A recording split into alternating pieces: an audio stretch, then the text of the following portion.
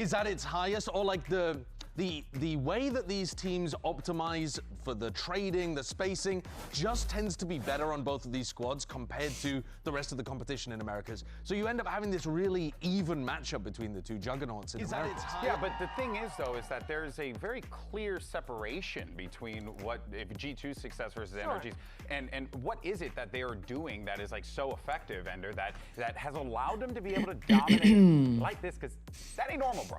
Honestly, I think it's a team style thing. And I want to start with like a hypothesis. That is, Valen excels at calling against teams that play slow rounds on the attack and play very by-the-book rounds as well. What up, Seer? How's it going, bro? When they play against that style, what up, Boyd? Give a lot of opportunities over and control their defense side really well. And I looked at actually the win rates when these teams faced off last year. What up, in Dino? the playoffs. They played in the upper finals, and they also just played in the finals. NRG's win rate on the attack Bro, side they changed how Google last year Sheets was icon looks. 35%. What the? Yeah, that's crazy. Then you look at their match that was in between versus Sentinels in the lower finals. They had a 65% win rate on the attack side. And then you look back when they faced off earlier this year, NRG had a measly 29% on the attack. I think that is the side difference. So hyped for this matchup. Who do you have winning? I think the interesting thing though, I feel like G2. honestly the same thing. G2. So what up, Potato? has been on defense, and so how's it going? Ethan is also controlling the pace. Yo, I was thinking about it. I think did they stream these games, chat? Oh, they did.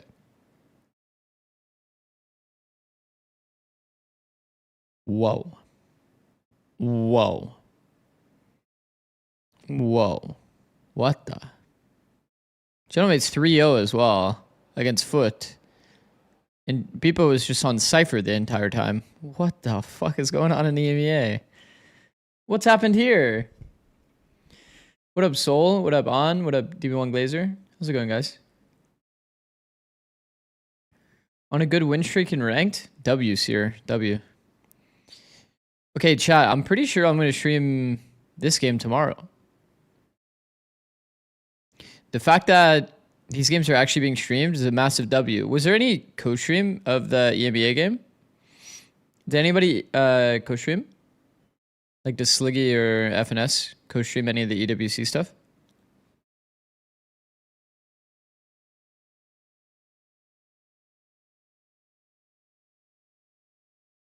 Anybody know? I saw that nobody was streaming APAC and I was like, wait a sec. Like, I should probably just be streaming these EWC games.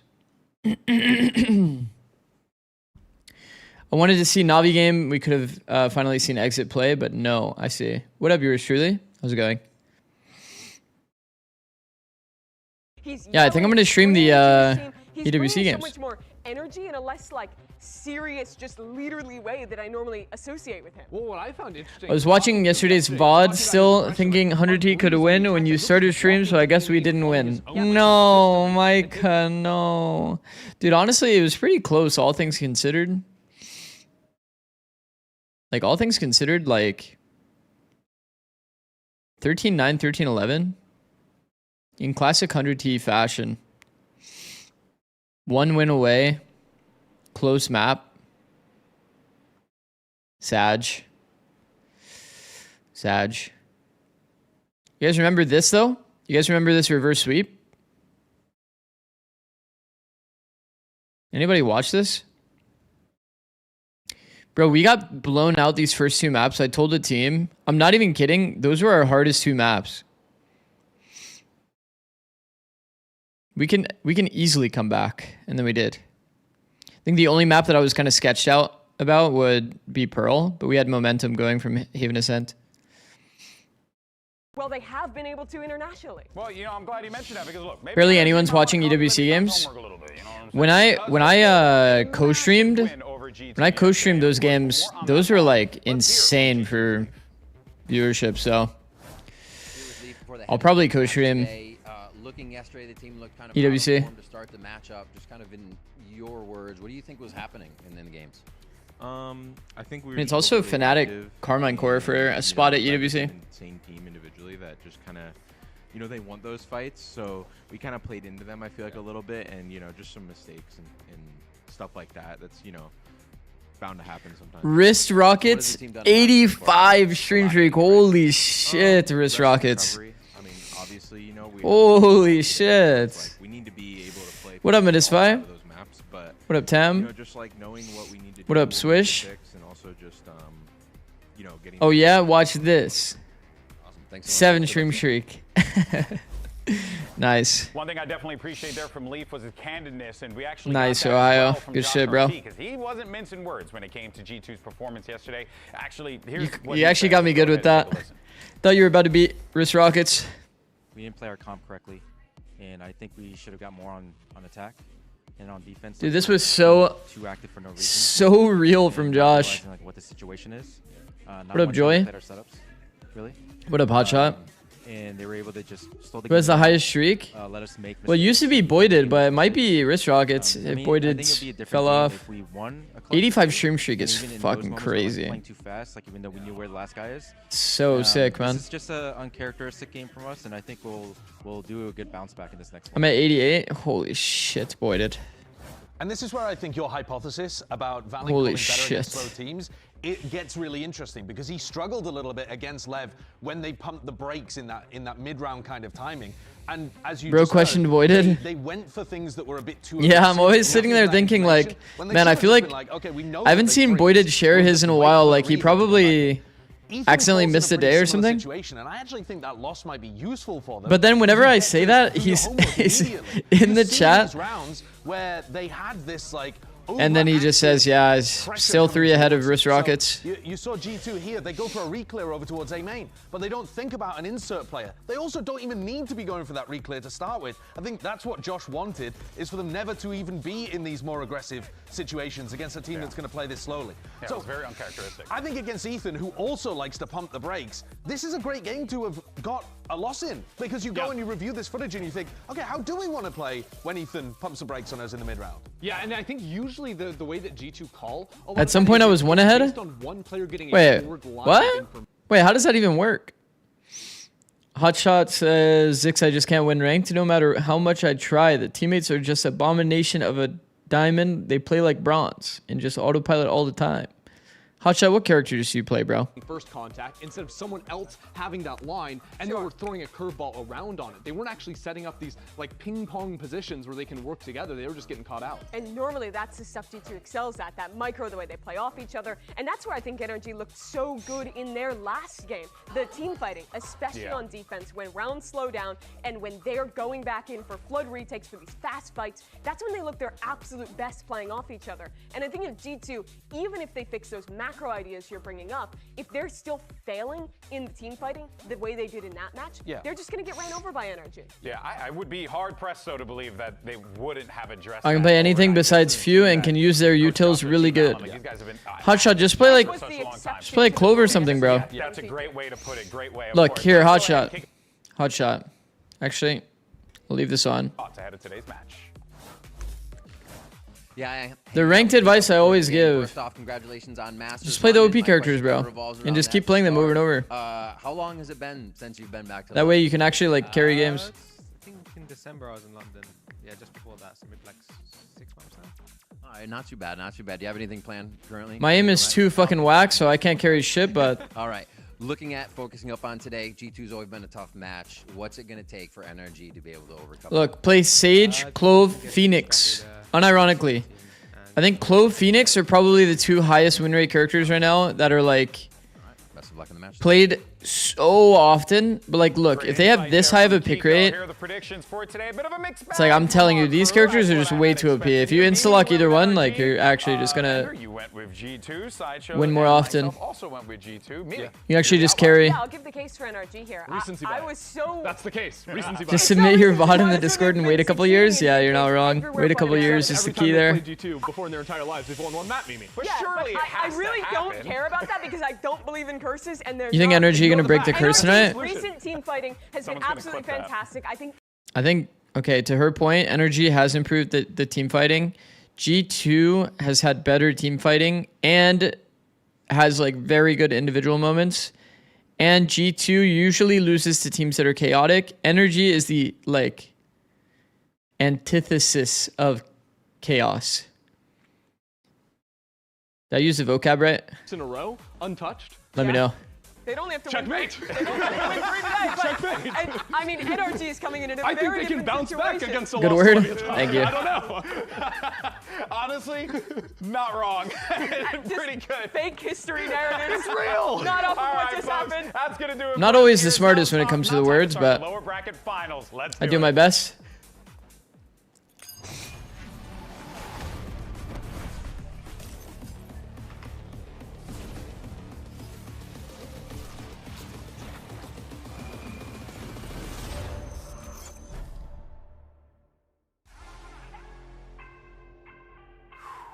You know how I'm feeling going against NRG. I think we beat them like every time. I would say rivalry, but it hasn't really been a rivalry. These are the rounds that G2 don't look really good at. Wow, snappy from Shaw. Nice. Go, boy! G2. I think I've lost them 3 times, like individually. Trying to get back at them. Knows Asena's not sticking, flash forward's not dodged, and now it's really getting away from him, Asena! Kiko, he's widened his agent pool, so we're gonna have to kind of feel out, you know, his plays, his play style. It's okay, we love your pedantic ass. Yeah, I know what pedantic means, for sure. Someone who is overly concerned with minor details, formal rules, or displaying their own academic knowledge. Yeah, of course. Yeah, I knew that. I knew what that meant. Going to be expecting a lot of crazy things from him tomorrow, and I think Valen's like a really smart IGL as well. So I think Valen's gonna own. I think he's gonna come back. He's a big time player. I knew what that meant. That was off the top, by the way. Not my second monitor. they have a really good roster. What up, Darkness? A very hard game. They're very good.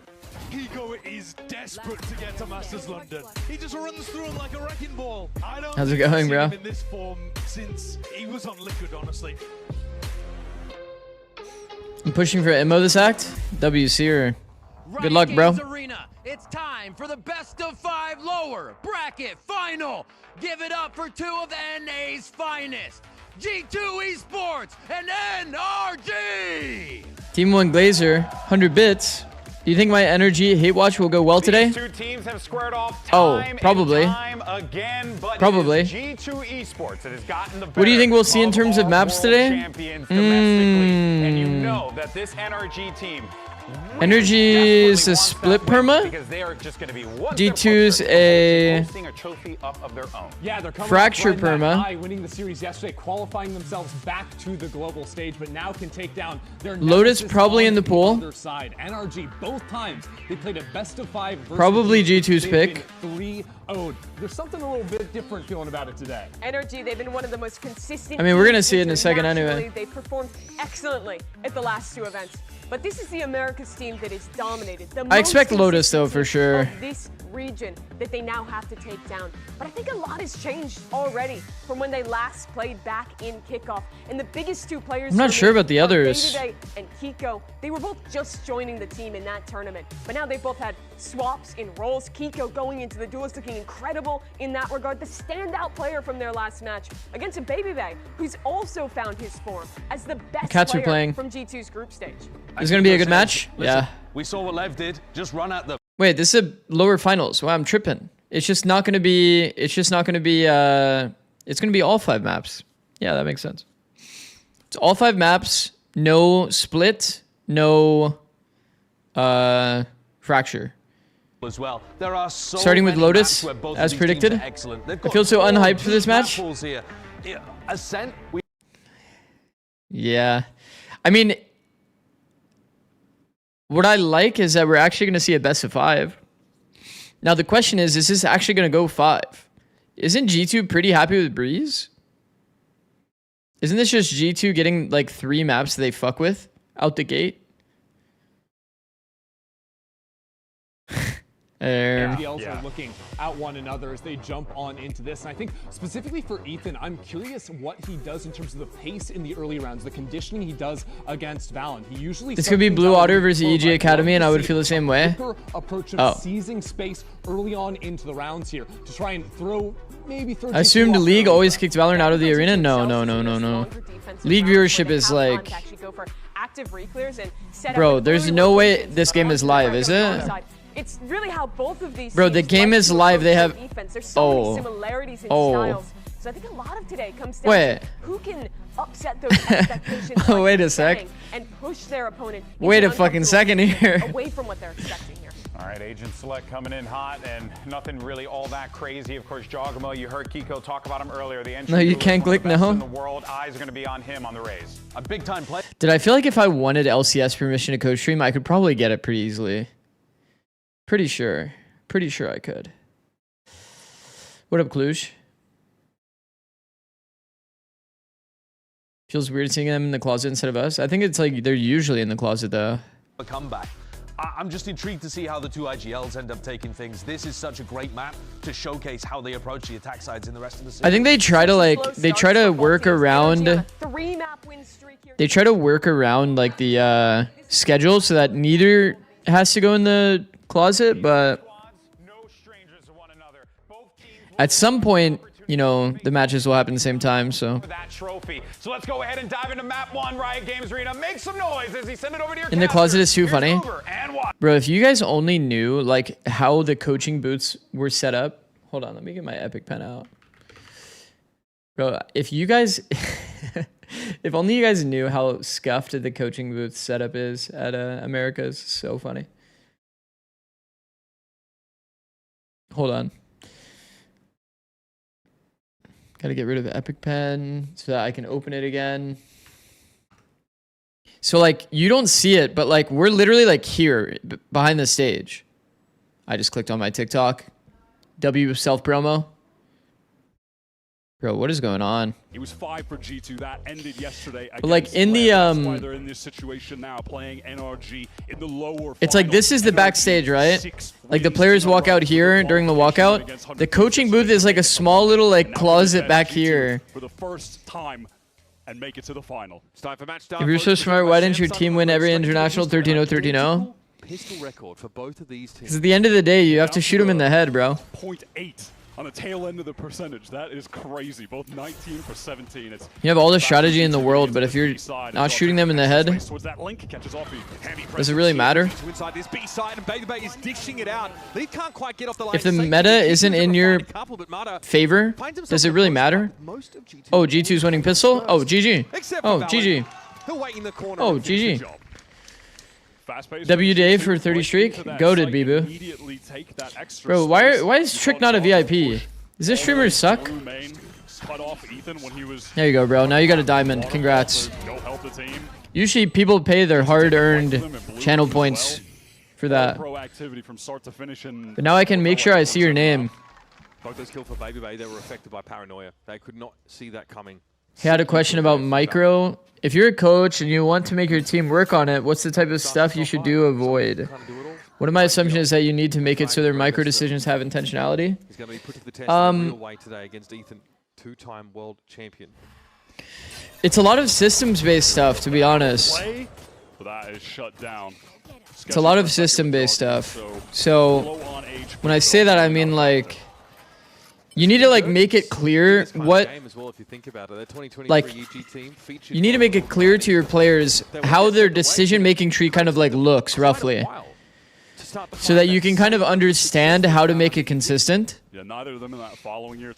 If you don't really help them understand like how they're supposed to make decisions, why they make decisions in game within their micro, then it's not going to be very clear. So like the communication stuff I've talked about before, like frontline, backline. Flex Jiggle equipped. Also it says champion. But okay, so like there's frontline player, backline player. The backline player is not active, right? So he can look at minimap.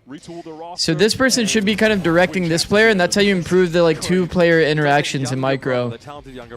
There's like small little like systems and details like that that are pretty important to understand and systemize to improve your team's micro. It's hard to make the guy that's in the front that's full focus on his crosshair fully aware of everything that's happening, so you need people to like support. Are you excited to watch NRG lose to G2 for the 50th time? Yeah. Sorry, I'll get my violin out of my bag for you folks. Who you got today? Definitely G2. almost Or I like give them a line up custom tiny flex. line. That's wild. All right, players settling No, in. it's like if you set your title to something, then it shows on the flex. So you just need to have like your title equipped, and then when you have your phone out, it'll show it. Hi Zix, hi T. How's it going? Tech pause is crazy. Yeah, I mean, ease what it is. Ease what it is. You know, obviously there's going to be so much talk about the globals in general, the global history of these teams, what it's going to be like with them headed to London, etc. But the Is there a percentage of time you should look at minimap versus crosshair? I find myself staring at the minimap like half the time. I mean, whenever you're inactive, sure, yeah. Whenever you're inactive, like if you're, okay, let's say you're like at a wall jiggling like a deep line. Like, yeah, when you're out into the angle, like jiggling it, you're looking at your screen. When you retuck, you look at your minimap. It's just like when you're inactive versus when you're like active. Learn how to glance at the minimap instead of staring. I mean, that's another pretty important one, yeah. In League of Legends, you kind of like learn the idea of flicking your eyes to the minimap at the bottom right, and then you would just kind of like put your eyes back over here, and then your brain does the processing for you. That was like definitely a skill that like Faker among other like league pros had to build. You just flick your eyes over at the minimap and then you just bring it back to center again. And then your brain basically does all the processing for you. Pretty nice. I see. Thanks for a lot for the answer. Does this mean you try to make it so that the frontline player is often the same, or should you try to force it so every player are fine being the front and back line? Yeah, I think in an ideal world, you need everybody to be comfortable being the front and backline guy, because you need everybody on your team to be like kind of processing. If they're an inactive player and they see a player that's entrenched and you're rotating to the player that needs to focus on their crosshair, that you're giving them the reassurance that they don't have to worry about the setup. Just focus on your crosshair. I'll be with you in 3 seconds. So like usually you would say like, I'm coming. I'm with you in 3 seconds. And then you'd say like, I'm with you. Hold that and I'll peek off you. Something like that. So that they know what their job is. They know how you're going to play off them. Or like you say, I have blind. I'll blind off you, etc., etc. Also, my Steam's open. But yeah, in an ideal world, everybody on your team is kind of willing and able to like create setups on the fly based on, you know, whoever is in the active position and whoever is like rotating into another person. If you're like holding an angle and nobody says anything to you, I'm sure that people have been in this spot before. Somebody rotates into you. You don't even realize that they're standing there with you outside of if they like ran into your angle. Like ran up next to you, and then you're just like, oh, I didn't even realize you were there, because you're like locked in on your crosshair. You don't really have time to look at your minimap to kind of understand it.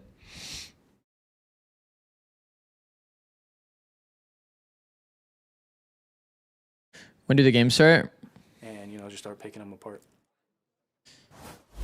Now that's actually a little Tech bit more pause. than we normally get from our players when we ask them to expand on. Okay, I think I'm gonna co-stream this game at the very least. 8 a.m. PDT tomorrow. How do you what's your vibe check on that idea that if NRG aren't dominating, Should I watch? their team play falls off, because NRG are credited with I don't think they're streaming these games, right? you've ever seen in Valorant. Does anyone know? Have they been streaming the lowers, or is it only the qualifying matches that they've been streaming? Did you see Hayode join NRG Academy? Yeah. Well, biased because that was such a factor for them when they won champions. Yeah. Stream volume up, please. Sure. Sure. I mean, to be fair, G2 were able to do the same thing on Pearl yesterday. Sometimes in fights, I feel like I stop playing fundamentally and start playing on survival instincts. I still win the duel, but my mechanics become chaotic or reactive during those duels. Is there a term for this, or is this normal? That's always going to be. It seems pretty normal to me.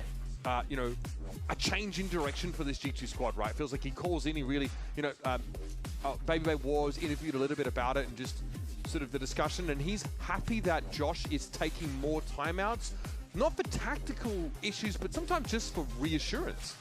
A reminder. Any opinion on Bippo being Senti and Mini on Duelist? I didn't watch it at all, so I don't really have an opinion, but I did see the VLR and I was like, wait, what? What is going on? Also, they're going into gamer pose, so I think it's about to start. You guys saw that? They actually did like the meme. They're like chilling back, and then they're like, They have the ability to just how much Josh RT benches? What the? I don't know. We are G2, and they just start playing like a totally different team. We're back in the game, NRG on defense, and they've got the weaponry online that they love to have. That is Brock with the Odin. Their defense on this map is just a brick wall. Last year, they were devastating on Lotus. It was the catalyst of a lot of their success when Scuba joined the team, because him as a duo on defense with Brock are just so strong at anchoring these sites. It is very difficult to get in past this. Vice util. Both teams have relatively similar comps, right? That is scary, bro. But they both have the Vipers, so to prowler that and then still decide to walk up and jiggle that. One that Mata is right now pretty diligently checking. That is a very scary jiggle as well, man. Fades out of the picture. That's the B-side presence now neutralized. Teams are not usually that comfortable jiggling that line. Get baited into getting into this C-side exec. Nades are going to break some of the thorns, and that pressure applied is going to keep the attention of NRG there. This exact interaction is why I feel like G2 does well against NRG, man. There's just no chaos in the round at all. Everybody's like pretty much jiggling, and you're expecting a jiggle. He's just holding every jiggle. Obviously, there'll be a corner spam attempt. Brock's going to make a rotation here up towards that upper side. Does get a dink on the way in. Jaw is struggling. Mata's been able to pick up lead here now, and Brock will find his moment to swing on it. Just as Mata The flood is nice. It is real hard to get past this wall. And Baby now is going to be crunched. Well done, Mata. Even down well done, well done. NRG do a great job. Ethan used to always die like that, and I made a video about it. Really? I mean, who's going to go for that backstab through A.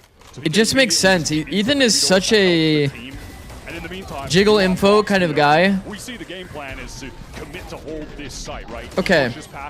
To be critical of Ethan here, if you know or think that you're against a lurker, which in a lot of cases he is against a lurker here, you would just off angle instead. Like play one of the confident off angles if you know that the default happens somewhere else, and then that way you have an actual advantage in your duel. But he's such like an info heavy player that it's like he's not really going to take his own fight a lot of the time. But you'll see nowadays a lot of these initiator players, as soon as they recognize you're playing against a lurker, they're going to immediately go off angle. Trent does it especially. That's like one layer that's like kind of important to add to your game. That's a very nice shot. But that's a very important layer to add to your game. Because you're still getting the same amount of info. You are taking a little bit more risk in the round, but look at G2 just it's a very good fight. C-side, trying to get this utility out from the Vice. The shear wall is gone, and because of Mata's death close up, Ethan is forced to get back towards A, use a prowler, try to re-clear. They need info elsewhere. But much like in the previous round, NRG probably don't mind funneling G2 in that B direction if they can. On smoke drop, they exec. Pretty nice. With the shear wall being cleared, it's Jaw in. And the window too small for Scuba to find Jaw as he crosses over. No, the next wave that's so annoying. He's going to be spammed out. That's so annoying for Scuba. Now Brock is just those are the type of rounds that you're like, man, these guys are just fucking perfect, man. It's actually annoying. You never get fought by a player through the choke. Just watching them. One guy satchels your pillar side, the other guy TP's out, and you just die from the side. So annoying. Not rushing through any of this util, not allowing Brock setup to get any value there. It's just so annoying to play against a team that does like does this well. It all falls apart if that loose end doesn't find success. Trouble here. Yeah, that's a high-low setup, which is cover going out. Astonishingly nerdy to put that together here. NRG want to maintain those weapons, and I don't think Trent fancies an overstep himself. Nico isolated here. That is crazy, man.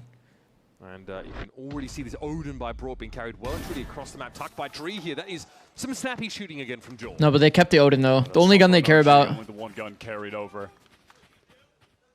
See how they adjust the setup here after G2 have found a lot. Is this game even worth watching? Towards that seesaw, just getting rid of the util. Well, it'll show. Insane. And look at how they deal with. Hold on, how can we make this exciting? Okay, NRG can win against G2 and beat the curse, and then NRG hasn't won regionally. PogChamp. There was a player Ben, right? We got a hot dog already. Finally, we were waiting for one. Yeah, we were waiting all day for a hot dog in the game against Lev. PogChamp. That is about as good as it gets from G2. Everything kind of goes right. Yeah. Leaf wins out that first duel on the A side of the map, but that execute is just perfect. And if that is something they can continue to repeat, they're going to be in great shape. Its format is shit, man. This game means nothing. Well, the thing that's great is they're all fighting for the first seed, and the first seed historically in internationals has always lost. So therefore, they're fighting for something that they don't even want. Is that good? Is that good? That makes it so potent. But that also makes them the champions regionally, which is kind of cool. Isn't that kind of cool? To be fair, Nongshim was first seed. I think that's got to be the first time ever that a first seed actually won. You guys know how bad the stat is? It was like Nongshim and us are the only two teams to win a first seed match, like the first match, in 3 years of Valorant. And it's mostly on his Phoenix. I'm interested to see how much he can get done on the Omen. Obviously, his controller has been solid, but his Phoenix has been the takeover agent. Kiko gets exploratory here. EG was first seed? Like really at Champs or something, right? Also wants to play up a little bit further now. Oh, that's another win for Leaf on the A side of the map. That is huge. Yeah, the Leaf No, I'm saying like first seed, like your first match at the international. Again, this is just gonna be what does that low mount smoke do? You're dodging the eye and then like kind of surprising your opponent. They're doing it to hide the Omen from the Fade Eye, and then you're gonna do a peek on timing after with a good duel because they're not expecting you to be on the angle, and then he's gonna TP out. That's the idea. Bro said us like he's still on the team. Well, it was us in 2024. Might start to accelerate pretty quickly here for G2. Yep. I was on that team. Bot sent forward now. Prowler went into Baby Door, and yeah, again you're crossing too quickly here for Brooks. That's not even Scuba's fault. That is a stinker from Scuba. Doesn't really have the weaponry to dominate here. That is a stinker from Scuba. It's a crazy comp. The LMG. Jogamo is just patient on that wrap. He wants more. He's just hungry for kills. Is this going to be a boring match? He gets the late trade and one that's probably going to be irrelevant. Low HP. Def his fault. Yeah, I mean, it was kind of his fault, honestly. But like, that's like not an easy shot though, man. Time kills. Like his hitbox is like moving around like crazy. That has been relatively above reproach. Such meticulous mid-rounding from them. But both of these last two rounds have been spurred on because their lurk player wins his duel. Leave quietly the engine room for G2. That one just I mean, that's a flex jiggle for sure. To bring it into that round. State of the economy, yeah, tough for Scuba there. Cue the Asuna clip.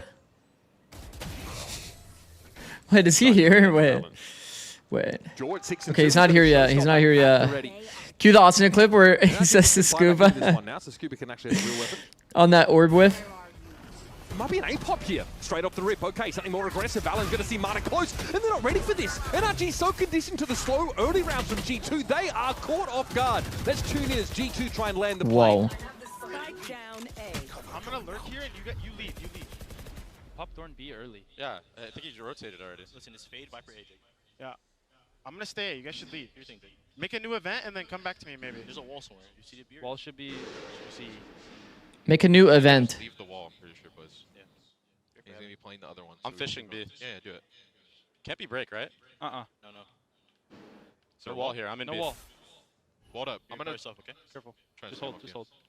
We have time. Good wall.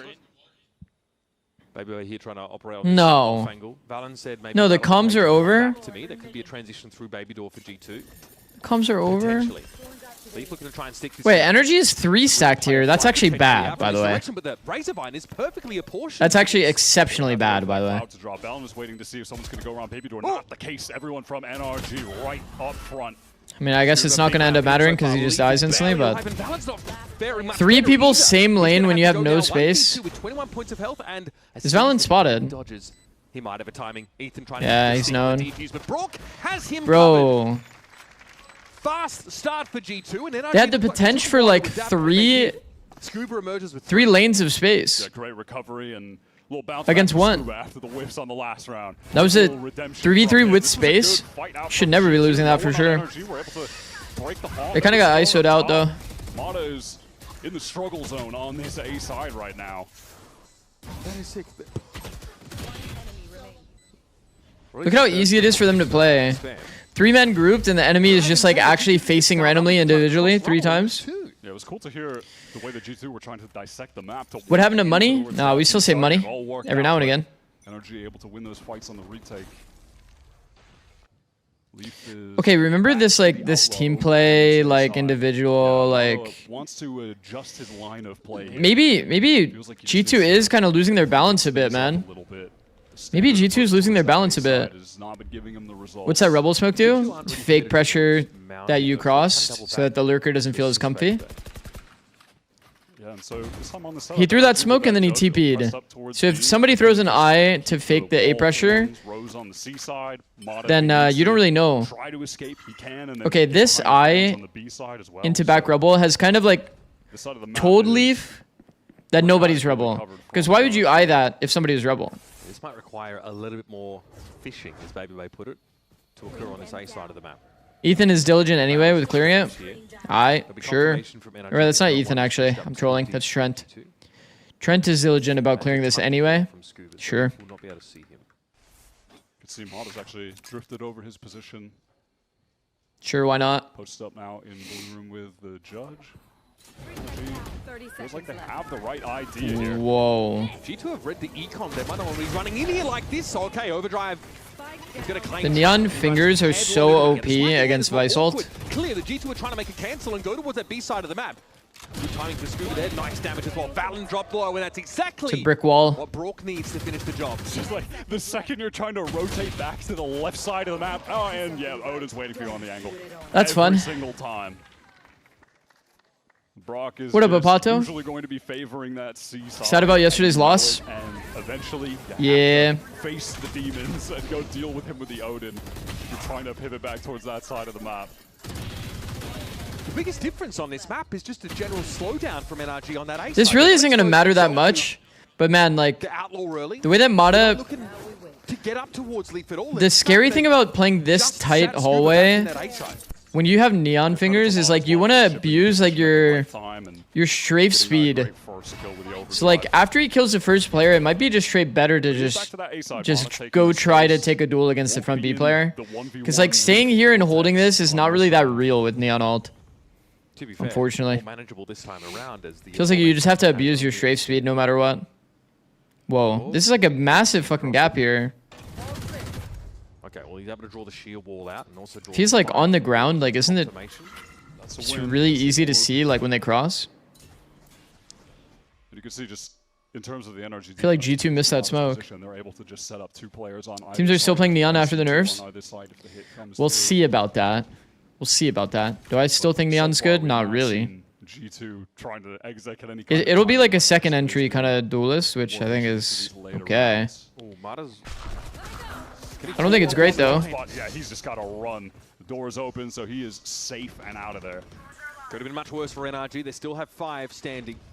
Now though, can they get towards that A side quickly enough? Not upper, but it's going to be Leaf into B. Yeah, NRG have called that rotation very quickly. Look at the positions on the map. It's fantastic. I actually have a very good anti to G2. I feel like it's fucked up if I say it. Looks like it's the ladder here is looking Joy. He's very deep early, but the Travis spots him out.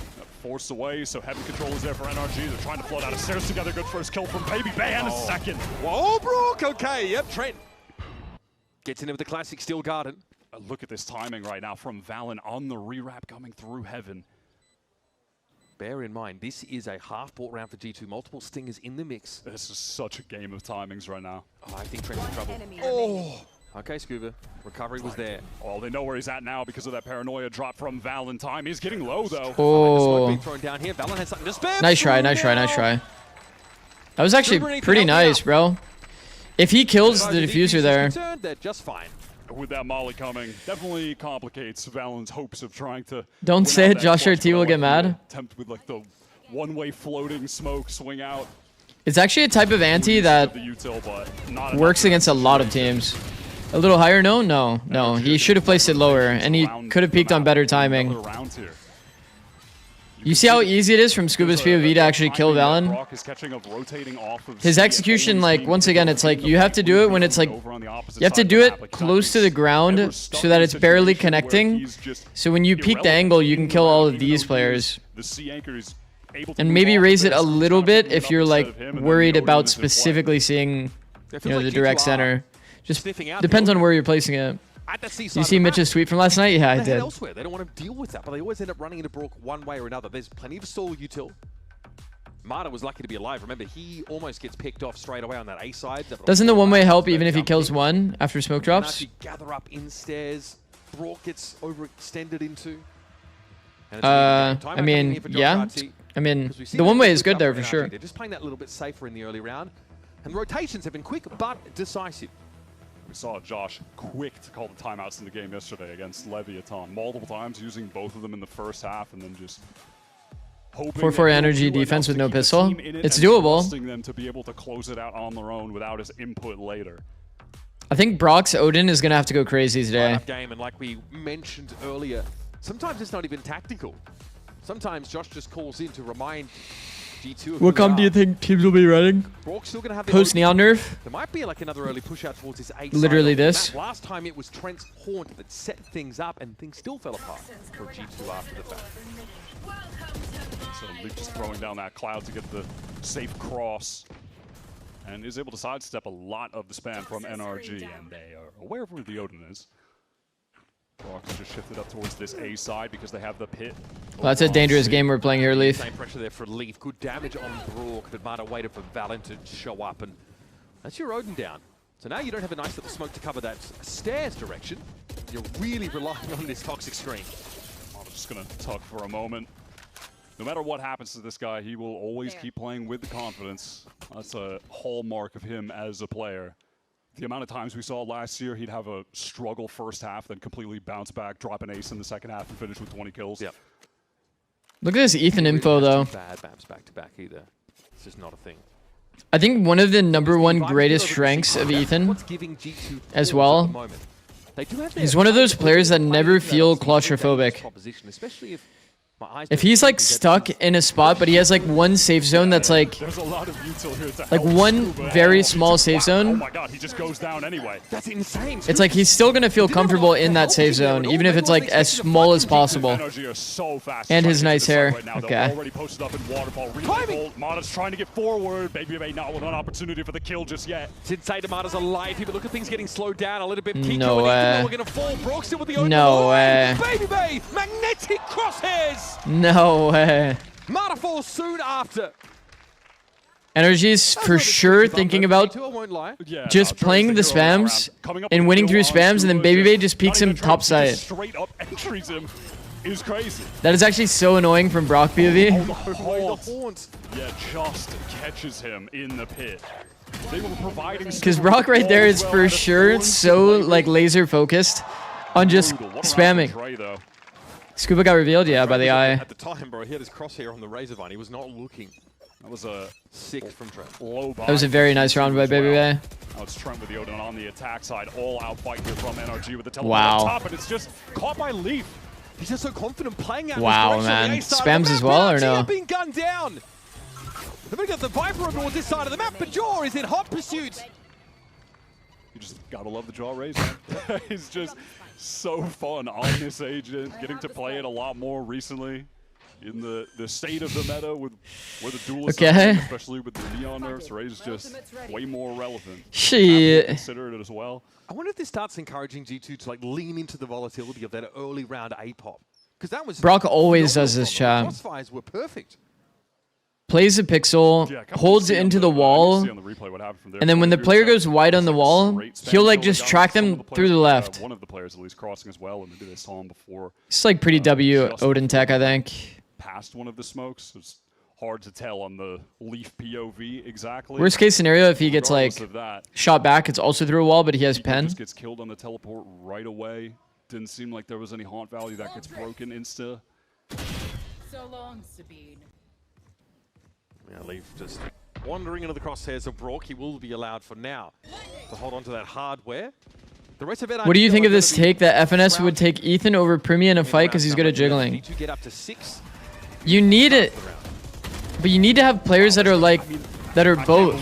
You need Ethans and you need Primis. Amada's caught on the cross there. Yeah, one of them was just straight. If everybody like full commits to their duel, then yeah, it's true. You don't really even have a team fight. All you have is like people taking individual duels. Chase and kill Scuba. That's crazy.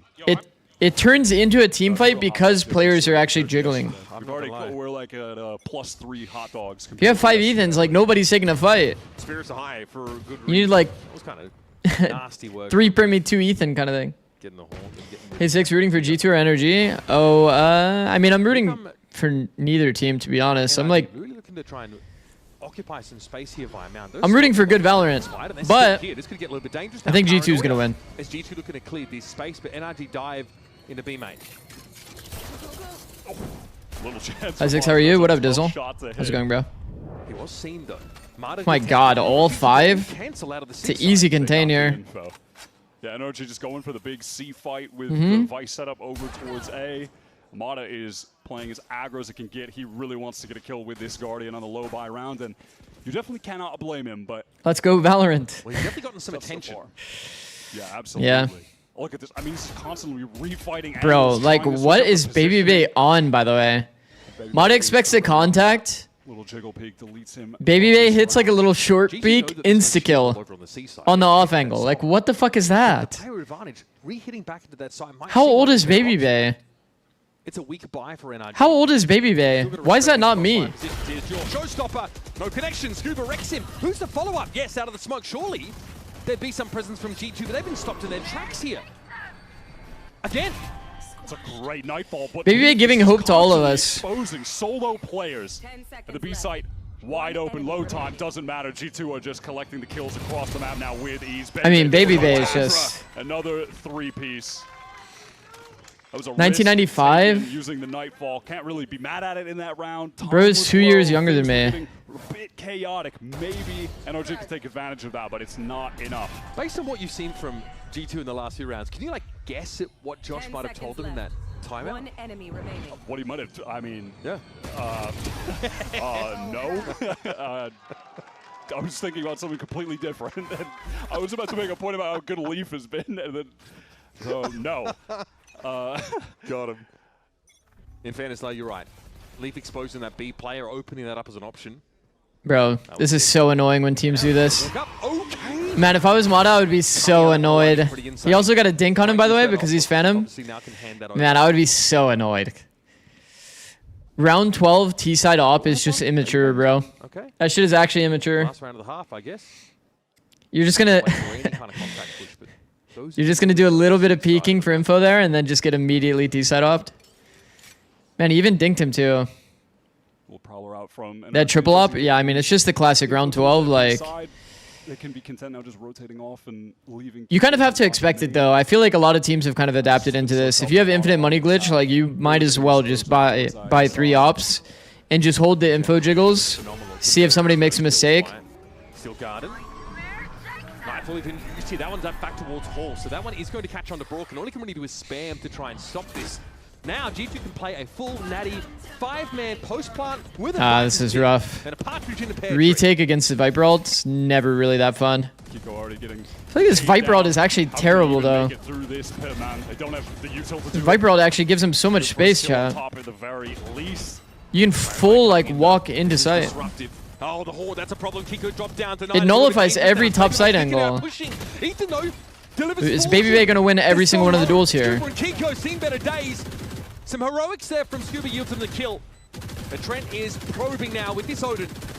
And imagine a stray bullet eventually connects. Kiko falls and G2 will get themselves to 8 rounds. That Fade On was max win for sure, yeah. Fantastic energy. Fade Eye was nice. On defense, it really felt like in this instance, G2 had the recipe in terms of getting rid of the So annoying. being able to find openings cross map while they were depleting a lot of the Vice util throughout the half. Leaf was really the pivotal factor for me. The amount of lurk kills that he was getting to get sites open late or just finding the openings on Mata early.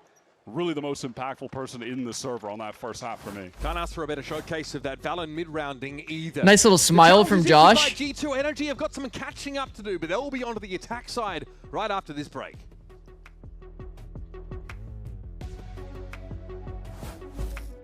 Hey, we got this old I'll be back when G2 is up 2-0. How about you beat it with a better deal on Like, isn't this pick?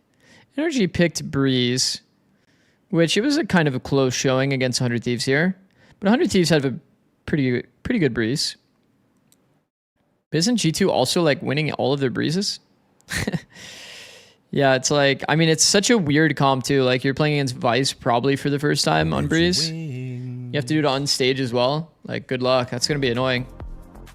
It's going to be annoying as shit.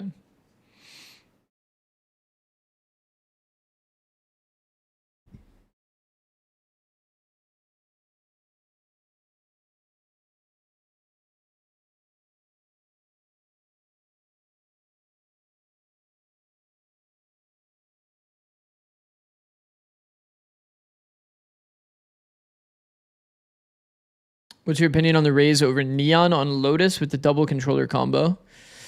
Well, I think that Raze is good, especially if enemy team has Vice. Like you have additional ways to like, you can satchel over the wall if you want to.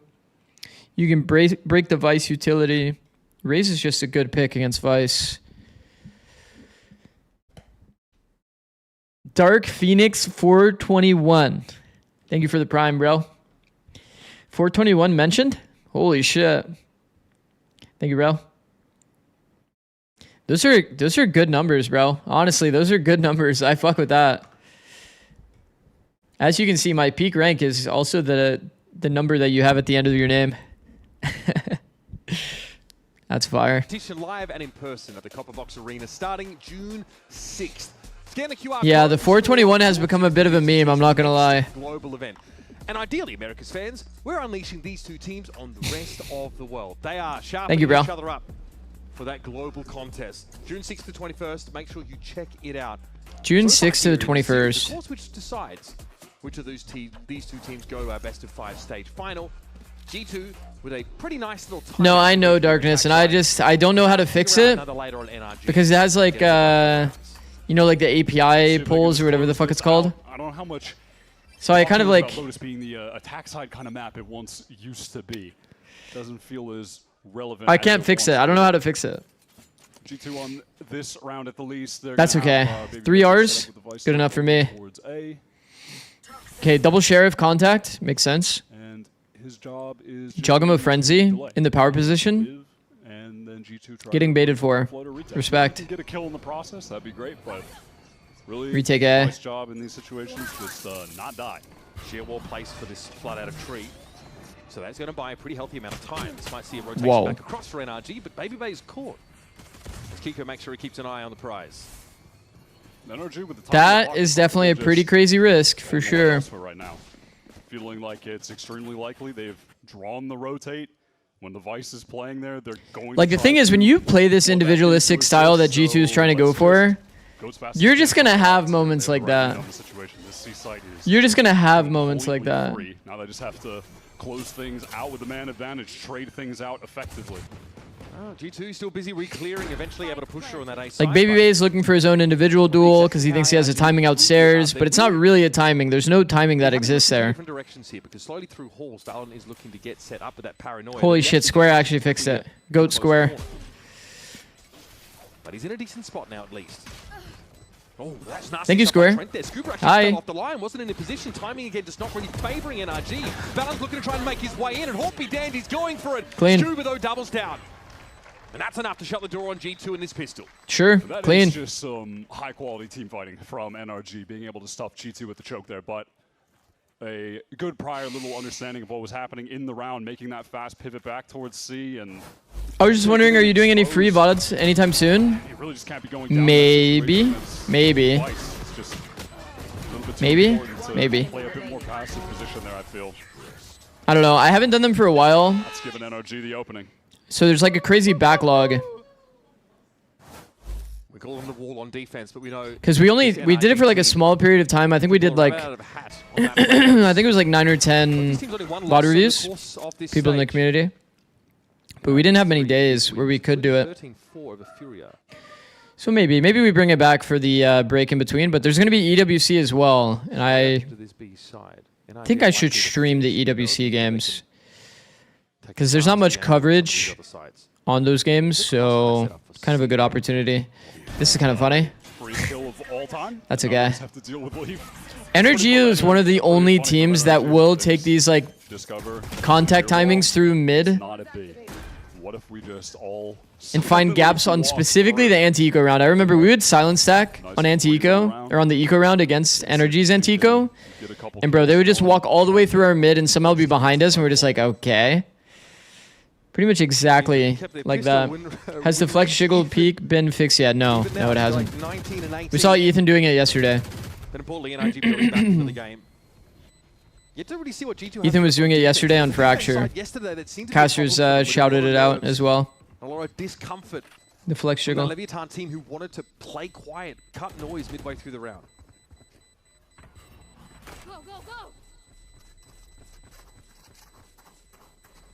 G2 just going to go down to the spike, not give any orbs away. NRG will be able to bring everything over into this next round where they have an Odin on the round 2, have a rifle on the round 2. This bonus buy is about to have some potency to it. Doesn't look feel like a bonus. In fact, it's just not a bonus. Look at their money, man. A straight up buy. 4 rifles, Odin. On 3rd round. There's no rule ability on G2's side to punish that. Well, they have a better buy than G2. Okay, so it looks like it'll be just NRG looking to... They legit have a better buy than G2. Play slow, maybe around Mount. Foot versus Mates was this morning, and it was streamed on EWC YouTube channel. Yeah.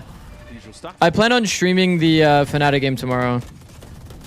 Valen does not want to risk anything on the C side. We'll see how proactive Scuba opts to get over towards A, kind of in comparison to... It's a lot of early noise for NRG. Impact that both of these wipers are having on the game. Early on NRG, you're just going to want to put a lot of emphasis on getting some of this Vice util. Was BabyBay like extremely broke? Like he has no Thorn, no wall? That C choke for a shear. Didn't find one, still didn't want to fully commit there.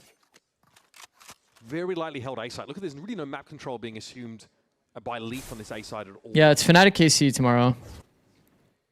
Should be interesting match. I mean, Fnatic probably likely to win, but for KC to already even be at this position, like they had to have done something well, right?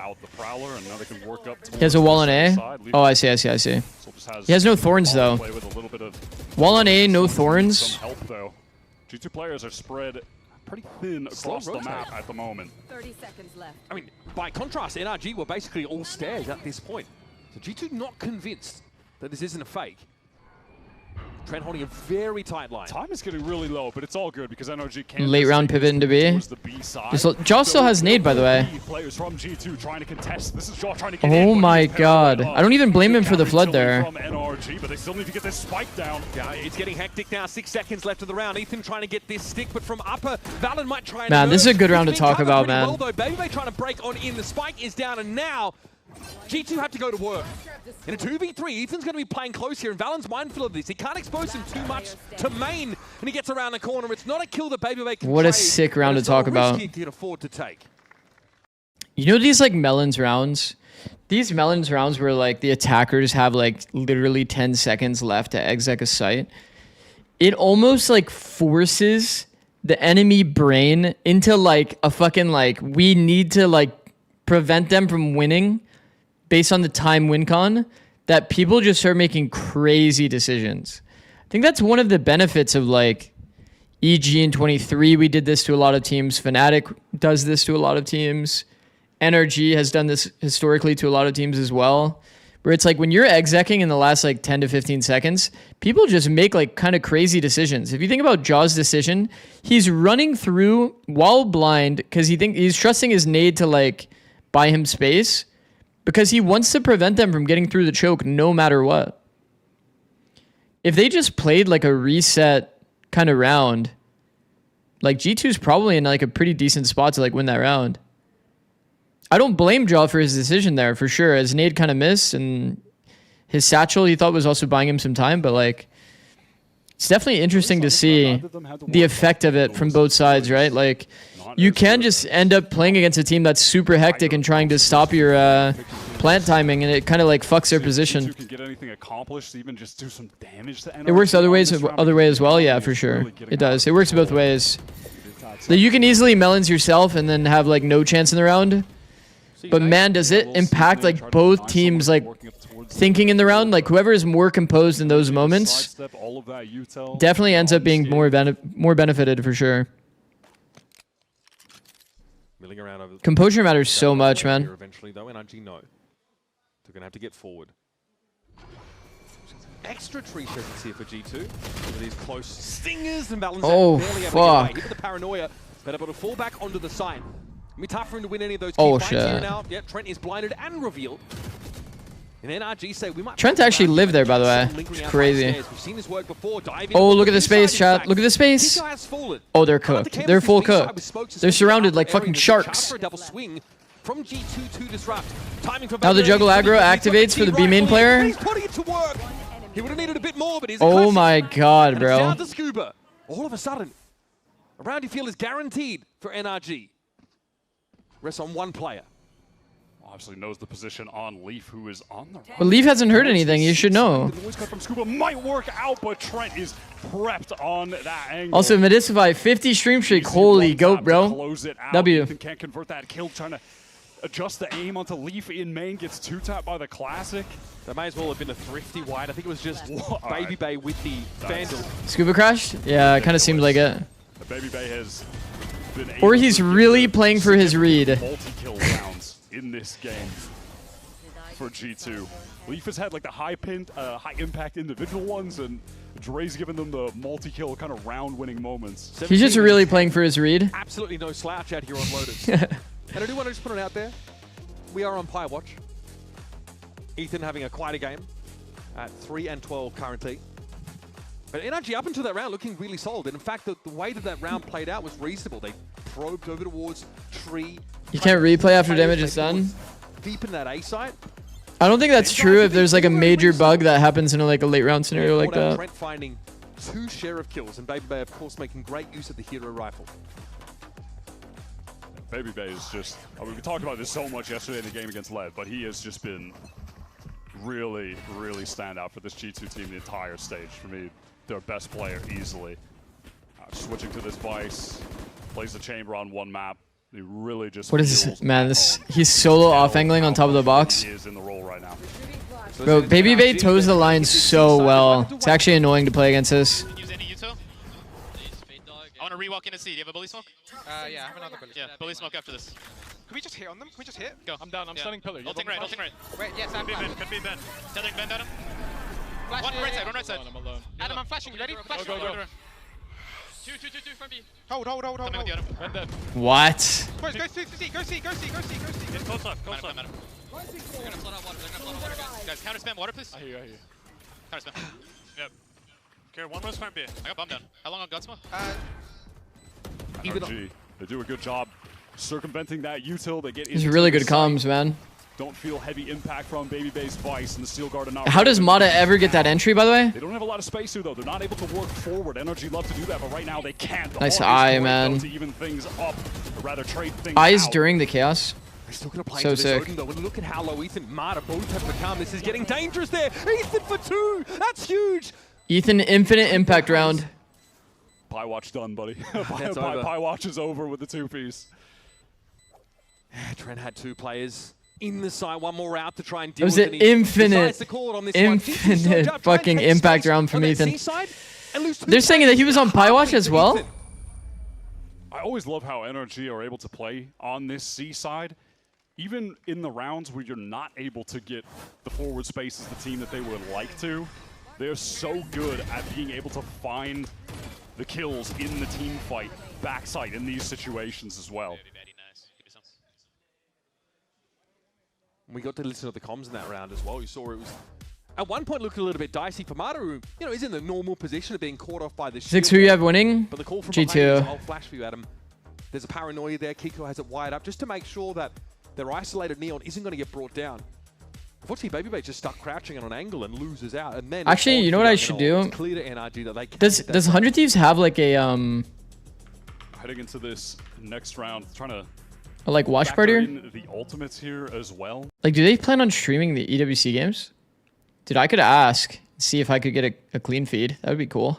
Probably not though, but I'll ask. Fuck it. And nothing on the side of NRG, but they're continuing to succeed in this half, just in the economic game, because they had that. It really, honestly, goes back to even like the round 2, where they just are able to flawless. So then their bonus round becomes a full buy, and they still have money left in the bank. I'll still ask.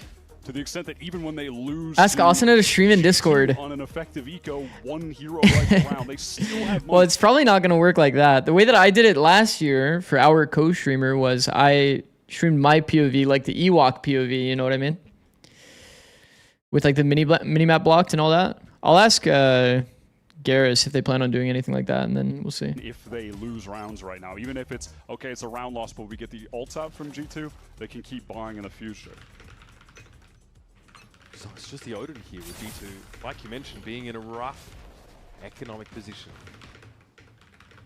Trent obviously hoping for some free damage here. I've seen this spot many times before. Trent here sees the door toggled. We've seen NRG go for this before. Some tree presence, draw some util, and then dive on that B side of the map. But look at, you see Jorgo's playing a little bit further forward. Brook actually is taken down by that spam. Deep there over towards Rubble, he's fallen. Showstopper for Joy, might see an opportunity to press a little bit harder, but Scuba's also fallen. This might just be a little bit too slow for NRG. They're pressuring the side of the map where the Odin is now. They're down to 3. Fuck, it's Joy chaos. somehow alive amidst all of this pressure. Yeah, just getting stunned up doesn't matter. Mata Bro, this is like... gets one back, just oh my god.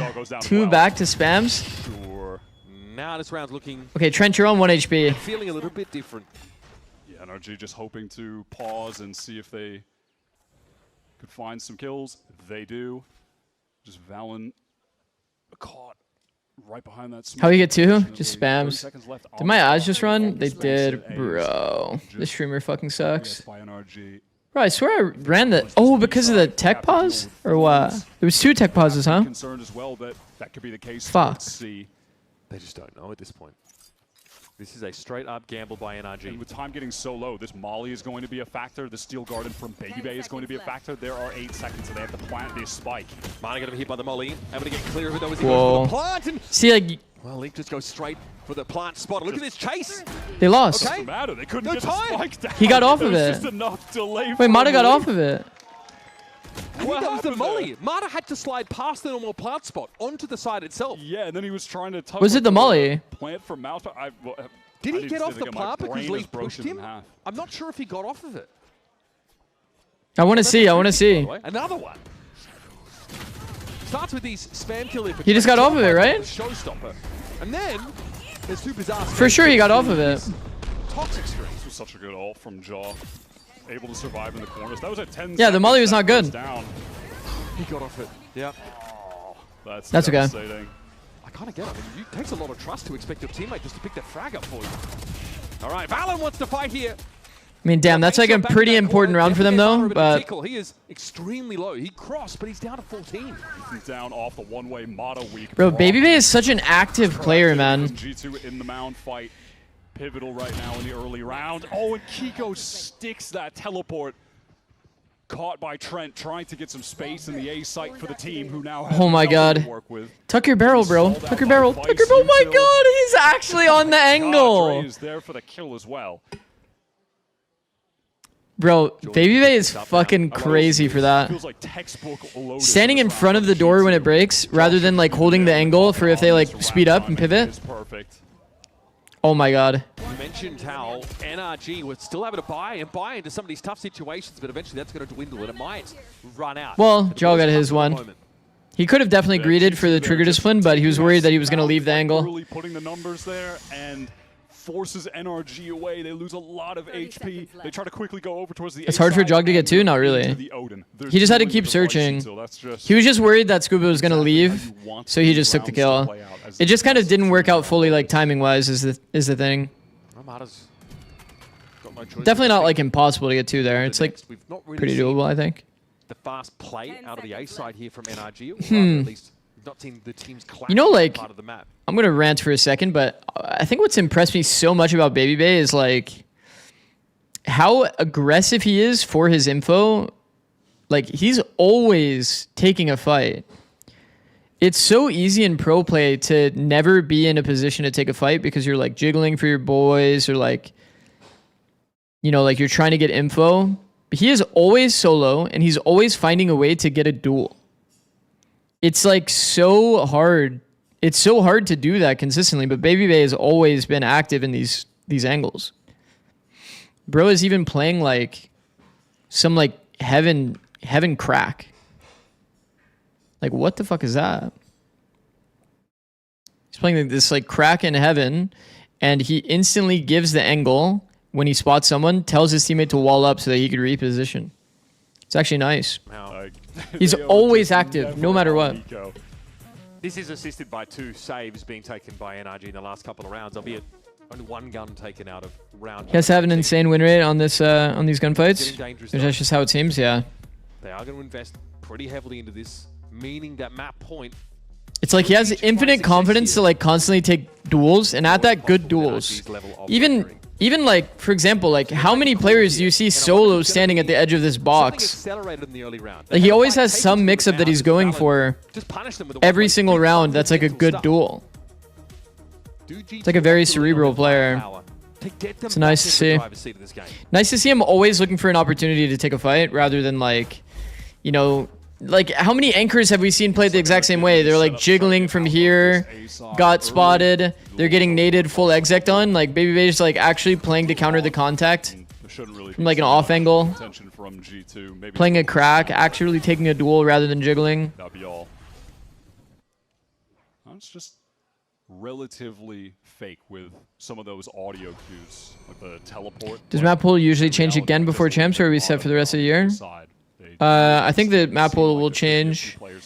I mean, it depends on what gets released at So ultimately, this early round comes with a pretty strong default. At London.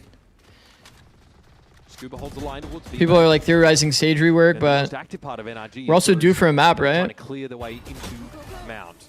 Mata going to be spotted out here, also Haunted. Trying to cross, it's a dangerous game. Yeah, gets out of there. Didn't have a fast lane to get the cross, but the wall comes up, and that's enough for him to get to safety. Could be Sage rework, could be a map. Re-clearing rubble just a little bit later into the round. But NRG want to, after, you know, having Mata on the retreat, get back into the space. NRG didn't show themselves at C, which also means they didn't clear the shear wall or any of that vice utility. So later on, that could be a problem. Kiko downed. That's a backbreaker for NRG. That's just the Jogmo intuition with the spam. 30 seconds left on the clock. They have to get into this site against Trent with the Odin. He's on the run, trying to get out of the sealed garden range. Nightfall to delay. The Baby Door leaves, able to find one. That should be enough here. Baby Bay ready to receive, trying to get ahead of those relay bolts. Brought down by doable. Great flash. He's forced out in the Jaw has good timing. That's yeah. nice, but Mata, he's hungry for more, wants to get the advantage, and he goes down. Now it's all on Ethan. And he's done. Time. He's going to be multi-swung into to get G2 up to 12. And a disastrous situation economically for NRG as they're trying to hold on in this game with very little to work with. And this would be G2's 11th. So many spam kills have been happening toward this A site. If they win here. They lost their smoke start around. Like, you hate to see that. One over to these guys. Jaw's timing and to, like, also recognize the hold for that gap. It's pretty remarkable. G2 team are just so good on Lotus and bouncing back immediately after the loss yesterday. It feels like it just didn't even really happen. And it feels like they're really, like, they're keeping their energy contained a little bit, G2. No one's standing up. Even Dre is just like, he's keeping it. It is a BO5. Yeah. You can't get too crazy. I like that concerted effort, though, at sort of pacing themselves. Look at that. Kiko teleports a little bit forward. The tether makes this a little awkward. Nightfall going to be stepped away from here by Jorgamo. Kiko's actually found Valen amidst this. Marta's low on a slide forward there. Thrown in, Train now to spam him down. You've got to watch out for the Odin from inside. Odin is so fun. Buddy, it's ugly. Ethan Odin is so fun. They've got to now try and overwhelm that tree position, and for now, Trent's going to be a little bit solid, but Baby Bay always picks up one in the mid-round. Kiko handled, Jordy doesn't quite meet the mark. Remember, that's no shorty nerf, by the way. Both players on one. Alive is doing some heavy lifting. One enemy remaining. Ed was down. Now, you know what's unlucky is Brock was exactly at 39 HP. So we couldn't even take 2 bullets. Struggled to really get going in that first half. Finally commanding some attention here, but NRG generally a little lackluster here on Lotus. And Ethan, the last to fall. G2 lock it up. Some timely timeouts, get them back to winning ways. And they're keeping it calm, cool, collected. They know this could be a slog. Feels kind of poetic that it was. Pretty sure he hold that because Baby Bay saw him go up. That makes sense. Pivotal players on the map for me, period. With Baby Bay Dead several really important like the kill cam or whatever. Straight up winning G2 the rounds. And then you think about Leap, especially G2 channel points glitch remains unpatched. Yeah, I mean, especially in this matchup. Also, they're just taking timings to work up, get space on the map, and then cut off like a crucial rotator to open back up. Man, Valen could have done it in that round too, by the way. Valen could have done it that round too. If he threw his one-way smoke a little bit better. Damn, bro.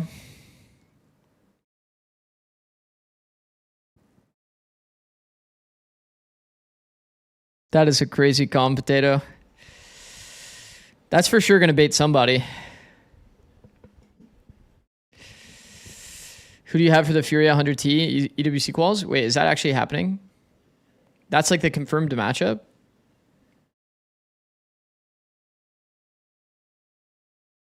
Oh my god, it is the confirmed matchup because they're VCT number 4.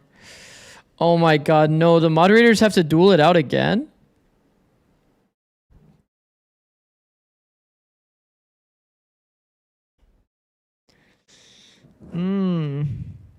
So whoever loses this match is against Loud for EWC. Whoever wins is against Sentinels. Well, whoever loses Grand Finals, I guess, is against Sentinels. Odin right-click should shoot rockets. Holy cook. We've got 2 esports endemic brands coming together to create a series of products for esports, for the biggest stages. 퍼포먼스랑 컴페티션이 주요 키워드다 보니까 레이싱이라는 테마를 잡고 거기서 이제 영감받은 그래픽 요소들이나 다이내믹하고 날렵한 그런 실루엣 같은 것들을 저희 FS1 마우스에 적용을 해봤고요. 我们希望可以协助 POSA 成为电竞圈的顶尖品牌，而 Voxy 是其中一个助力。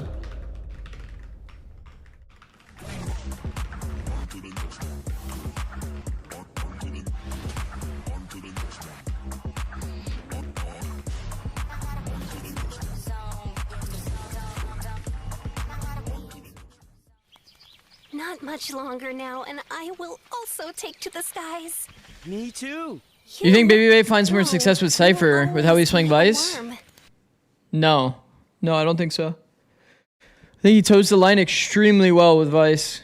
He's like constantly playing around his flash. I think that what Cypher does for you is Cypher is all passive util outside of your cam. So like you don't have to do anything. And like the problem is with Cypher, you don't have like a way to, I don't know, be as active in the game. I guess you could keep a cage on belt, which is what I always tell Cyphers to do. Keep 1 cage in your pocket. And then you just like take a fight, drop a cage. So, thank you, Medicify. 5 gifted? Appreciate that, bro. W Medicify. Wait, Raku got a sub? Goat, bro. W. Thank you, man. I appreciate it. Much appreciated. Too kind, bro. You are way too kind. It's actually unreal, bro. It's unreal. Holy shit. Holy shit. Forever thankful. Been away for a minute. That is true. You haven't been here for a little bit, but appreciate it, bro. Need some new emotes. True. Wait. Our Euler, true. Man, I think like I'm like writing my notes between the maps because I'm thinking about it. Like, man, I've been so bad about writing notes for Plat Chat. It's actually bad. I actually end up having to rewatch a lot of these games. But like, man, the Baby Bay active positions thing is so big. Because when you compare this idea of how they like play the round, holy shit, seven more gifted? Thank you, bro. 167. Is that the reason you did that? Thank you, bro. Thank you, bro. Thank you, bro. Too kind, bro. Too kind. 6-7? Yeah, makes sense. Honestly, makes sense. Thank you, bro. Very kind. But yeah, man, like when you compare play styles, like G2's so willing to take the individual advantage duel compared to the NRG mindset of like, I think like when NRG is playing at their best, they're doing kind of the NRG or the G2 play style a bit. You have to do the hand gesture now? I already did. We have the emote for it and everything. But yeah, like for example, Ethan's playstyle is maybe a bit too easy to play against. Like he's getting max info, which is really good for NRG. Like how he was pressuring B on defense to get max info is very good, but you'll see he won't get any kills. He won't get any kills doing this jiggle style. You're not going to get any punish. It's not very high pressure to play against. Maybe in a macro sense, it's high pressure to play against. You're like fighting a guy that's like getting pressured on the line. But in the sense of like micro, you're not feeling like, oh fuck, like this guy's jiggling me. Like if you expect a contact, he should play the off angle. It's kind of what I'm getting to. Segment out in the crowd with you beautiful people today. Ain't that the truth? All right. When you compare Baby Bay to Ethan, obviously they're not playing the same role, but when you compare the two, it becomes very apparent. Like, Baby Bay always has an opportunity for a kill. Ethan never has an opportunity for a kill. But they're both gaining info for their team. Baby Bay is a little bit more passive info. Ethan's a bit more active, like getting the deeper lines of info. But man, you're just not going to give yourself any opportunities to kill people. Yeah, it's nasty stuff. In the middle of all of these brawly situations. NRG through like 4 rounds, yeah. You're not wrong. Frequently. Yeah. And it's great news as well because, you know, in the regular stage as well, he was stepping up to the plate. But I think it's worth calling out how effective G2 were early in this half at getting the first pick, especially on Mata, over towards the A side. There were 2 rounds in a row where Leaf steps up and takes him down. But it wasn't just the individual picks either. G2's set pieces in the early rounds were also... The late round execs definitely worked both ways in that series for sure, in this map. I think every team would be jumping off the map on ecos if Abyss would be in the map pool with this Phoenix meta. Oh, for sure, by the way. Swear it'd be every game just 5 dead default, 100%. You don't want to give him orbs, you don't want to give... Yeah, no, 100%. Did you quit YouTube? When's the next shortcoming? I didn't really like quit YouTube, and I'm still streaming on YouTube as well. But I mean, the shorts and TikTok stuff, I've definitely taken a backseat on it just because, I don't know, it's just... Especially with playoffs going on, it was like a lot of streaming. Some of these days I was streaming like 15 days or 15 hours. So it was just a lot of streaming that I had to do. But I'll go back to YouTube and TikTok stuff. I need to get inspired by like some like something that happens in a round or something to make a YouTube short about it. But I've just been kind of like getting a bit of a reset in and then dealing with all of the playoff matches. It was just like 16 hours of streaming a day. It was a little much. Do you still have a backlog list for tech? Yeah, I do. Like here, I'll tell you how many ideas I have because I have a lot. 1, 2, 3, 4, 5, 6. I have a lot. Just know I have a lot. I have to delete some of these that are like old or probably a little bit like... They're like clip examples from like matches that happened a long time ago. I just need to clean up my sheet as well. My sheet is so like... I just started copy pasting random stuff in here.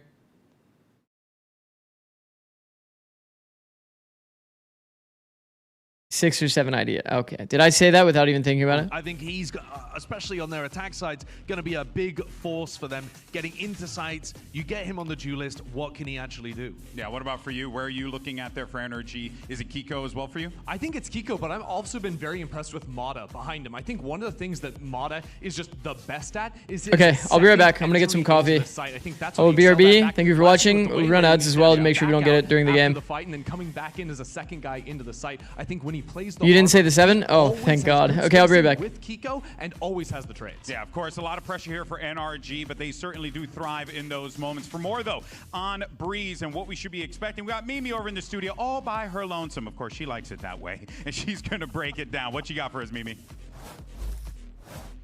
Yeah, thank you. I'm all alone with the LEDs and the stuffed animals here to talk more about NRG's Breeze. Because while they struggled with some of the defensive anchoring on Lotus, they've been excellent at locking down sites on Breeze. And I want to focus on Scuba and particularly how he's anchoring that B site. Playing this double smokes comp, NRG loves playing heavy for mid control early with Mata and Kiko and looking to flood retake onto their and this is where Scuba really thrives to me. You notice in a lot of these rounds, he's putting deeper orbs, he's varying how he's throwing that wall, and he's absolutely excellent at finding the weak point in his opponent's execute and getting enough picks to not just put his team at his advantage, but also to stay alive in these key moments and buy time for Kiko and Mata coming in on the rotations.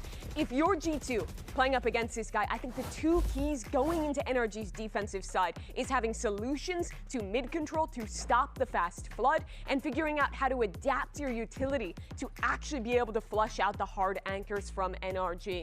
It was nearly a comeback on map 1 of Lotus of this series, and now NRG, with their 11th map loss in a row to G2, have an opportunity to bounce back on one of their strong suits of Breeze. That's coming up alongside Uber and Wyatt next.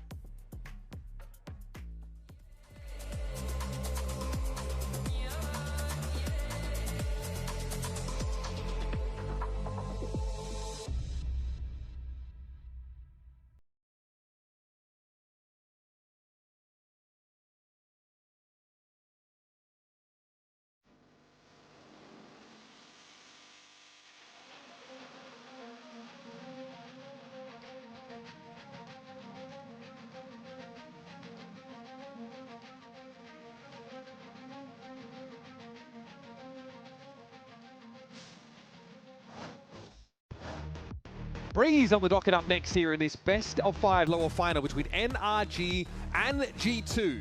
There were times, there were moments on Lotus where it looked like NRG could stabilize, could take the game away, but frankly, they just didn't fire when it mattered.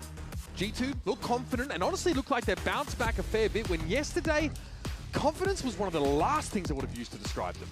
Baby Bay was playing great, Leaf was playing great, and also they were winning thrifties. They were winning chaotic, scrappy rounds. And that Okay. The edge late. What are we thinking here, man? I'm actually like nervous for NRG. Like, I'm actually nervous for NRG, straight up. I'll be the one to say it. I think that, like, while Breeze isn't like a sick map for G2, like this being what they perceive as the best map to play against G2, and it's a map where like G2 has a bit of a gimmick. Head reveal at 1K subs. Nah, I think I said like 2,500 or something. I gotta keep it a mystery. What did I do? What did I say at 1K? I think it was flex jiggle. Doing an IRL flex jiggle at 1K.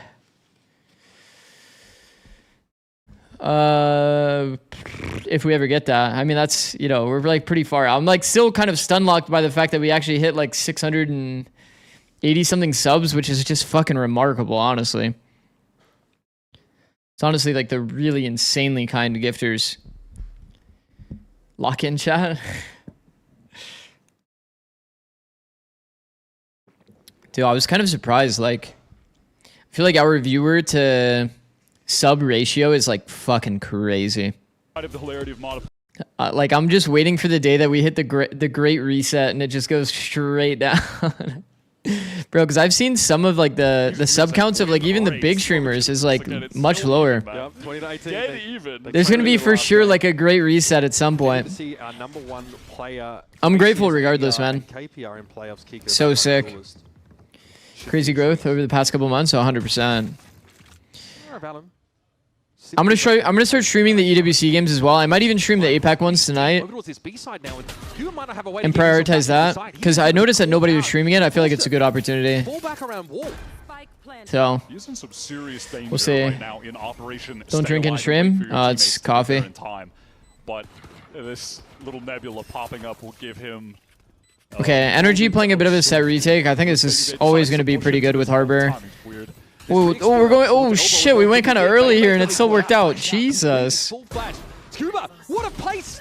He's found a little bit of a niche here and a chance at least to get a kill on Oh, I like this by G2. They've actually wrapped the space. But time is getting low, and eventually NRG need to Brock got smoked off, so he actually wasn't holding the gap. Game of timing so far. Jaw finds one just to walk up around that mid pillar, but time is short. Time is a big factor. 1v3. Killed him. Oh, no chance to make use of it though for Leaf there, but still. Doesn't matter. Does not. Okay, was he gonna win anyway, regardless? Play to the clock. That's one of the benefits of having the Astra on this map. EWC helps your growth for sure, but there's also a reason why people don't stream it, so it's a trade-off. Yeah, no, 100%. I mean, in the post plant too with that double rewrap through.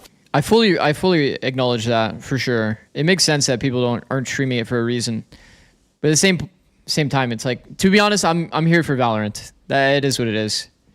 It is what it is. I'm here to stream Valorant, so I'm just streaming Valorant is the way I see it. Because when we see the teams just getting cut off on the site on the retakes, that's when they're crumbling, you know, in the post plants after they've gotten that spike down. Do you think the next map should be a 3-side or 2-side map? I think like.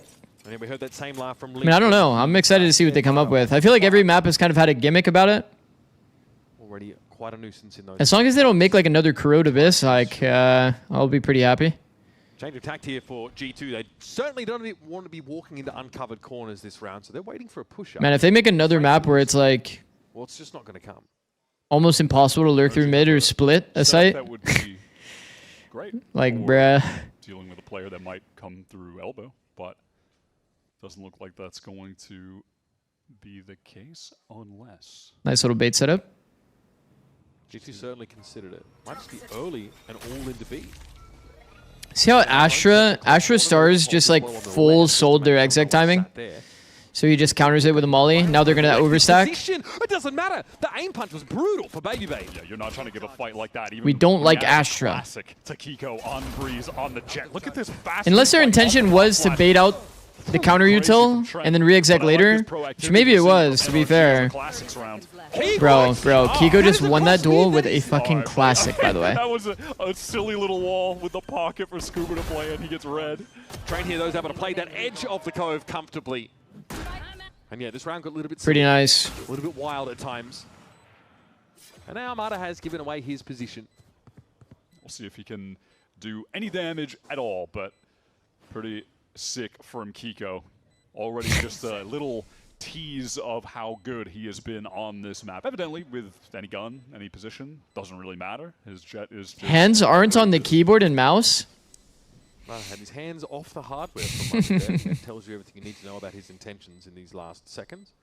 Also just worth saying in general that it feels Inspire like moment? NRG win streak that they're on of 6 You guys remember that Inspire clip? Turn around when Kiko is playing more of the duelist. When he has the Phoenix on a lot of the maps. Inspire getting mad at Rossi for having his hands off the keyboard. It's actually funny. With him playing Jet. Just the versatility that this guy has, being able to play the controller and the duelist for them both at a high level, but the duelist have really taken. All right, the game begins. Honestly, pretty good damage by NRG. This was looking kind of doable for a bit. Trent just flashed out. This duel is crazy, by the way. It's the random tap headshot kill. I like the details, man. Both of these teams have like the small detail thing that we've talked about a lot with Harbor, where you leave like a sliver where you can still hold the flood while doing the wall that you want. It's so nice, bro.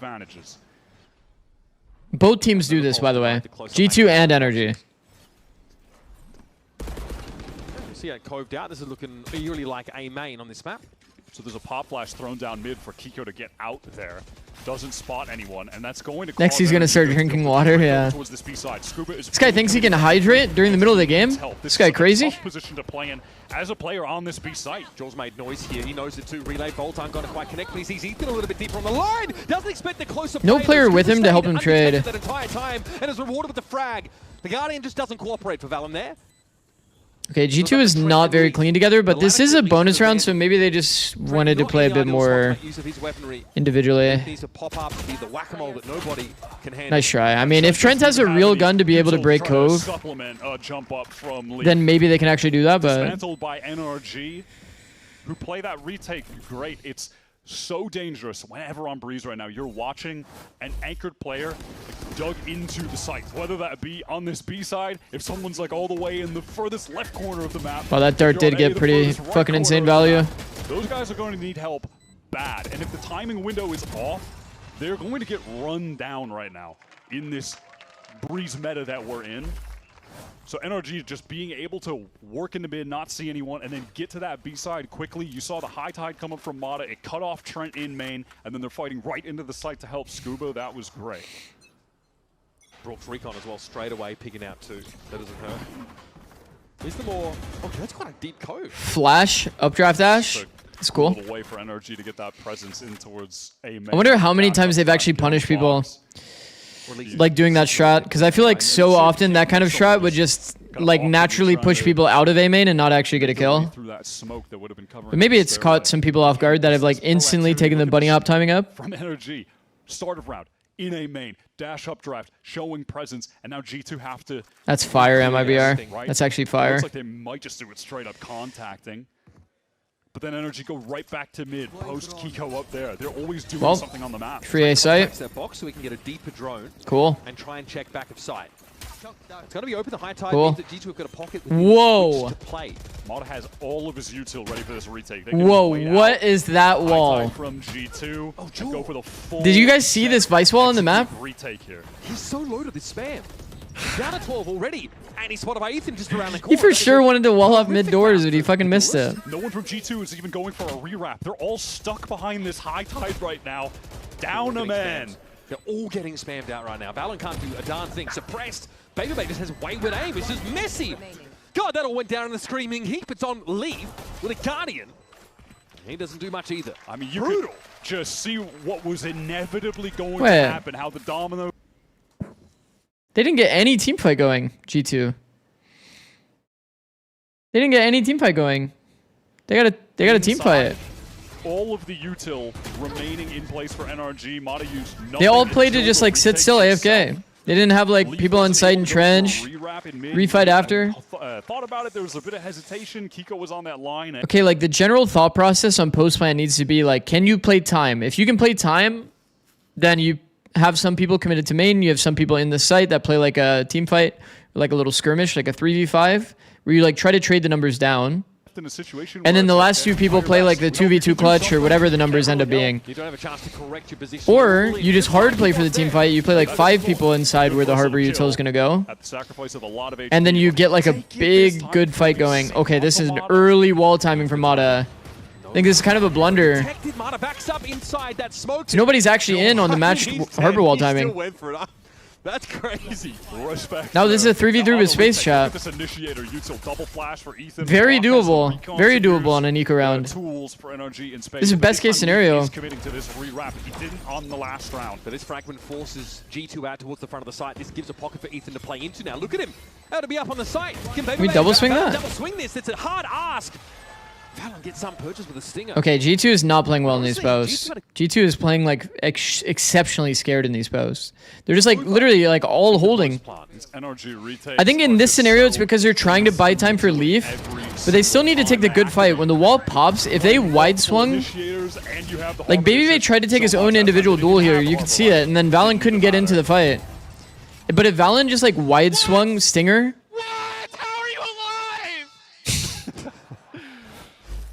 if Valen wide swung with Stinger or Baby wide swings with Sheriff, they just find a better fight there. They trade out Ethan, they get more space into backside. Leaf probably, we didn't even see Leaf's value, but Leaf should have gotten value in that round given that he was coming late. Wow, what a kill, man. Oh my God, that's a what a kill. Shot. At extreme range, man. Hunter's Fury time now. That was a bolt that did connect. Does he know? I don't think so. Can he correct his aim in time? No, that's pretty quick for Scuba. Scuba knows he's in trouble. Wants to escape. Pinged up by the drone. He needs some help. His own snake bite prevented him from actually... Ethan is killing people from fucking all the way back Now here. he has that top map control, but Ethan also kind of reciprocating. The map's essentially flipped Wait, now. so we just go A? Work out from mid, but A is open. Okay.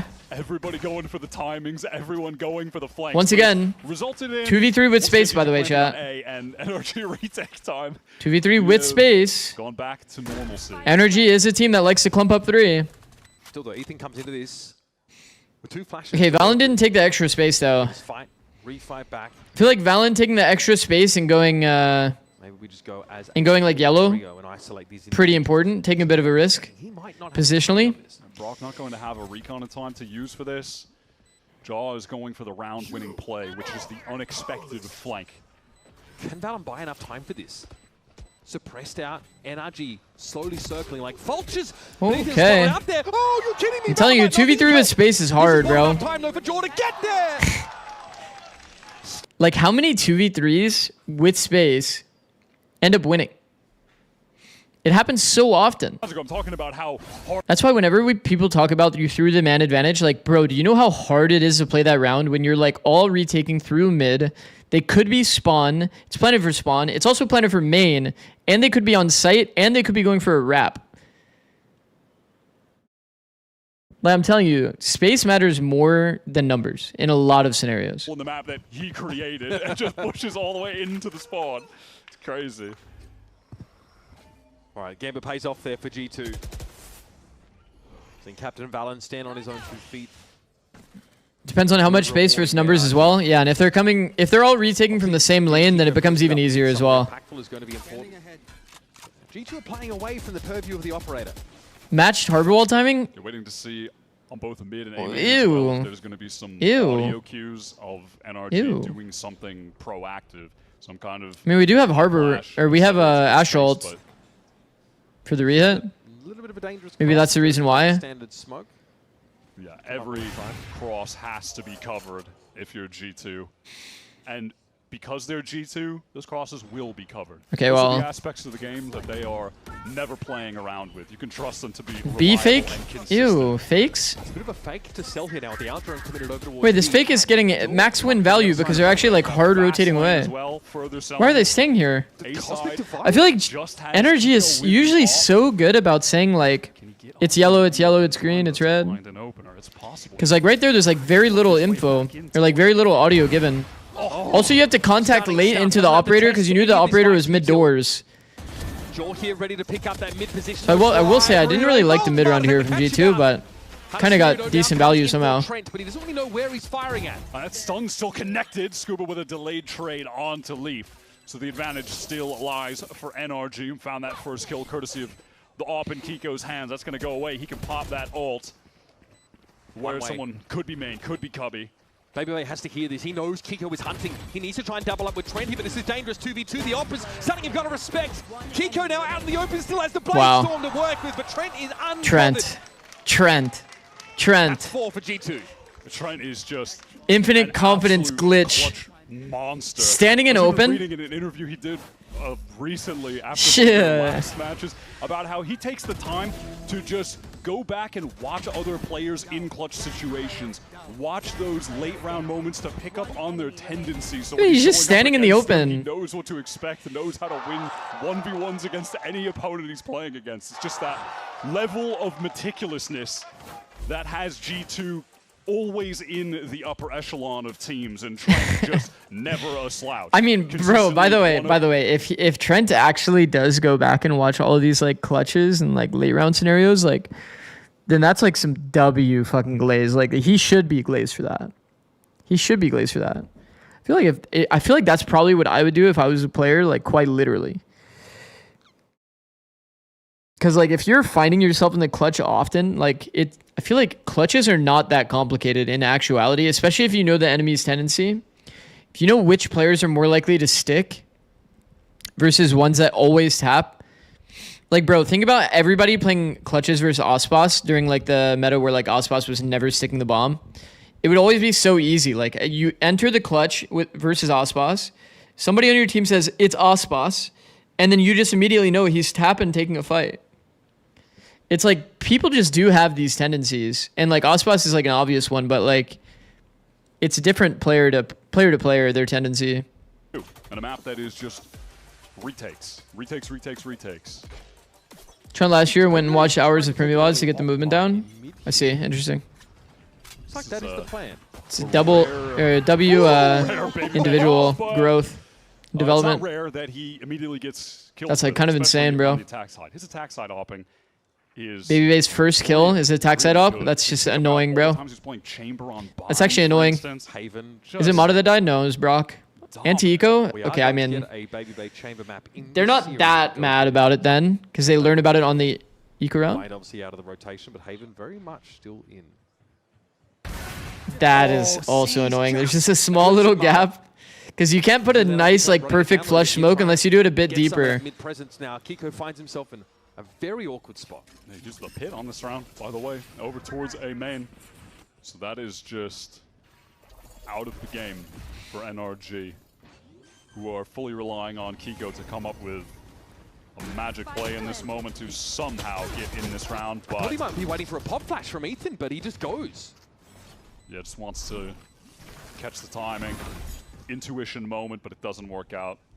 This should be pretty smooth. freebie. From here on out for G2. Ethan running away from the fight. Okay, sliding on through. Scooby getting a little... Why is that guy there?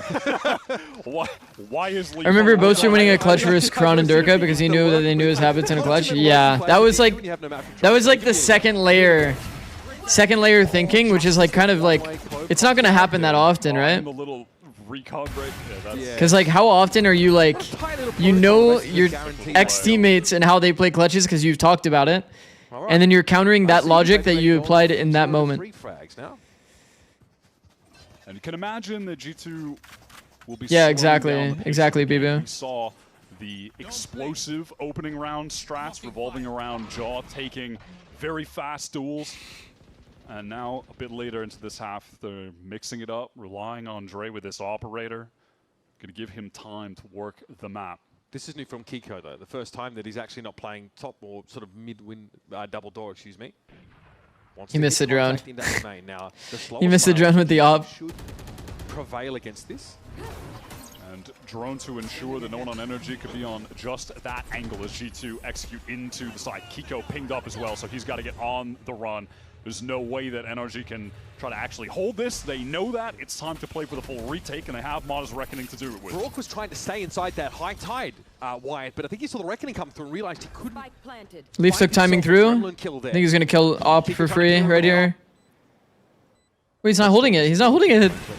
Oh my god! What do you do if you're G2? If you try Leaf was through the smoke before, but Leaf's timing is crazier. That's going to complicate things further. I'm sure Leaf trying to go in Oh my god, he only got one there. Get classic kills and keep NRG ahead.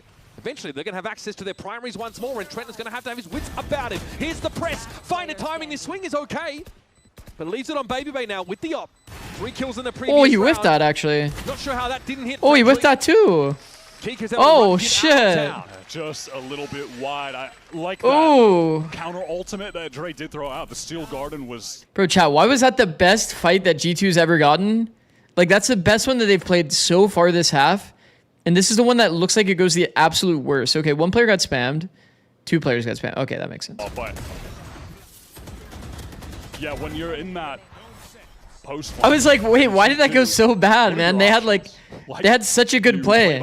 Slow creep up to yellow. Lee finds great timing. Vice ult on good timing. Ends up putting 3 of them on classics. You get hit by the Reckoning. Like, and then 2 of them just got spammed. Have you listened to Iceman, by the way? Any thoughts? No, I haven't listened to Iceman. I listened to like 1 song and then I was just like kind of over it. Win situation. Right now it's back to the pace. No more opping for Dre. It is all about Jaw on these entries and the pressure on. Is it good? Yoden at double doors trying to hold things down for the team. Okay, they're like... Look at the mini-map. He's getting pinched. Scuba's looking for a timing now to get in wow. Okay, G2 probably had one of the worst entry moments there for sure. It's illegal. That can't happen. That was a pretty rough entry moment. 2 players jumping through. I mean, he should at least be... You think he'd be getting 2 players jumping through like that? They all swing one after another. And like nobody actually playing to like hard bait and like just get the secured kill. Ethan also tagged up by it. We are in a post fight. It's still winnable territory somehow. Yeah, now it is. Look at the ground Kiko has to cover with that op. Maybe because he's so silent, he might catch a leap. Well, not very silent anymore. He's dashed in, has some info. But wow, G2 have done it again. 2v3 with space. Yeah, just not able to work together at all. And even if Ethan gets this kill, the time's too low. He can't even run over there. There's too much distance to cover. And Leaf is just playing it to win, which is also going out like that against Odin is crazy. I mean, he'd prefer he didn't do that. He'd prefer if he took a little. By the way, they won that round that they just got tripled through the smoke. Like when they you know what I mean? It all sort of falls. Okay, the dagger did good work here. They get suppressed as they jump out. The double jump out is kind of troll though, for sure. I think that's like on Baby Bay. But yeah, that's sick. I mean, that even turns off the ability for Baby Bay to send that flash out potentially with the arc rose, any other util to come See, he's saying right there, I said I was going to jump. You can tell. I said I was going to jump. It's a devastating round to lose. For sure, for sure. The 4-on-2. I mean, Leaf had the most. I'm going to mute for a second here, but we had this problem too on 100 Thieves. When one player says they're going to jump, for whatever reason, the second player always thinks to jump as well.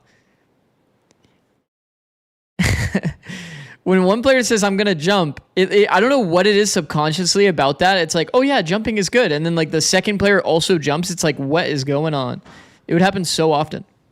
Some heads turn in that mid direction. Scuba though sees enough. They're going to fall off the line, hope to stall this out, but the snakebite's too slow to stop Jaw from getting into the site. He is deep in that site, and he's going to fight for it too. Okay, they're kind of lucky that Jaw actually got that kill back. Now that's a sick ult. Look at I mean, the players that died for NRG, so far the ones who didn't have the great guns either, so it doesn't really matter in that regard, right? They've still got the Odin. They have a rifle in the hands of Ethan, and this is.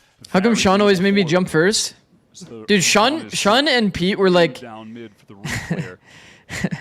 Those were the two that always like jumped when the other one said that they were gonna jump. At least having a less committed position. Yeah, look at NRG. I mean, look at NRG across the map. Sean would say, "I'm jumping," and then Pete would also jump, and then Pete would say, "I'm jumping," and then Sean would also jump. I don't know what it is about those two. Oh, they both go down. It's traded out. It has to be a clutch from Ethan. And we saw the same pathing from Scuba actually on that pistol round when he was smoked out. Yep, that's a noise cut brain destroyer moment. Oh, that's an NRG special. 1v1. Oh my god, is he gonna speed up though? Wow! Oh my goodness! What a moment from Ethan. It's a nice shot by Ethan, man. Extreme frustration in the previous round to exaltation here in round 11. Wins the 1v1 IGL head-to-head clutch. I don't mind Valen's peak. Valen knows that Ethan has to like W key through that lane, that small lane. He tries to take a timing. Ethan like wins the unfavorable duel for sure. To make any more of it. The trades for G2 are good. They completely. He made audio here as well. With that noise cut. I think Valen could have probably peeked it a bit better, but gets the isolated moments on both players. They kind of like crouched into the angle. That's okay though. That is a desk slammer, 100%. I don't mind him taking that fight though, Valen. Have played each other close here on Breeze. The weaponry is awkward for G2 this time around though. Pacey into elbow, Jaw just with the stinger and. Are they gonna B split? Oh, we love B splits. Could be some pressure on Ethan. Holy. I mean, that's just a nice shot. Yeah, and that's the execute done if there was supposed to be one from G2. A G2 with... There was! Look at this, a high tide up! They've got a meager buy. High tide is now going to be irrelevant later into this round. I like that Ethan pops his ult. Smoke. That is one of the bonuses of canceling out the high tide, it's like kind of GG'd. So they'll probably cove. Like without smokes to try cove to on right. Into a site later, but you don't. I would expect a re-exec cove on the right side of B. This is like kind of the best strat I think you can do with one smoke left. That is a legit you have shit guns, one smoke left, like you're probably just coving right and walking out. How far down mid the Marba is, I don't think he's selling anything. So Ethan is just kind of jiggling, taking this contact. Scuba in a position to fight more aggressively. Swings off that pop flash, but it doesn't connect. He goes down. Okay, raw contact's going to be the way. Wait, they reinforced the smoke, by the way. What remains of this controller util? Down here, stunning close as Ethan gets out onto the side. There won't be a whole lot to see here. Okay. They just don't even want to give them a chance to try to plant. They timed out the harbor high tide. Fight with the better weapons. Now there's two people in backside. Coming back in a couple of seconds. There are 15 seconds left to get this plant down for G2. Time is ticking. This could be dangerous. NRG know they're in the right place here to disrupt. It's going to be Brock with the Odin. Leaf has to go massive here, and frankly, he's just overwhelmed. Okay. Spike Planter's down. 6-6. Baby Bay has to chase some frags to end the half out. NRG Keep Whoa. it even, Stevens. Oh god. After 12 rounds. Yo, they low-key. Hard fought to get the last. This is couple pretty close rounds on the back. time there. And it came from a really Ethan probably crucial peaked literally clutch when that there was no Ethan got time in left. That 1 versus 2 makes up at least a little bit for NRG faltering in that 4 versus 2 round, a critical moment in I mean, this half. okay, if we're being honest though, like G2's the lead. 6-6. It's getting scrappy out here, bro. 6-6 is good for NRG, considering they're on defense. I mean, he's one to talk. These retakes have been scrappy from NRG, running at G2 in those post-plays. Top of that as well, G2 did get pistol. So like you would say it was definitely a better half for NRG. The team fighting was pretty rough from G2. Joined by an evil In genius. the post It plant. is Bao hanging out on stage here for the lower bracket finals. Before we jump into this matchup, I gotta ask, seeing EG go out, what do you think the biggest lesson was there for them in the for you in the first stage? I think the biggest lesson for us was just being on the same page as a team, whether that be in or out of the server, and just making sure that we all know what we want and how we're gonna execute it. All right, we hope you can see that from the team next year, next stage rather. Looking at this match, series thoughts, how are you feeling? I kind of felt you saying G2 over there a little bit, or are you kind of going back and forth? I'm hoping for a G2 3-0 right now. G2's been looking like the better team, but at the end of the day, tomorrow, Lev's gonna win anyways, so. Oh my God, I was gonna go to the next one, but yeah, what's it take to kind of buckle down in a match like this when you know you're behind, when you know you got to take the win? I mean, closing it out. Should I be screaming? Over there, Jogamo, he's looking like a real warrior over there. Can't wait to see. Jogamo looking like a warrior over there. Honestly, but yeah. All right. What was your initial thoughts for Lev taking it? Why do you? 6 defense strong, yeah, for sure. Lev has my child Sato on there, and that's all I need. I love Sato. I love all those guys on Lev, Neon, Blows, Spike, King. I mean, they got what it takes to win. All right, I like it. Well, now we got Evil Geniuses on stage as Digizine's going to join us here. They're going to be throwing out some swag for you. It's summertime, so it's the EG Summer Line. Take it. And while they're doing this, I want to hear from you. Anybody who wants to see G2 get some rounds in, let's hear for G2. All right, NRG fans, you can do better than that, right? NRG fans, let's hear you. Oh, my God. Let's see what happens, gentlemen. Take it away. Do you guys like when there's like graphics on the back of t-shirts? Out in the crowd, or nah? Scrappy in the game. To quote Scuba, as we've seen a couple of these post-plant, these retakes come down to like 1v2s. It's a huge clutch that each. Hell nah. Okay. Okay, we're on the same page then. Frankly, G2 just mill around a whole bunch. I feel like the best is when it's like just like here or like it's like simple. But I'm also pretty like minimalistic, so. Second half of our second half. We are back to the pistol round win rate percentage narrative. Will it remain even? Now, one of the tales of that first half for me as well is just the fact that NRG was so dominant in the first kills, but it wasn't always the conversions. 4v5s were good from G2. Okay. Right now, watching the flank. That's another first blood, the 10th for NRG in this game, and they need to close out this pistol. He doesn't see the other G2 players walk that wall, though, so I'm not sure if NRG are expecting more presence from main. Scuba has the prescience, though, to turn and look. Oh, God, if he'd found all of them, that would have been nuts. Ethan next to step up here. 3v4. Trent, Baby Bay, all healthy enough, but Valen may as well be in Nantucket. Different. This is so hard. He's gonna get double peek now. Down 2 players here awkwardly. Nothing really G2 can do to help. It's good fighting by NRG. Ethan a little bit worse for wear. It's good fighting by NRG. Cool and calm. Nice cleanup from him. Bro, Mata is such a... You just know you're fried. You have to close all that distance. There's a bunch of different angles. Multiple players swinging you from arches. Scuba with a great opener. But something I want to highlight in terms of the... It's just the players... that I'm looking for. The thing is, the players on NRG are even like aware as frontline players. Who was the player that had Sheriff that was on the left side arch? Was it Kiko or was it Ethan? Going to get all divvied up. They were forward, they were aggro, and they had a lot of map control in that post plan. But they had like the deep space, jiggled out the fight, waited for their teammate as the frontline player, by the way, and then re-swing double peek. It's like so nice, bro. Micro is so sick. NRG getting double pistol as well. Or no, they didn't get double pistol. G2 got first pistol. But them denying the defensive pistol is big. Operator's not going to be in play against Vice. Like, getting close to I'm just excited to see the Vice get some value and see if NRG is able to kind of like deal with it. It was Brock? I see. Yeah, then it's insanely well played by Brock. Not really playing for much more than I think the one thing I'll say about NRG that I like a lot is like, bro, their awareness as a team is like pretty incredible. impish little angle. When you're at your absolute highest like ceiling as a team, it's when like your frontline players are like, it's when your frontline players have like awareness of what's happening on the minimap while being frontline. This is Breeze, this is NRG's map pick. And they're looking to assert themselves on the second half now. Yeah, it was a quality defense half that they displayed on Lotus that also involved winning some thrifties to get W Artist. two Thank you, bro. really important rounds won out, right? So if you're NRG, you have to clean that up to be able to close out your map pick here.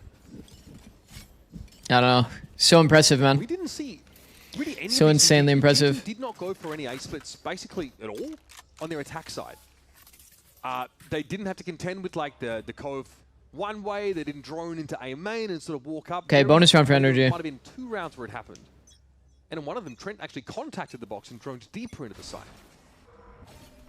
So what is the move here Step. from NRG? Getting Step in A main on accident. Dealing with all of this Vice Okay, they're actually going to first timing into the Vice util. Let's see. Actually midway through the exec. They're completely stalled out. They're walking into it, and now Marta getting lit, but he's behind the box. Whoa. He knows it. Full flash. Ethan just presents himself on a silver platter. Okay. 1-for-1 still favors attackers, though. Okay, that's really favoring attackers. Uh-oh. Trent anyway. Scrappy is a great way. Bro, FNS stream crash? Oh, shit. Deep high tide thrown out from Mata. It's just allowing NRG to get so much space on the map. This is all but impossible for Leaf. Yeah, he's going to be surrounded. That's NRG bonuses them, bro? Just using that Viper wall close. And Okay, chat, we're kind of cooked if we can't even win when they go into our Vice util on the bonus, and our best case scenario was a 1-for-1.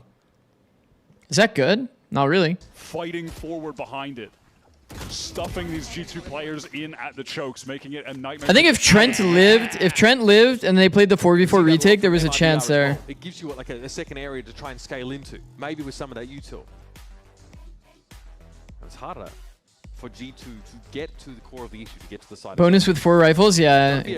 NRG has definitely been doing a bit of a greedy buy. To be fair, didn't really feel like he had to intervene too much on that attack side.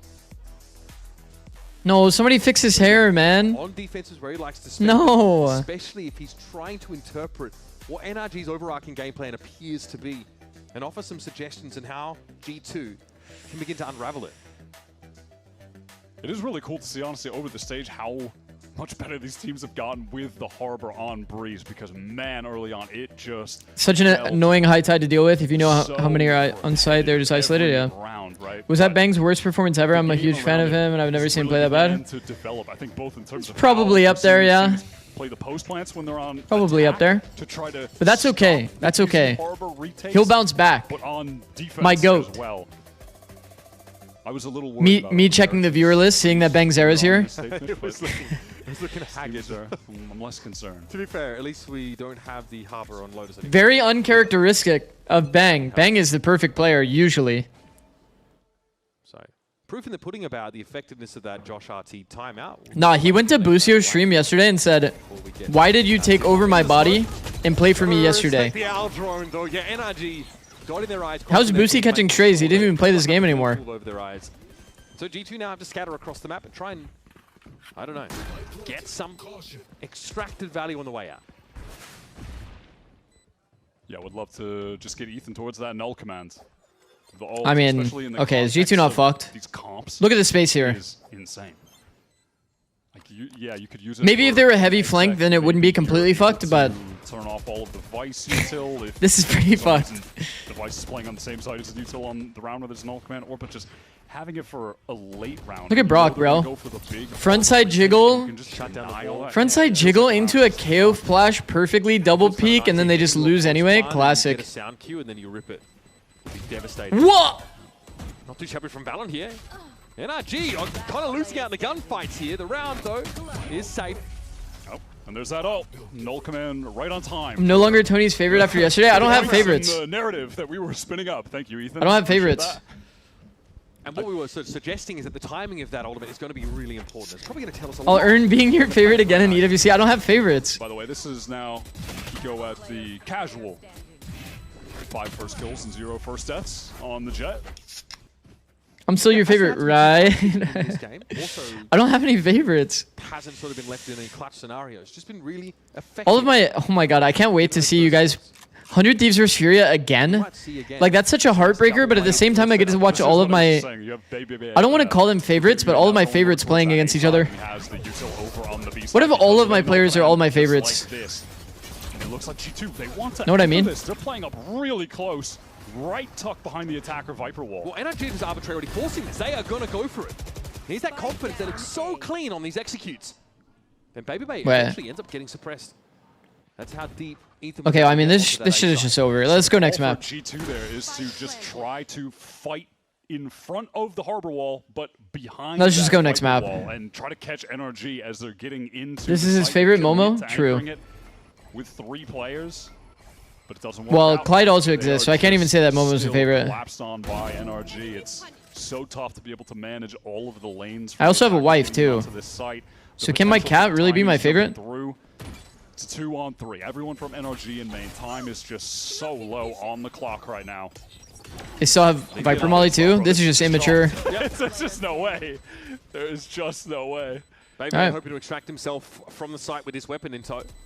But that's all the G2 are going to really get from this round. You have a wife? When did that happen? No info. On A behind the null command, and it works. In 2022? They really don't have to shift much at all in comparison to the previous rounds. It's still just that first layer with the Viper, having her wall up, dividing the site in half. See the Zix cooking skills? Nah, she's got that. Yeah, there's Trent trying to anchor close. Balance trying to get into anchor with him as well, but the timings around these pyramids, the timings around this smoke. So you're telling me I've been watching for no reason? MIBR, are you trying to court me, bro? And now the timeout. It just feels like you're always getting caught by something. It feels like you're paranoid. There will be no courting here. Someone is already courted, bro. Pushing through at any given time. There could be an Ethan pop flash coming. Is he wrapping pyramid this way or the other way, or is he? Don't underestimate your microwaving there's abilities. So much that could be going I'm on. powerful with the microwave. It just sucks, man. It's so hard. It is so difficult as a player. And I imagine now, like, a lot of the conversation for G2 is actually where they're supposed to be holding when they anchor these sites. NRG always plans for Arch on B. I think if they have the deep spawn space, then yeah, they'll always look for it. Into NRG, You adjust the plant for where you're trying to push. Scary prospect, I think. It's kind of hard. So like, if you're reading that the enemy might be doing a flank retake and you already have majority on site, I do think a good protocol is to do a bit of like naturally pushing this and then planting for it. As well to try to go for a larger kind of push through. I would not trust you with the microwave. Through one of the extremities and then try to wrap more players on the retake. Have you guys ever put something in the microwave that you shouldn't have put in the microwave? Trying to get through the like front-facing wall and smoke density that's just covering up all of those chokes. You know those like They've got the AWP. the like ramen packages that don't have like a paper lid? Because some of the majority of them have like a paper lid, but some of them have like a little like aluminum foil-ish kind of lid. Bro, one time I put one of those in the microwave and wow, let me tell you, you're not supposed to put that in the microwave. No follow through behind that. No high tide, no walk out of A main, no flash, nothing. So now G2. Yeah, just standard kind of run of the mill, just harbor opper is posted up over towards on B, just as we all expect. But this might become an A split with like less presence towards main than double door. Aldrin doesn't see anything. That double door spot is given up pretty happily by Jaw, who is hoping to be at the contact point with his op.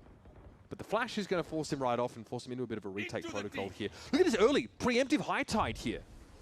And that was a reckoning that came out from NRG. They're going for it, but can they play around? High tide, Ethan's just, he's just shredding them. Walked up onto the side. Not a care in the world. And this is where G2 was supposed to have had a plan. Scuba even catches the timing up in mid, goes down to Leaf, but I'm actually muted.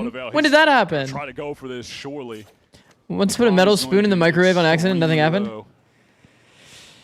Is he schizo? Who is he talking to? Oh my god, man.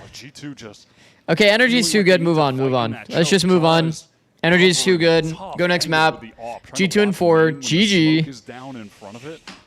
And he doesn't even want to risk. G2 and 4, GG. Just save the right. Bro does not trust his chatters. You hate to What you play mean? for OT sometimes, I believed you guys. I saw muted and I agreed. I mean, this is just disastrous. G2 have found 0 defense side rounds here on Breeze. And they try something a little bit different. They actually... I wasn't even muted. I wasn't even muted. I was just testing you guys. Well, with that high tie, I could see what they were thinking, but... To see if you would, like, help me out. They just don't have the right weapon for Jaw to be holding close there. The op just doesn't get value in the round, and yeah, look at where he's at. He has to try to cover.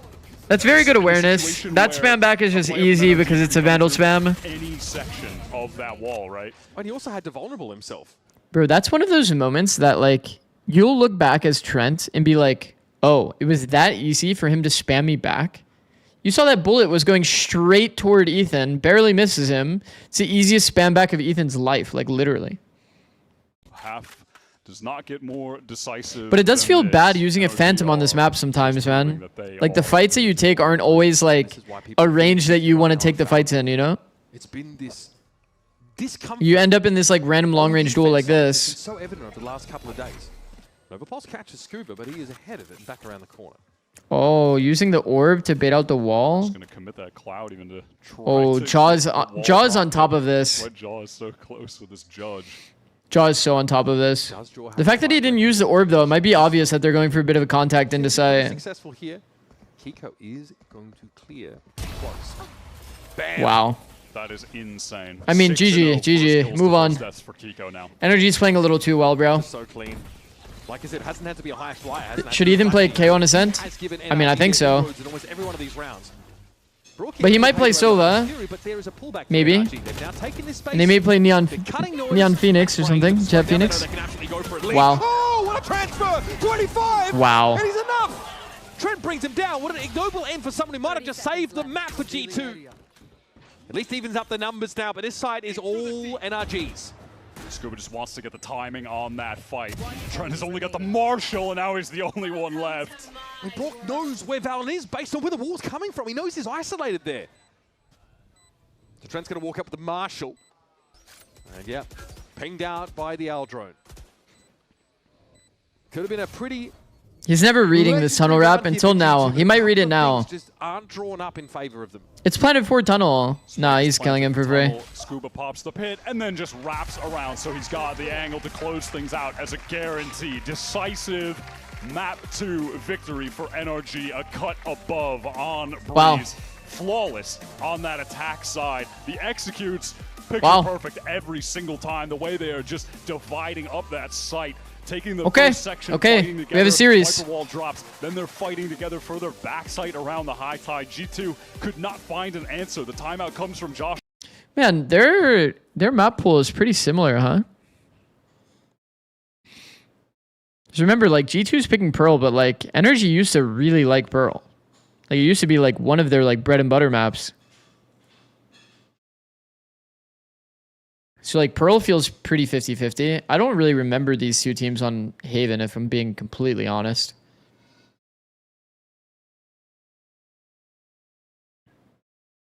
Like, when's the last time we've even seen their Haven? Oh, it was Chamber. I mean, both teams did well on Haven. And, like, you'll see that NRG hasn't really played Pearl in a long time, which is probably part of the reason why they picked it. Also, man, if I'm looking at this comp from NRG, I'm thinking, like, wow, this B side is about to be fucking free. You're playing against no Vice.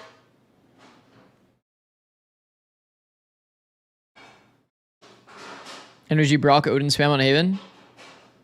I mean, yeah, he'll probably be abusing, for sure. Probably be abusing.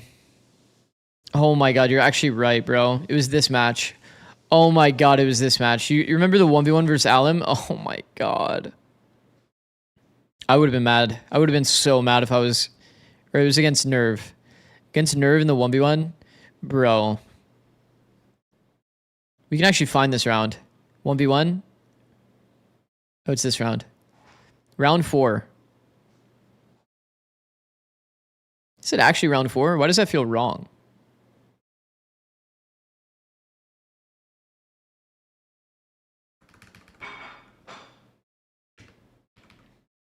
It's because it is wrong.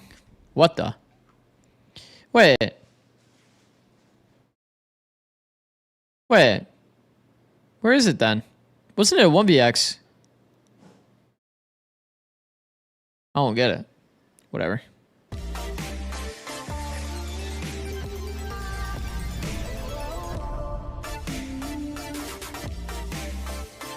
You say you back NRG on the Brock Odin maps. That is like, that is a bit psychotic. Man, when I watch him play with Odin, it is nice to watch. Like a player have that level of mastery on a gun, but like, fucking hell, it feels so oppressive, man. So oppressive. All right, NRG can do it. NRG can do it.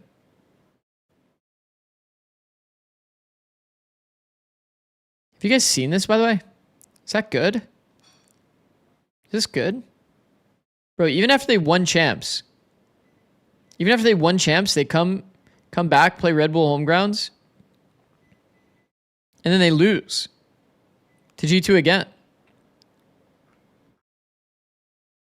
This is like Destiny or something, bro. G2, I mean, it would be kind of nice to beat them this time. I don't think I've beaten them once. I think I've lost them 4 times now, maybe like individually. 2v1, NRG had 2? 3 or 4 times.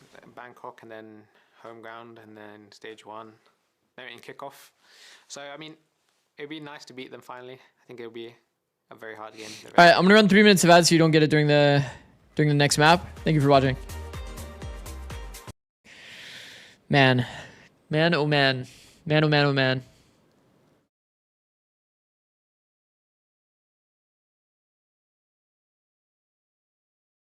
Feels like both of these teams definitely have made such a massive fucking step up, man.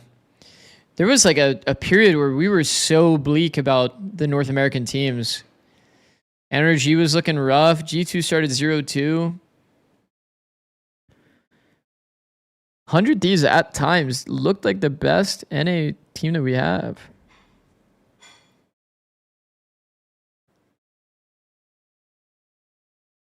And then the MIBR fall off was pretty fucking massive. Crew fall off was pretty massive.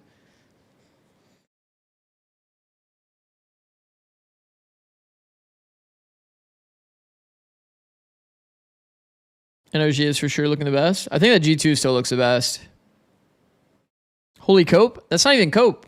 100 Thieves had like some good showings at some point. And everybody else was falling off. And then they beat literally Furia Crew. It's not even that crazy of a statement, I think.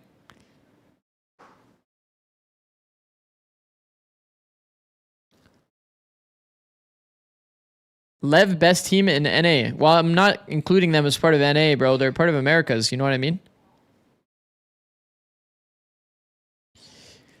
Like, they're a South American team. NA would be like, you know, NRG, 100 Thieves, G2... Yeah.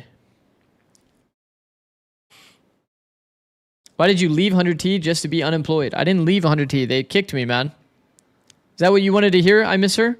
They kicked me. Fuck.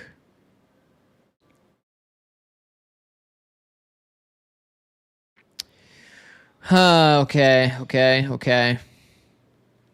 Do you guys really think they lose no matter what? I mean, I think the one thing that's nice for Lev is like, Lev gets double ban. Oh my god, they got slaughtered on Fracture. I actually forgot about this. If it's Lev versus G2 in the finals, then G2 is going to be forced to play Fracture. Huh. NRG, and I mean, might as well start with where that I didn't know they kicked you. Started happening. Did you punch back? No. I just sat there and took it. It's fucked up. Did you have offers from other teams? Okay, I've actually had like a surprising amount of offers like since off season, but a lot of the offers they're not really like good offers to take based on like where I'm currently at in my career, if that makes sense. A lot of tier 2 offers, like tier 2 head coach, but when it's not salaried, like, or if it's like low salary, it just doesn't really make sense. Doesn't really make sense because if I lose with a tier 2 team, like it's extremely bad for my narrative. And unfortunately, as a coach, you have to think about narrative because people don't do due diligence well. And then I might have some ideas or things for next year, maybe. I have no idea. We'll see. Any non-NA tier 1 offers? Yeah.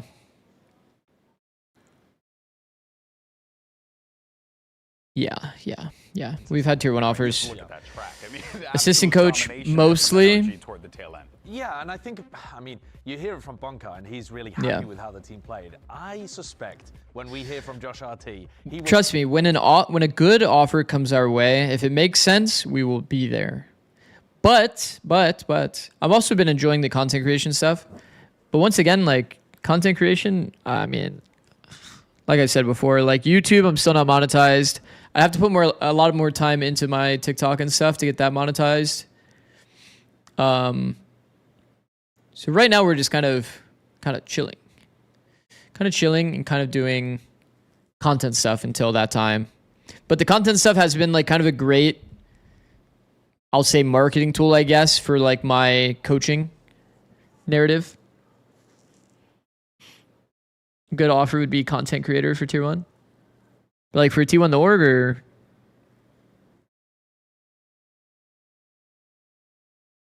I don't think T1 would sign me as a content creator. Like they just signed 10s. Like I'd be down though, but like I don't think they're doing that. And it went their way. Okay, but I would say that actually might be a bad... How do you afford rent now? If G2... Oh, I just have like a lot of money saved up. 13.6 in the end, but a lot of it is... But I mean, honestly, like, okay, that being said, it's not like... I think if I had YouTube monetization and TikTok, like I might be near like at least like some version of full-time currently. If I had the other two avenues of monetization, but yeah.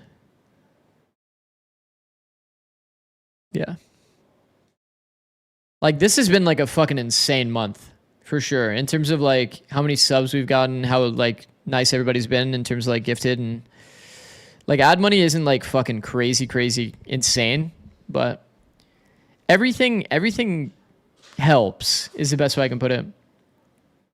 G2 didn't look very good that second map at all. I do agree. I think that even on their attack side, like their team fights were not sick. You could see a lot of really good like micro interactions from NRG. Man, the amount of times that we saw a player from NRG jiggling this long line into like either like a double swing or like a double swing with a flash. Like when you see a team flowing at this level, you already know that they're like at a pretty high level. It's nice to see. We've seen NRG play that comp. I think G2 are going to know what's coming. Siege, thank you for the prime, bro.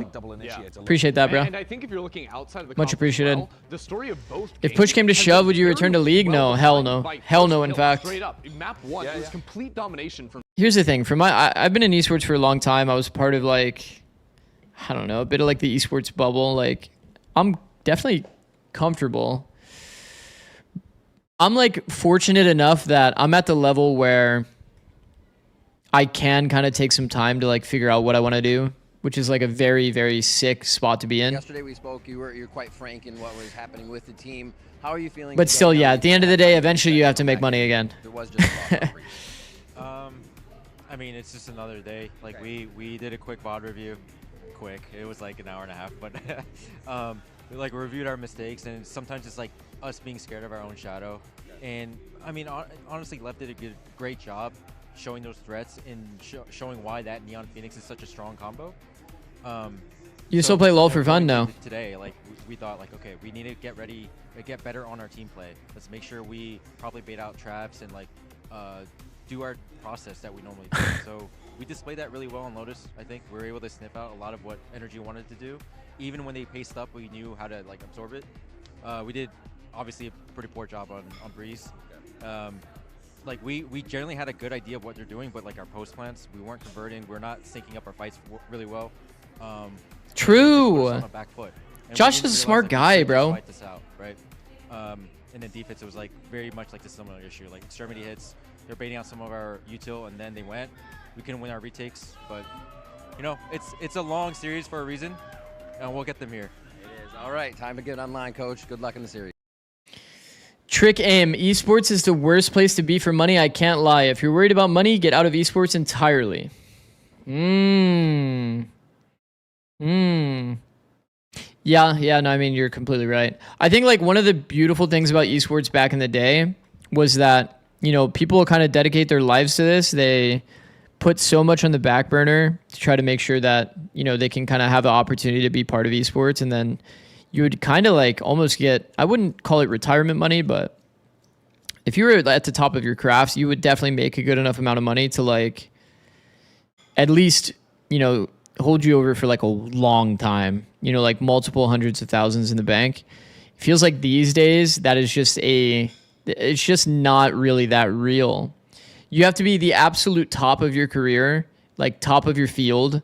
Alongside that, you need to be like constantly streaming. And even now, it doesn't feel like streaming is that, doesn't seem that viable.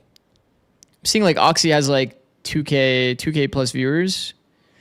2K plus viewers, like very little like sub count. I feel like there's not many people that actually watch ranked Valorant these days and are actually like super committed to like, I don't know. It might just be because though, like I was thinking about this a bit. Co-streamers generally have people that are probably older that are watching, right? So they're like more likely to subscribe to like people that are co-streaming, talking with chat. Versus like when you're like a person that's watching a ranked streamer, you're probably more committed to like, you're probably like a kid trying to learn something from Oxy. So it's like, you're probably like more like the younger demographic with not a lot of money to spend on a person or like, does that make sense?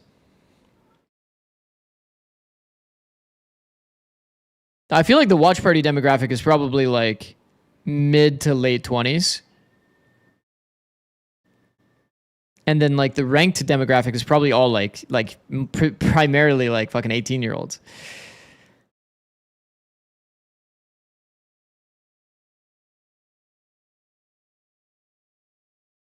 But this is just my theory anyway.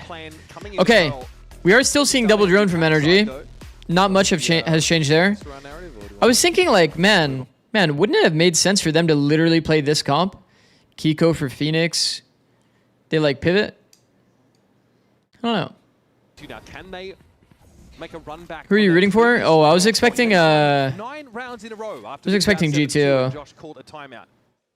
Perhaps G2 fans are hoping that won't be required. Double drone still for NRG is interesting though. It is an open Eden's playing anti. You see him scaling sideways? And G2 fans would have also been hoping that NRG went backhaul missile into the 4-player stack that were ready to fight them, but that is not the case.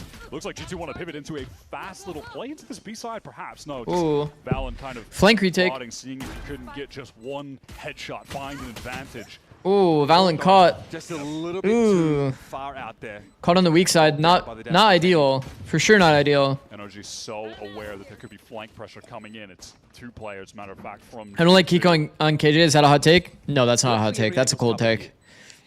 G2 are going to be walking into a series honestly, I think that NRG could play this exact comp. I'm going to try and break that and some crosshair placement, but it's not to be. No, but they really like double drone. They were like the pioneers of double drone on this map. I do think double drone has its merit for sure on this map. That was really the one piece of util they had to try to get back in against these crossfires. The way that the A site works, and then Teo missiles work very well for B. Backhaul. That's cute. And it was balanced. He dropped the quarter. That's a vintage. But yeah, I mean, that's a Kiko's been so insane on second duelist. Like, yeah, I was gonna say that's like you want to enable this guy as much as possible. No. Down in some other games. Vintage TAC FPS. When he swaps to defense and he's gonna be like hard stuck. Not here, but I appreciate that. Yeah. Baby Bay has also played. He's gonna be hard stuck in mid, like. I believe that was simply an homage. Double drone feels awesome until you can get ran on CT. Yeah, exactly. And they use the drones for like mid and shit instead of like deep mains. I feel like if they use their drones for deep mains and like establish a mains control, like it would be kind of nice. But a little bit of noise towards A main and also NRG was not playing very X Factor like when we saw them play Pearl last. And has the info that G2 just went for the haunt re-clear as well. Oh. More than Bye, Baby Bay. flesh wound there for Baby Bay. He is stunned up. Yeah, he is completely fried. But, hey, going for a little bit more of a proactive play on the eco round. Risky position. G2 just trying to chase some frags here. All of them basically, with the exception of Valen, heading over to the B side, hoping that that's the hit. But NRG... Ethan tried the TikTok thing again. ...as sheet as possible in this anti-eco round. I mean, it's good. You're like hiding your head. So stealth drone will be accosted there towards A main now. And NRG probably a little confused as to what the arrangement of G2 is. They probably expected to have drawn players over towards the B side. They have. I think the worst thing about that hiding your head thing though is that like when you're jumping across angle, you're actually able to like adjust your crosshair and like react to your opponent. When you're looking at the ground like that, you're always so dizzy when you get out of it, you know? Like you move your mouse back up, but you don't know where to aim. You turn the stream up slightly, yeah. Okay. Doing it all for this team and has really found his form in this stage. All right, G2 are going to run it out here. I mean, good damage. Might not find anything at all. Ends up being a He actually got like 3 dinks there. NRG. They were actually about to have like 0 armor damage. Again, G2's defense sides have been under some immense scrutiny. Said they were able to spend 90 minutes, said Josh. Okay. Looking at some of their issues. I mean, dude, every NRG bonus And that matchup yesterday has been full buy, basically. When they started to play. Can you do a money spread? I don't have cash like that. Retake situations, especially towards the A Wait, Trick, you do like private coaching and shit. I'm sure you have a money spread for us. There was a shift in the mentality where as soon as an opportunity, Dude, I feel like actually private coaching is like infinite money glitch, like high key. But it's just so time consuming. But that was a problem for G2 on Breeze against NRG. Their floods specifically were not really meeting the requirements. Marta surges forward here, aware of course of the standard shield wall location, and he's able to draw it out. Valen maneuvering his way into back halls, which I don't know how Bunker does it. I mean, he doesn't do it that often. And he only does it like down street in time. Mata kept at bay at least for when it's convenient, and then he just turns it into content. I mean, he's got a good thing going for sure. The opening, the opportunity. Important moment to come forward there. Valen down to 19, nice round. but he's bought some space now for G2. Double hold. And look at the rewrap here from Jaw. Clearly, sound not made. Kiko unaware. Wait. And can't do a damn Bro, I thing swear about it. Phantom on stage is actually... As he's brought down. Okay, this might be a crazy comp, but how many times have we seen people react like that against a Phantom? We've seen it so often, by the way. Pressured at a high. Josh just said he VOD reviewed a pro game in 90 minutes. You got to stop doing 300 minutes. They're stalled for a second. You can feel him kind of like readying his aim, getting ready for that swing out, and it allows just a little bit of opportunity for the rest of the team to get there too. So probably have done the most private coaching of anyone in Valorant. I believe it, bro. Probably making crazy money too. Look at that from G2. People are hella down to pay like that's some lovely, crazy amount. Lovely defensive play. Here's Marta, very, very quick into art. We've seen this quite a few times before down through connector. Every team throws in one of these a half. Yeah. You get your neon connector insert round.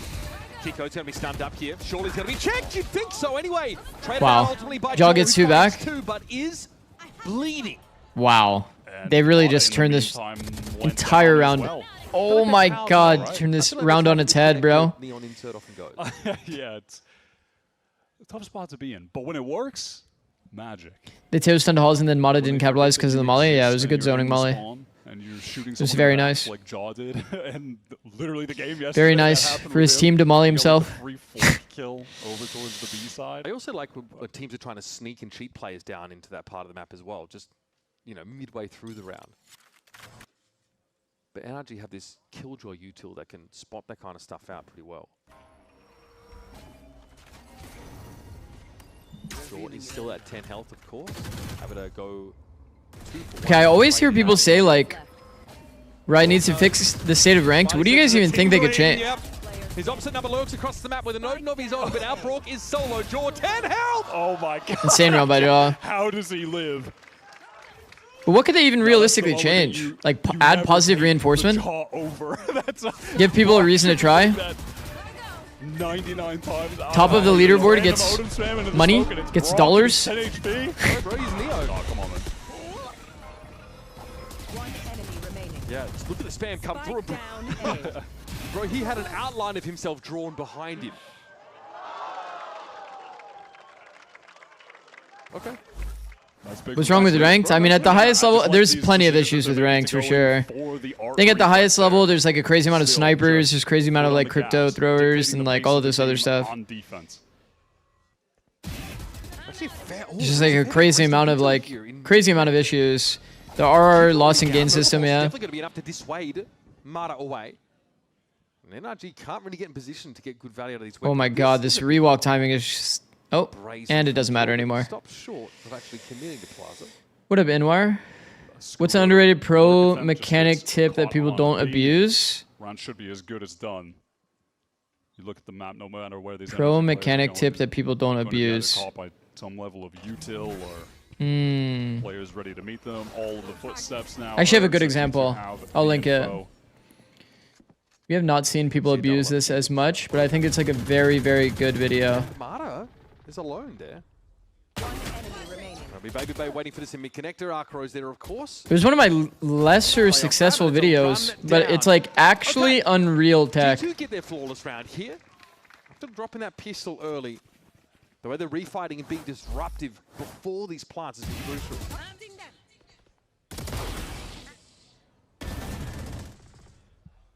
I guess this video did get good views. On this round for G2. Suppressing fire. Hot dog. Crucial round. It's this Crucial video. round coming up though. This video. Waiting for some of these.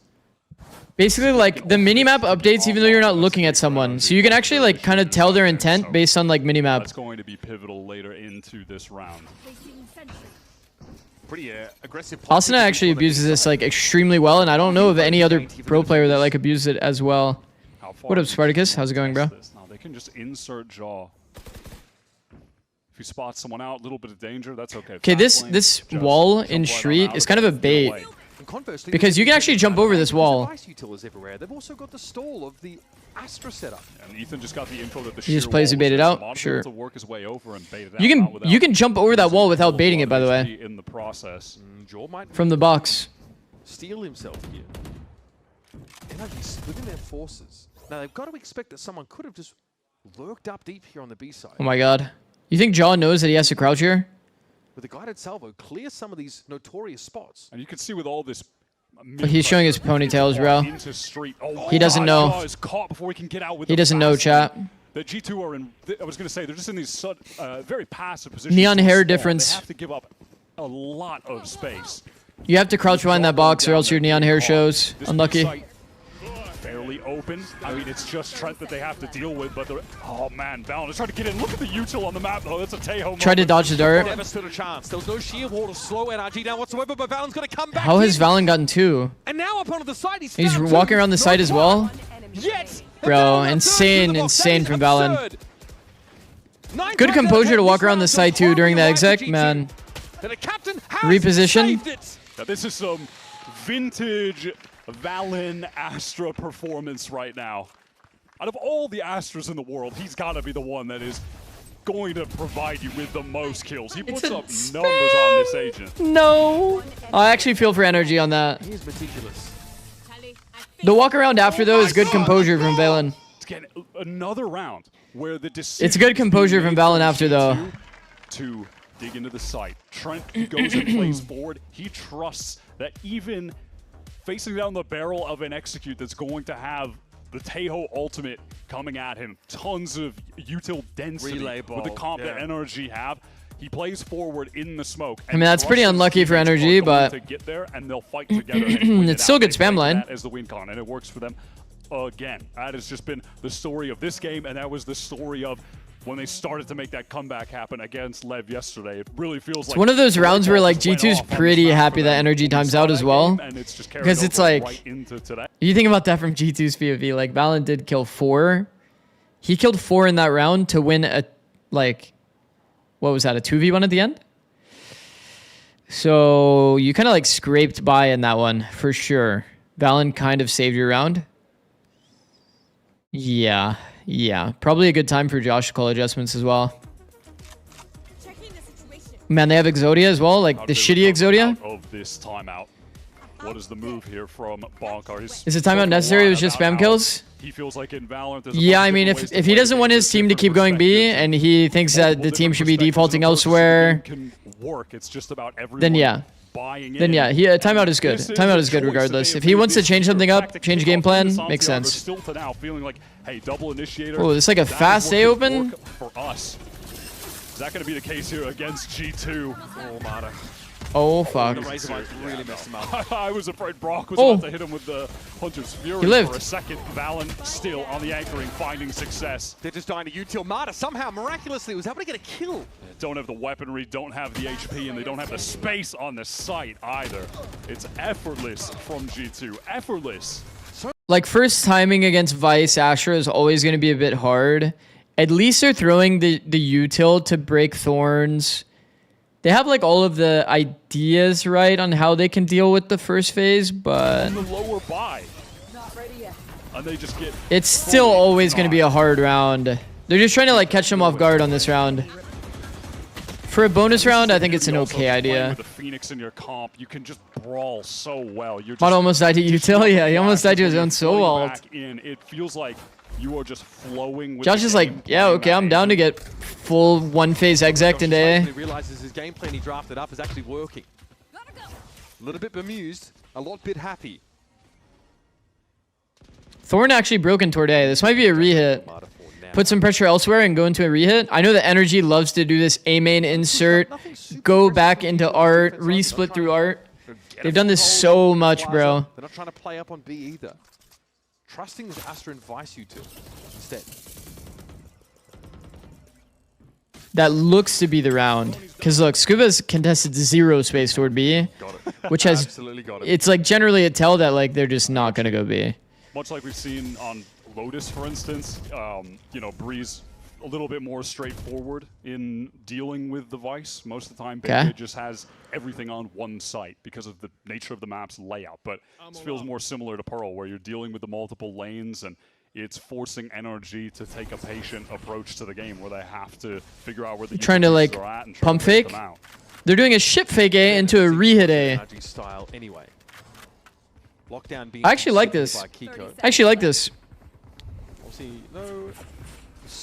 He saved his ult as well. If he gets an ult down default, it's like actually max win.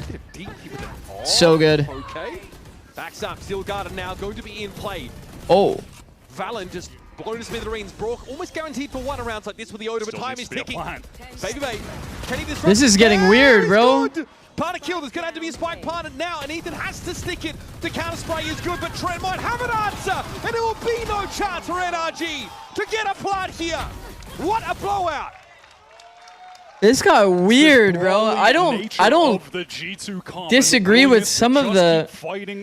I don't disagree with some of the stuff, but like the pump fake is great. They need to like walk out together, get the KJ ult down. Man, that got weird quick. They even got this kill, by the way, to make this a 5v4. Baby Bay hard sent it. Trent gets 2 spam kills from Pit. They hold back sight. They're in there fighting. The spam is ridiculous. Come on! Brooke? Shit, maybe it's worth it to just KJ ult in main. That was awkward as shit. But by the way, okay, detail-wise, by the way, the reason why this round doesn't work is because this dart timing, while it kills Valen, it's not during the plant timer. The dart needs to happen, a dart or a molly needs to come on this plant timer, or they're cooked here. They need to deny this dugout control during the plant timer. 5 through street? Okay, good luck, guys. Dangerous somehow to get off the line. 5 through street, good luck. Doesn't have to worry about the B main push. But now this lockdown is in an awkward spot. He will simply need to leave the site. Yeah, both him and Valen out of They actually got max win here. Nobody went through B main. Divide also. Gotta be committed by This is a heavy commit though for the situation where NRG have to fight really for the eco round, bro. From Valen, and they need to fight in front of it. But because they do, they're susceptible to getting Nightfall. Nightfall. Just so many players. It's 4. Oh my god. Perfect scenario here for G2. The Nightfall catch is good. The decay is going to work and pay dividends. As Valen simply burns 3 down in Mata with the wrong weapon for the job. Will have to slowly amble his way down into a situation he knows is, well, as the kids say. How has he done that? That is G2 just putting NRG in an unwinnable situation. How has he killed Leaf? Bro, if I'm Leaf, I'm actually alt F4ing. Again, it's like, which do you choose? It's kind of like the reckoning high tide Me? conundrum on Breeze. It's like, all right, well, if you play back, there's an Astral Wall. Like, Leaf's the guy that's sticking the bomb. Why push their own wall? Because they're on Stingers, and they were going to get isolated. Like, they were going to get picked from Street. They didn't have Street control, so they're just trying to look for, like, something to catch them off guard. Ends up being the wrong play. But, I mean, they have Stingers, is what it is. I'm going to favor the team that also has a Phoenix that's just going to be running in, pop flashing. Valen got a 3K off that. You close. Yeah, I mean, again, you have the ability to refire into that space with the Phoenix when they're all decayed down, deafened. It feels like it's all too easy for G2. And then NRG feel pressure. Second timeout, by the way. It's awkward. The wall is still Second up. timeout. Is just collecting free kill after free kill. No, I'm not superstitious. NRG wishing they had a flash right there for the Astral Wall, for sure. I mean, they are now ahead 7-2, and their opponents are calling it time. Opponents are calling it. I think this is a one map that NRG is still kind of like a bit lost on their identity. I don't think this is like necessarily bad for their identity, by the way, but like Kiko seems to be such a pivotal like X factor for that team that like, bro, having him stuck on KJ playing info role is like kind of like, yeah. In NRG, their attempts to get in onto A, frankly, they've just been spammed down trying to plant Spike. Yeah, spam down trying to plant. They're not able to get into backside because G2 are right there fighting. NRG 100% changes pro comp for London. What is the You already know what's going to happen, right? They're just going to minus Neon plus Waylay and play this comp again. I can already see the world, bro. He has to go silent. No, but I think double duelist would be good for them for sure. But is there enough for G2 to discount the main push? I think double duelist with Kiko back on Phoenix would also be great, man. Like, Kiko's shown that he's been so high impact on the Phoenix. Mata is caught in the corner. Volley, oh my god, just sidesteps him, but he'll run it back. Freeze kill of all time for Leaf. He knew exactly where Mata was going to be. Man, we're back into the A&A. NRG, what would you like to do now? When you see a team go A&A, like, you just know they're back into desperate times. You've lost the player. No map control elsewhere. Needs to be a full re-clear. Wow, that's one way to do it. Ethan just collapsed jaw on that angle. And suddenly Is Kiko up? I think he was hopping on Breeze, right? Open, but it is shot? Alan who has just been the best Wow. anchor in the server. 1-for-1. NRG Scuba's a little wide there, for sure. We just thought he might have had a timing, but in a 1v3, the best you can hope for is probably a trade. Okay, 3v3. Okay, so in the post plant here, there is an Armageddon at play for NRG. And they're going to play two. The thing is, Brock, I think, is not going to expect this timing, man. Could be an issue, but you can already see that it's being looked towards by Brock. Armageddon used. That ult is just not very good. So that is definitely going to delay. Oh, that's It does delay, yeah. Pretty nice. Yeah, He actually did expect the timing. Fully isolated. And now it is Trent alone running in. That's a ridiculous first kill, but Ethan Come on, is right Zero there to Sleep, I'm clean it cooked. up. Oh, Around shit. where we're seeing some good Taeho value. It's just NRG deciding to make this extremely Feel that? quick pivot back street into B. What? Like, what is They it? go for a lot Why on is he this so map. ready for that They angle? do love to go for the really fast, heavy. Jaw's on heavy such a weird run angle there. down street towards B after the A pressure. And G2 are especially reluctant, even if there's some noise made at the other side, to actually just pivot over there. They do not like to It's over-rotate. an Ethan round for real, though. The kill on He takes one step to the left really under the staircase at mid-window. Still 4 And rounds just in and only 2 left in the half. kills him on the crack. G2 rich enough, of course. What the the? Odin and Op are still going to be a fixture of their For arsenal. Zubel? Yeah. Using that Taeho utility to try to get Mata right into connector. This time, the difference is Ethan follows it up with the spike. Energy hasn't looked great on defense on this map, though, is probably the biggest issue. And this drone all the way down. Like, double drone is supposed to be better on attack. They're going to have a lot of, like, spam potential, though, toward A. Timing taken in towards connector. And the set B retakes, Exodia ult round. Like, they definitely have win cons for their defense, but made this decision to get all of the space up towards B main, though. An important moment in the round will be the interaction between him and Brock. If NRG do decide to go for this full B split, which it definitely seems like they're going to do after the noise. I mean, that's insane, by the way, by Baby Bay. The line. Oh, that's huge! Round-winning kill from Jaw. It is, now, yeah. NRG have to get into the site and worry about a bunch of different angles. NRG's fucked in this round. They have no A main control. 4 people through mid. Now back through connector. Trent is getting all of the audio cues playing in spawn. Oh my god. Oh my god. Oh my god, I'm freaking out. He's trying to find an edge. Staying alive, I think, is the most important part. And when Trent might be able to walk away, the line's covered. Valen and Lee. That is beautifully picked up by the captain. And that'll do it. It's all on Mata now. The 1 versus 3 at 20 health. And a blaze wall in his way, which gives him more than just a tickle.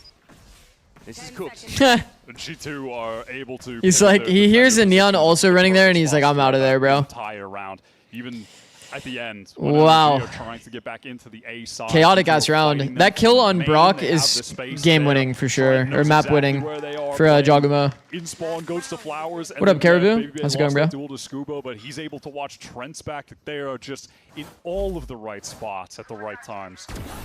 I mean, yeah. This is what I was talking about before. Like, the mains control on Pearl matters so much. If you're a defensive team and you're not playing for mains control, I feel like you're kind of like trolling. Valen and Leaf to get into A main. Just a great little call from the two of them.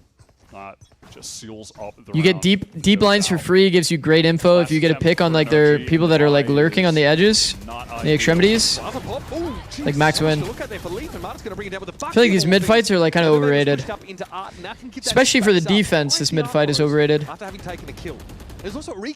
Putting like 1 round pressure early in the half to like show that you will fight mid often makes people add util early. I think that's like good enough. Drone covers so much ground. G2 not really showing anything mid, and then on last round showing that they want to fight mid, I think is also like kind of okay.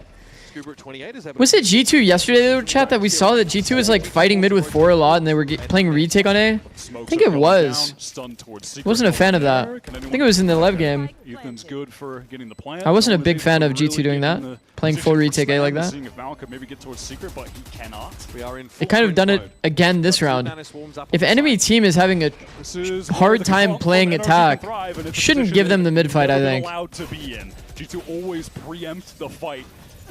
Gives them a way out. Just keep playing what's working. Salvo might just rotate back up soon.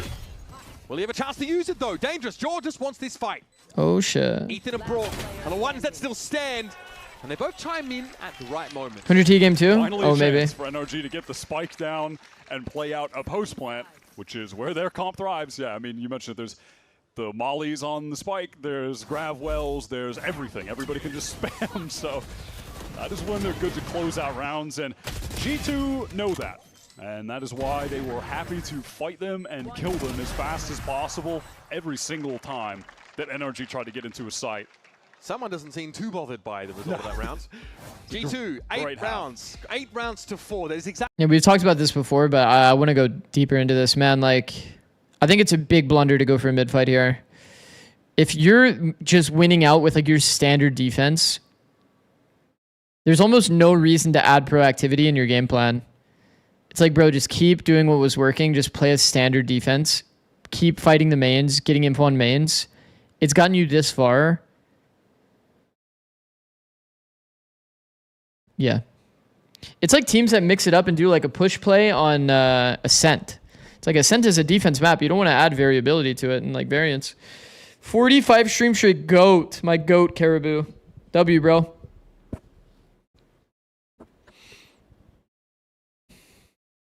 What'd you say? There's another game tomorrow, or is it or another game after? Is it tomorrow? It's tomorrow, yeah. Grand Finals. Grand Finals is tomorrow. Also, guys, if you weren't here earlier, I will be streaming this game. I'm gonna stream this game. Do you guys think I should stream one of these games? I think the uppers matches are the ones that are streamed. I want to stream the EWC quals because nobody else is, so yeah. I might stream this match, Nongshim versus Global Esports, and then I'll stream Fnatic versus KC.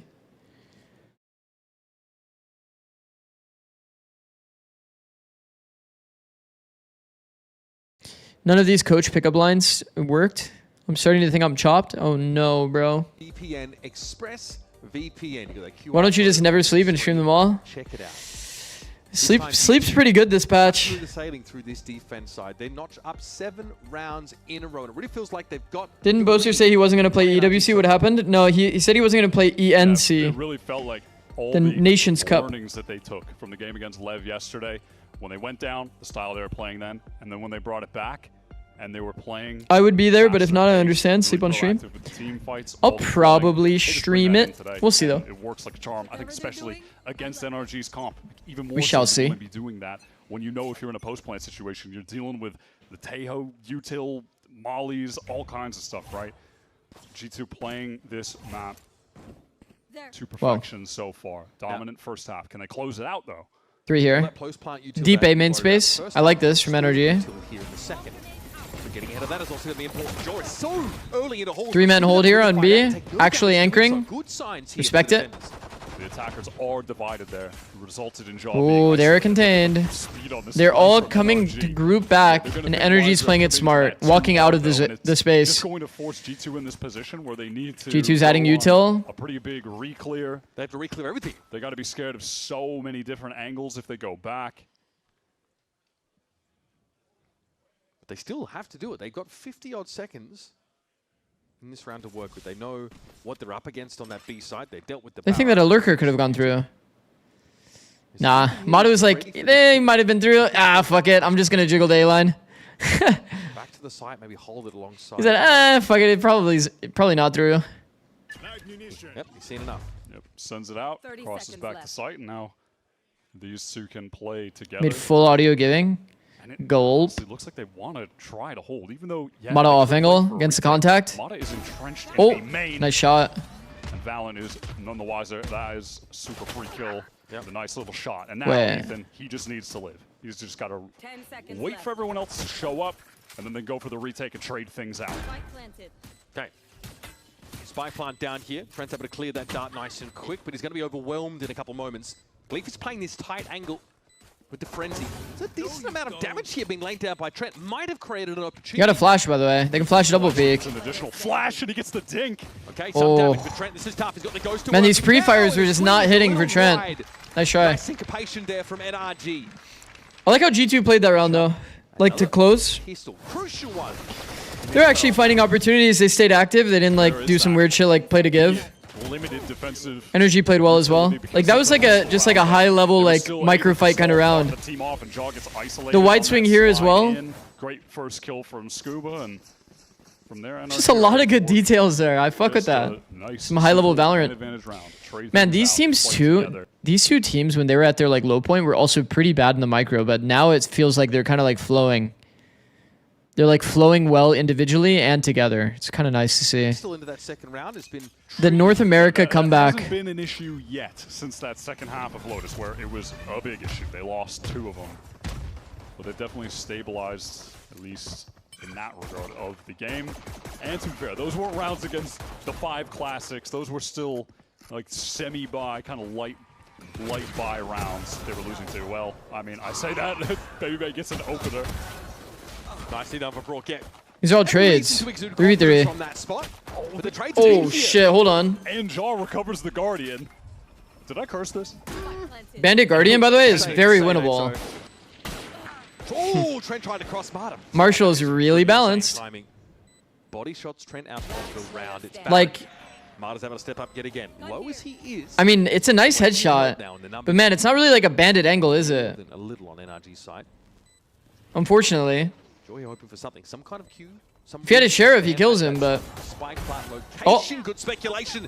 Scuba's picked up, there's going to be another tap, but Jaw has to expose himself. Oh! This line is nuts! Marta is low, 1 shot to Jaw. Both of them, in fact, barely clinging on to life. Marta tries to outfox and finds the connection. He has it. Man, have Man, enough time to stick the defuse. the Marshall carries another eco round. Slide 1 tap. Woo! Hey man, Thank goodness they had a Marshall, bro. That's it. Just the clip ends there, and just trust that we got the last one. Chad, this is why we buy Marshall. This is why we buy Marshall. This is why we buy Marshall. Bro, that is a scary-ass round. Credit to Mata, though. He gets Very the good neon free mechanics. Did you see how he held slide? Save the round. We got it, boys. We got it. Hey, we got it. I think last map in the same situation, they flawless on that round. Are you talking about Jaw? I liked Jaw's slide timing, if that's what you're talking about. He held slide for when the smoke is fading. Oh, yeah. I like that a lot. That was sick by Jaw. Jaw gets hell of a lot done, even in the round loss. The timing was fucking sick. Love that. And now for G2, it's a pretty slow start, and the expectation is that NRG would push up into... He's like sliding out of the angle, ISOing a fight. That's like so fucking high level, bro. It's very cool. As a unit, NRG are trending across the map, maybe thinking about that art fight. They've got no info about Plaza until now. So this stealth drone seeing absolutely nothing should inform their movements. And maybe, yeah, make them consider getting some presence established back on B. Yeah, we don't like this angle, though. We don't like this angle. G2 have no willingness to play fast into this round. We don't like this angle, chat. Trap, just... It's so often you get peeked on the high side, and also the wall's like kind of bangable, so you just kind of like die. Their own G2 pace.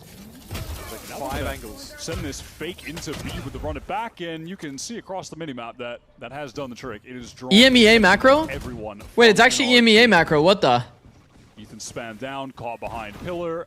Wait, it's actually EMEA macro.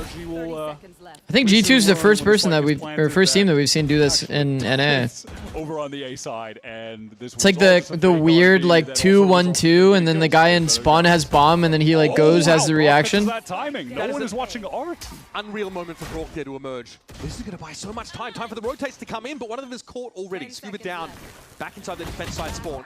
And Brock trying to get out there onto the side. It's kind of interesting. Stop the plant this time. Interesting round. Suffice to say, the plant location has changed.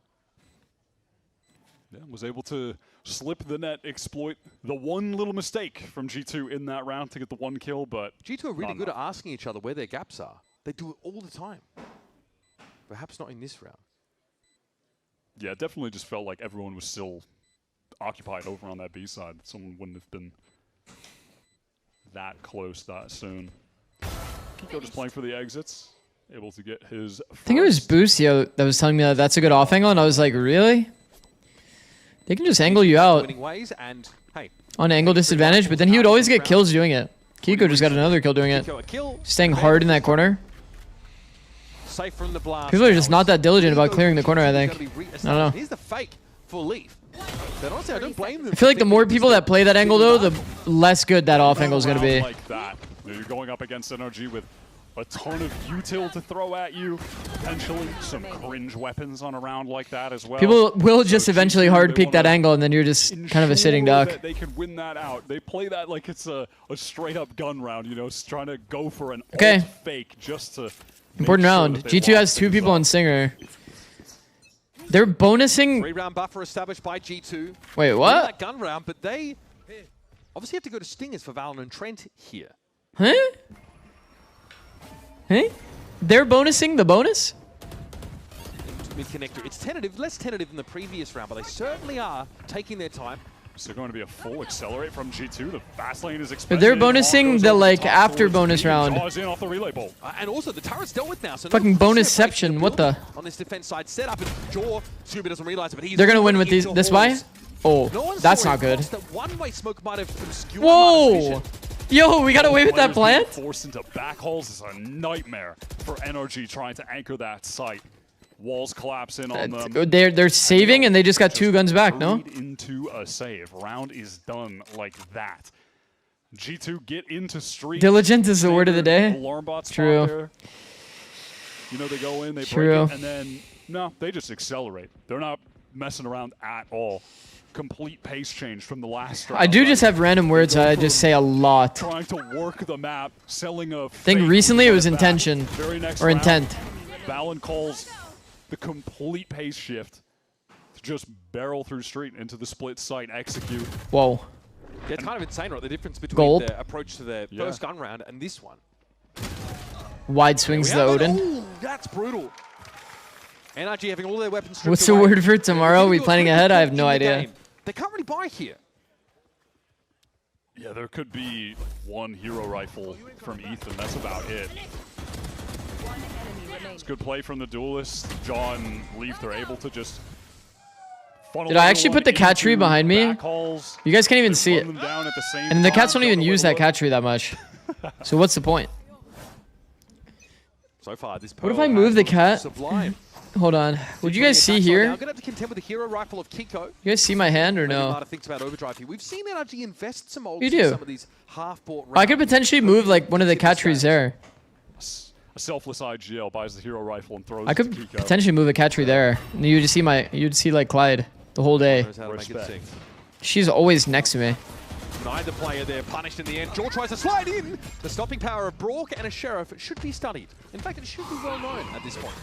Well, they get out the ult from Mata, they know where he's at, and that is enough reason for G2 to pump the brakes and wait for the overdrive to expire. This lurk from Baby Bay. I guess I could like technically move my desk to the left, create some more room, and then boom. For NRG for this, and now they're basically re-clearing everything in the middle of the map. Look at how slowly Wait.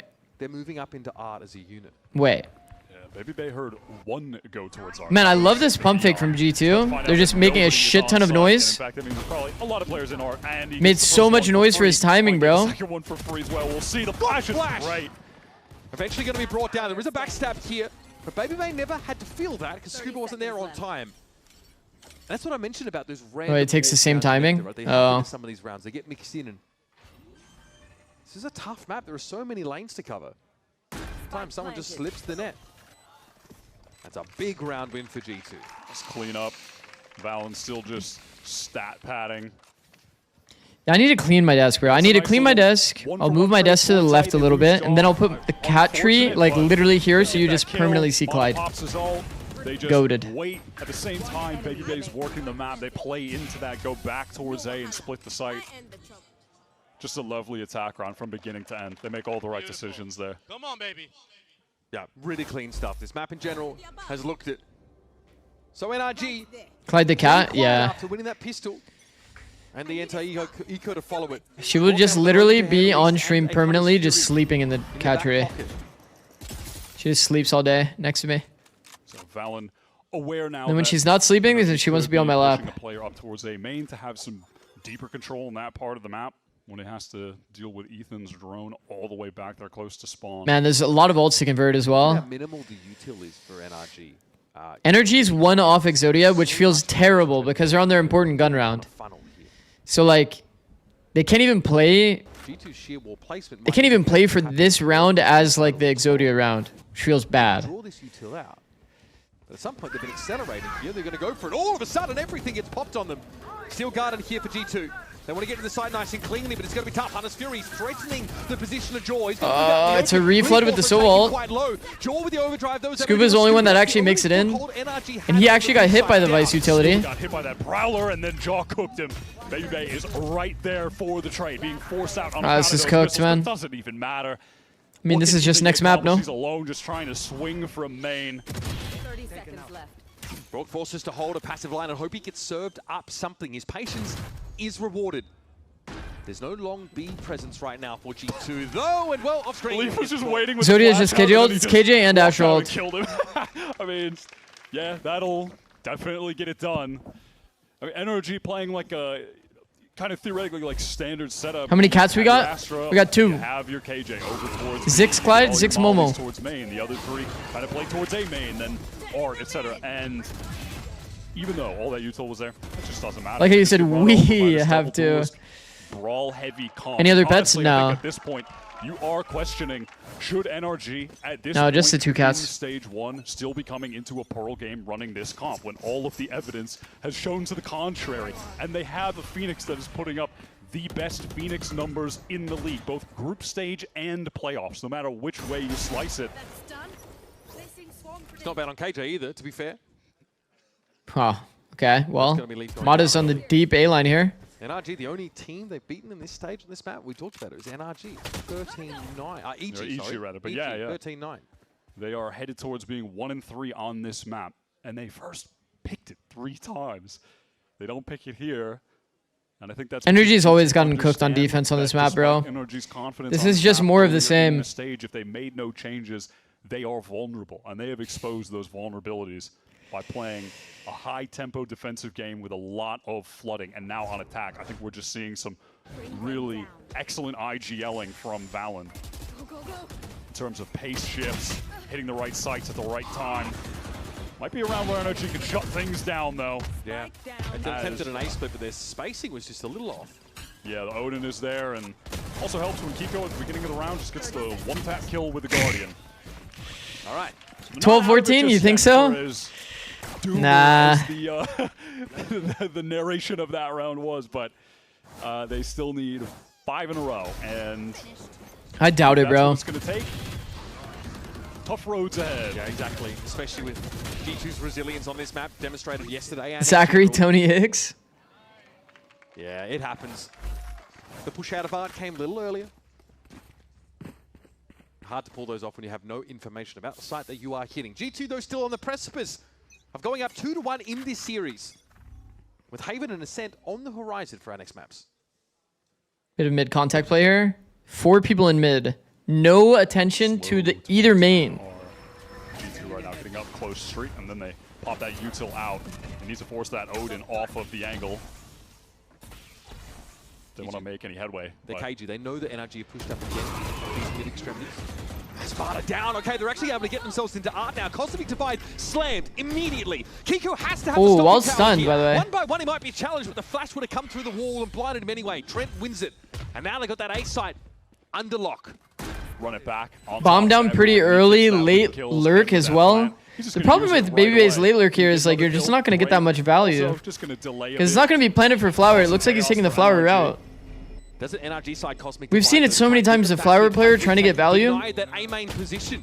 Ethan fighting through the masonry. Thinks about the wall bang here, but Valen's going to get involved now. Ethan's got to act quickly. He does down Trent. They stalled enough time though. Well done. And a backstab is good. Red G2 look like night and day. They stalled enough time. Phoenix Salt played a big factor. Trent staying alive in pit played a big factor. Like you have to stall so long for that player to be able to get value in the round. To shift for them moving forward, but that's moving forward. Today, it's just resulting. Unk is actually so good. I completely agree. By the way, Babybay has been like.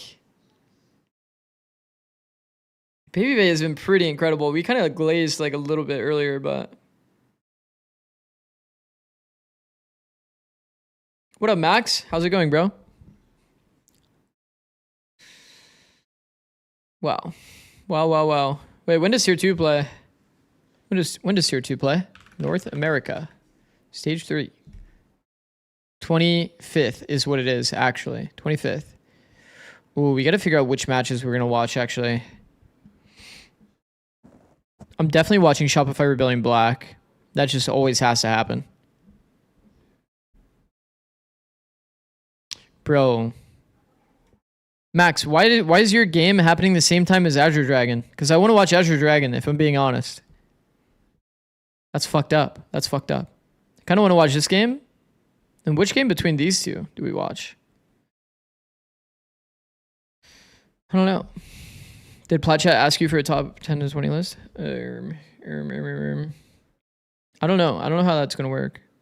And I don't want to click on this link because if I click on the link and it pops up on my main monitor, actually I can copy paste it on my second monitor.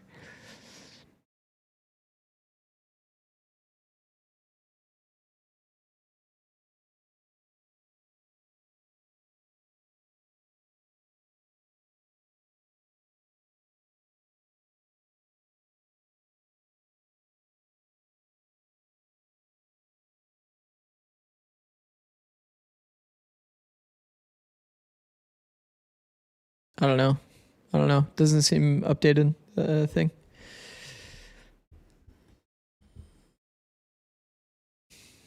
Isn't it crazy too, by the way? Okay, like, I was thinking about this. These matches are just now happening, these qualifiers, okay? 30th, 31st. Wait. What? Why does it say 30th, 31st? What the? 22, 23, okay? 24, 30, okay?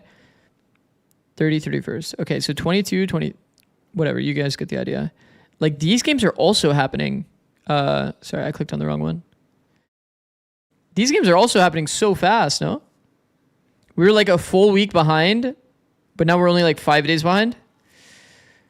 Like, the turnaround for these teams is happening like very fast.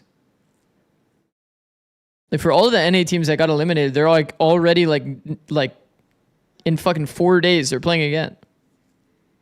Like 100 Thieves doesn't have that much time to like reset. They're probably doing like one off day today and then they're like playing again literally in 4 days.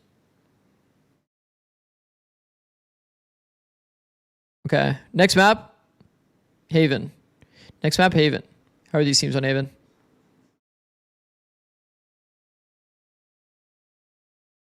I think we looked at this earlier. Chamber. Cypher. NRG did bop Crew. G2 bopped Envy, but like, you know, like this is Crew. This is Crew. So we'll see. Back at VCT America's Block Party for some player versus One, player. dude, one smoke we still haven't seen yet, but I really want to see. Once again. I think, wait, G2 is playing. Or Neon?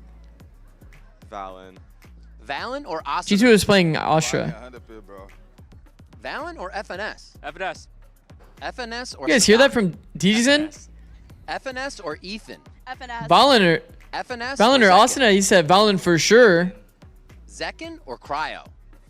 I think Zekken. Zekken or Tens? Tens. Tens or Sasi? Tens. Tens or Mata? Tens.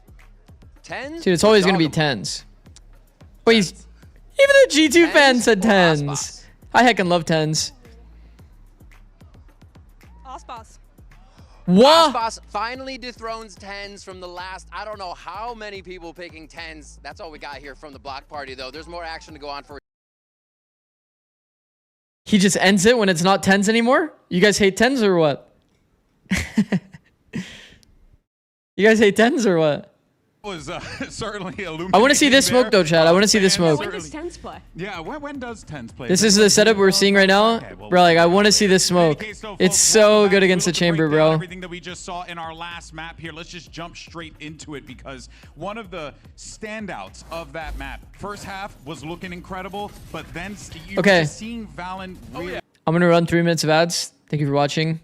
If you want to dodge ads, Twitch Prime helps you dodge ads. Thank you so much for watching. The calling from Ethan, there were a lot of rounds in the first half where they waited for the last second to come into a site, and Valen's anchoring was immaculate. Whether he was the sole anchor or he was getting called in to that side, every single time he was coming up with 2 or 3 kills. Yeah, Valen was incredible. Hecking love Rivington. Rivington is my goat, bro. This map. They were very often just full giving up mid control and When I was in LCS, like, space, and instead choosing to very heavily 12 years ago, bunker on Rivington was there. around Valen primarily as that anchor, with normally Jaw being the guy to push you on. It's crazy he's still doing it, bro. These flanks, and I think that's such a good approach. Let NRG use that double initiator util to clear into mid, to waste all their time there, and then just have great approaches. Back in my day, spamming through yeah. the smokes, how you're hard anchoring and just denying them. Grandpa, from yeah. getting the plant down, Yeah. where their comp thrives. And it's been a staple of this series, I think, as well. Even you think back on Lotus to start it off, there were multiple rounds where NRG lose it out because of good anchoring or last-second heroics to stop the spike from getting planted down. This is something that NRG need to figure out in these late moments, actually cracking the code against G2's anchoring. Yeah, it truly did feel like what we were seeing from G2 was a team that You're was still young and hip and with it. For sure. Just look at you hit the 6-7. Thank you, Square. Thank you, Square. W comment from the W mod. Great illustration of why he's such a Young with quotes? Wait, what you mean? He's got the dog. He's ready to go. Yeah, you What you can't mean? just sit back on sites unless you have a threat elsewhere. I'm hella that's young. Forcing your opponent to use util. And Jaw was the threat the entire time. This guy looked absolutely excellent. And to me, it's just so insane. Hip, how more like hip consistently replacement. You'll watch Jaw Oh. in a regular season, in a match it doesn't matter less. Oh, this is the round. And be like, okay. Little And then 1v3? the second the stakes are Oh, high, he almost and did it's it, bro. lower He actually card, almost did it, bro. elimination is on the line. He is always absolutely excellent. Yeah. And this game, no exception on Pearl. He completely turned it on, especially going into the second half. The actual execs into the sites, out from Jogmo, always coming away with first kills. Just beautiful work from him. Yeah, no, really well done. I mean, you look at the stats there. You're getting that crazy output from Valen, and then you're also getting that crazy output from Jogamo. Makes sense why the scoreline was what it was. It certainly does. And I think that we really saw the value of just Good playing comment. the That was, double yeah, that duels was actually a good and comment. I into the won't meta lie. on this map, because the work not only Jaw was doing, but also having Leaf to back him up, the impact from those flashes, from being able to cycle the ults a lot on the attack side, felt really high to me. Can we put that in the Hall of from Fame? G2. So NRG, I think, getting a little exposed here with a map weaker in there. I have to like put the whole like. EO5, still more Hold fun on. to play as we head towards strengths. That's right. There's strengths Haven. That's coming up. Okay. Next, right? Yeah, we can do that. We can do that. We got That is a good comment. here where NRG I haven't put one in there in a while. Or else that's it. They're done. Their run is going to be done here at playoffs. G2 would get that opportunity for the run back against Leviathan. That's what's at stake here. But for NRG, this is such a huge chance for them to really restabilize themselves. Because Ever since I diffed the 6 in the DM, it's gone to my head. Oh, Yeah, fuck. and they've never beaten G2 in a best of 5, and they've never been able to win a trophy here on American soil. That's what's at stake. You're even having the shot to do that in tomorrow. Yeah, big opportunity here, of course, for NRG to try and force that map 5. But, of course, for G2 Esports, they get this win here. They lock in their spot. They're punching their ticket to fight for a trophy in the finals. But let's actually set up Haven a little bit more, shall we? We got Sideshow standing by in the back. He's going to break things down and really set the tone for what we should be expecting on Haven. As Golden Boy has told you, NRG really desperately need this map victory on Haven. And if you think about the big strengths of NRG, who's a player that comes to mind? It's Brock with his Odin. Brock's Odin is an absolute nightmare to get past at the best of times. You think about what he's going to be going up with here. I think what's critical is this new spam line that he's found. On the attack side, he's going to be able to get this line all the way down A-Long. So you see here, as NRG are taking A-Long control, they've got this spam line that goes all the way down, and here's Brock doing it on the other side on defense. So this spam damage stops you as a defender from jiggle So fire. at the same spot that Brock is playing. Zix, how do I find a wife? You're putting damage into A lobby from a different angle. You can still wallbang from the B connector, by the way, through that door frame, but you can now apply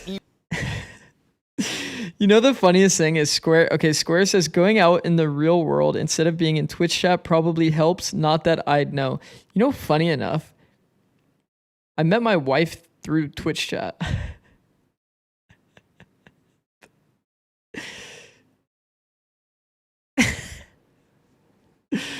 That is so funny. B connector. It just adds more areas of the map where G2 have to be really cautious on their attack sides. So funny. He said, never mind, you're doing the right thing, just patience, a king. really critical player for G2 to think about as they move forward. NRG have only had to show this map 2 times so far. They've looked absolutely clinical every single time. That is so funny, bro. As you can see, NRG needed. I mean, TLDR, she was streaming. I watched her stream. I clicked the follow button. Didn't know that she had the noties on. And then somebody recognized me. And then she was also playing with my friends. And then, like, you know what I mean? And then, like, we all started playing together. She was already playing with my friends. So I was like, fuck it, we can all just play. And then, yeah, snowball. All right, just so you know. But, like, technically speaking, through Twitch. Kind of funny.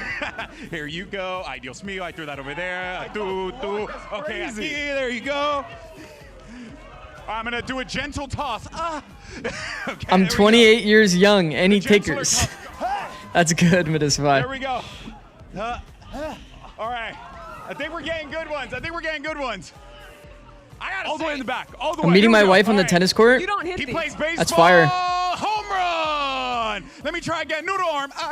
Oh, never mind. Okay, I'm so sorry. I used to play football in high school, but my arm went away. Jesus Christ, Going all Siege. the way downtown. I don't know if that's exactly the method, but No steam on him. It's not me. that's certainly like a takeaway, I guess. And we're just going to let him rub my ball head, and then I'm going to give him the thing. You're going to what? That's what he asked earlier. He wanted to rub my ball head. Here you go, Papa. Go for it. Who's ready for some action? Casters, take it away. If it works for me, it can work for you guys, chat. Good luck. Good luck. Which Golden Boy was my wife? Bro, honestly, Golden Boy is W-Mans.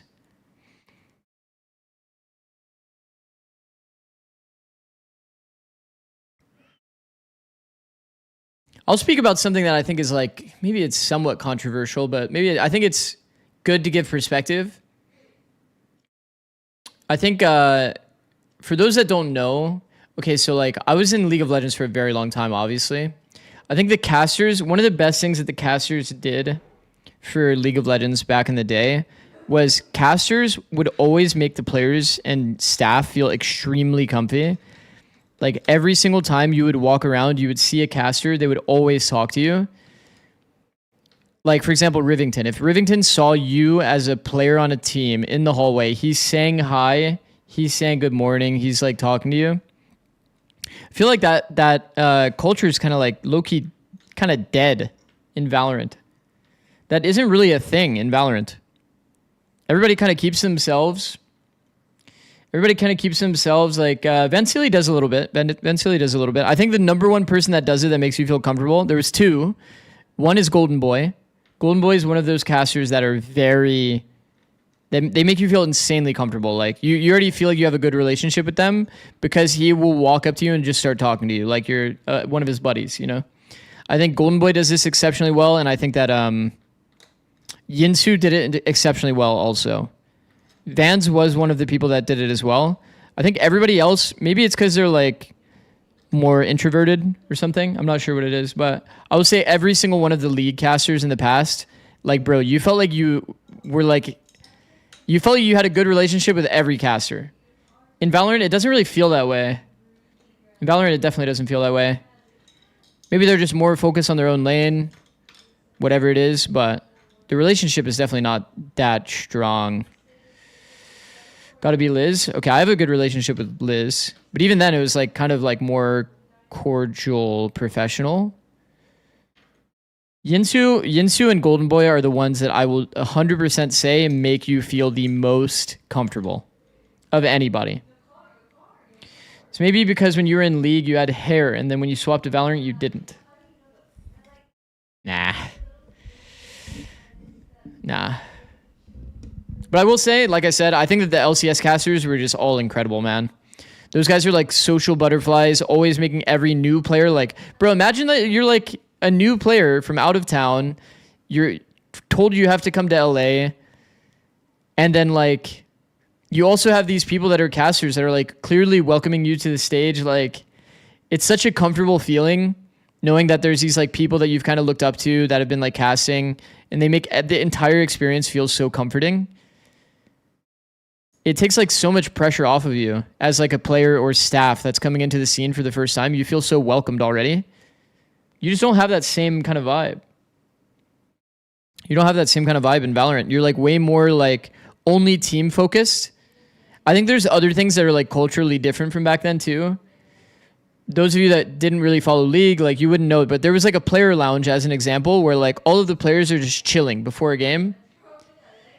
Like it wouldn't feel so inclusive of like there's like just 5 people like sitting in a room together like warming up. There would be a lot of times where people are just chilling in the player lounge chatting before a game.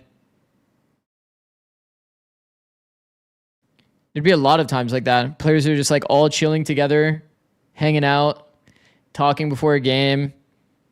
Obviously, like Valorant's a little different. Warming up matters like a bit more than League of Legends. League of Legends is like not really like a warm-up game. It's like a visualization game mostly. Maybe you'd do like a little bit of warm-up, but it wouldn't be too much. They ain't even an agent select. Yeah, I mean, the halftime took like a fucking while, or like the between map break took like a long time. I think for after map 3 is usually when they do a longer break. Yeah, the timer did run out. I think they do a longer break after map 3. There's no change anyway in comp. Show vibes. Who's your favorite player to watch? Favorite player to watch? Bro, it used to be Meteor, but I haven't been watching Meteor that much. And then apparently the Meteor files came out, so that's not good. You can already know how that one kind of turned out. So who's my favorite player to watch now?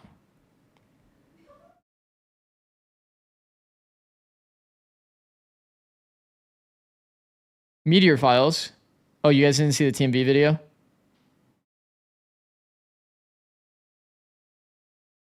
Oh, you guys probably thought that was like a bad kind of files. Wait. Okay, well that's bad. No, it's a TMV video. It's just like Meteor had like an entire half where he's just like absolutely turbo griefing. Okay, sorry. It was like a decision-making video. Like he just had like crazy bad decision-making. He was like inting. Yeah, the video is called the Meteor Files, which is why. But anyway. Bro, who is my favorite player to watch now? Who's my favorite player to watch? I actually don't know. Maybe some good Neon players. Like, the ones that come into my mind are like Spike, Kayak. Those are two that immediately jump into my mind. Kiko's been fucking insane to watch. I don't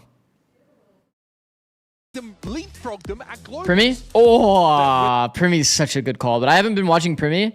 But man, like with the few matches that I have watched Primi play, he's been like so lights out that it's like fucked up.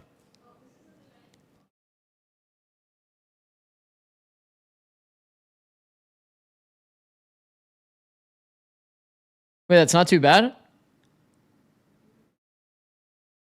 Wait, what is he saying that to? Wait, that's not too bad. What does he mean by that? Challengers years ago, then they already made the league, had more opportunities, and yet NRG lift that trophy, but they haven't. Why do you say that? Wait, that's them. not too bad. What is he saying? Into a championship. Can they take this Haven map, their own pick? Baby Bay is trying. Wait, was your stats on there? With that opening kill. Hold on, let me check the stats real quick. This is just a map where he gets to shine. It's a map where he gets to op a lot. Wait, you're on there. Wait, Sean, how are you 1.08 on the stats? What Leaf can do in a lot of these like post-plant scenarios as well. Wait, what? Nerdy Blaze Wall lineups. He often this guy cheating? Aggressively out of garage. Bro, how is Sean still laser focused on stats? He said, don't worry about the context. It's obvi. Trent, though, exchanges pleasantries with him at lane. But those ghost shots ring out and out. Wow, that's actually annoying. When he looks down on you in the Cypher cage. Over NRG as they try to make their way through the Cyber cage. Wow. Lit by the recon, and Baby Bay eventually will be thwarted, but there's more. There's always more with G2. Brock is always deadly with the Sheriff on a pistol round, but Valen in form shuts him out of the round. Flash is great from Kiko. Again, that's what he loves to do in these mid-rounds. Flash himself into these engagements, and now that he's finally run out of util. He's holding? Oh my god. Trent is in danger and has no idea where the Phoenix could be headed without making noise. Kiko's able to get onto the C side. On HP, but he is the clutch. Don't walk garage. For G2. Trent actually has. Okay, the problem is like he's on 40 HP versus Sheriff. Horn at least can let him get onto the side. He's thinking twice about it though. Trent is the clutch. So Trent throws that eye, then re-clears the garage walk timing so that he doesn't get timing on his back. And now he's just reading long. It's just, I mean, okay, sure. But this is like still impossible, by the way. Here's the tap. Kiko on the swing. Come on, please. Okay. Nerves of steel there. Eventually, Kiko. It's just still impossible. Boots him out the server. What do you mean, how am I 1.08? That's surprising. Situation for Trent. Sean, I mean absolutely no flame by this, but you literally had like 10 and like 38 or something. Like, how the fuck are you 1.08? How hard were you frying in the other matches? No offense. As well, so. He's everywhere, bro. He was in A main. Like rattling the cage with Trent earlier, then he's in the B side, then he obviously went over. Like how does he even do that? Unsubbing. Active, so impactful. NRG. I said no offense though. I said no offense. I said no offense. That means you can't take offense. He's in the hands of Kiko. He's already got 3 orbs, and they'd love to be able to get that run it back. I'm not even saying anything bad. I just said a fact. Obviously, as with G2. I'm just saying a fact. For that, leave Phoenix orb early. I'm just surprised that like you must have like absolutely farmed. So NRG see this coming long before it happens. That means it's an easy accelerate onto the B site now, and they will hunker down. Also, you're dodging. No offense. I didn't even say that. No offense, but fuck you, Tony. See, that's fine. You said no offense. I won't take offense. Here to make things a bit more complicated, Scuba does get the hot foot himself. Here comes G2. Well, that's actually so annoying. Holy shit, that fight was annoying. Kiko though here, trying to be careful, trying to slice the pie if he can. He goes low. Oh my god. Oh my god. Clean him up. Marta dives in though. He's got the down to the wire here. Well apportioned for this task, and the paranoia makes it impossible for Trent.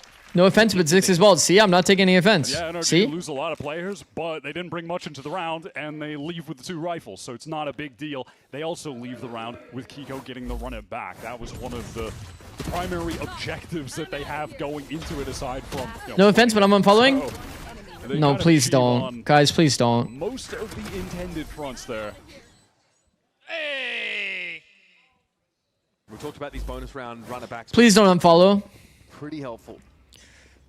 We have seen a NRG really has been solid so game on so top far of this, from bro. Jaw on the Neon This last buy round. has He been was consistent great. on third round. Already off to a hot start despite the rounds going. NRG Almost always with basically a full buy for NRG on third round. Basically all Whoa! My God. Even he can't. Oh! That is gross. No offense, but 40 billion stream streak. Go, bro. Thank you, bro. We'll try and hold a position here. Kiko going to be Thank you, stunned as Styled. he tries to get in. It's run it back, of course. This is all free real estate. It'll be sent packing pretty darn fast. Uh-oh. It's Leaf Ow. who has Ooh. another early exit from the round. Molly Force fell on. I didn't even know there was an Odin skin of this. The spam line, oh my God, that was just inches away. But the gap in the wall exposes Scuba and gives Jaw the free kill so he can get into this site. Try to support Valen, who's playing. He doesn't know what players through, by the way. Work together, but Oh my God, he still killed one anyway. Okay, goes for it, but it's even numbers. This is G2, obviously their first buy on in. Spike that was loose here over towards Garage, picked up by Kiko, flashed to ward Trent away. I can't believe they went for that aggro play. Can Baby Bay save this round? He's just so sharp. Baby Bay. Hit him on the chamber, and he's going to make some magic happen. No! Surely not. Wow. He was blinded. Trent barely gets away with that. That is a scrappy as hell Baby G2 Bay. round, but they're able to pull it barely across the finish line. Trent is in a 1v1 That's there. If he goes insane. down, Baby Bay was That flame wall is such a scam. We have seen that so often, by the way. actually gross. You guys remember yesterday, NRG? Even hit, look at it. Cryo Bro.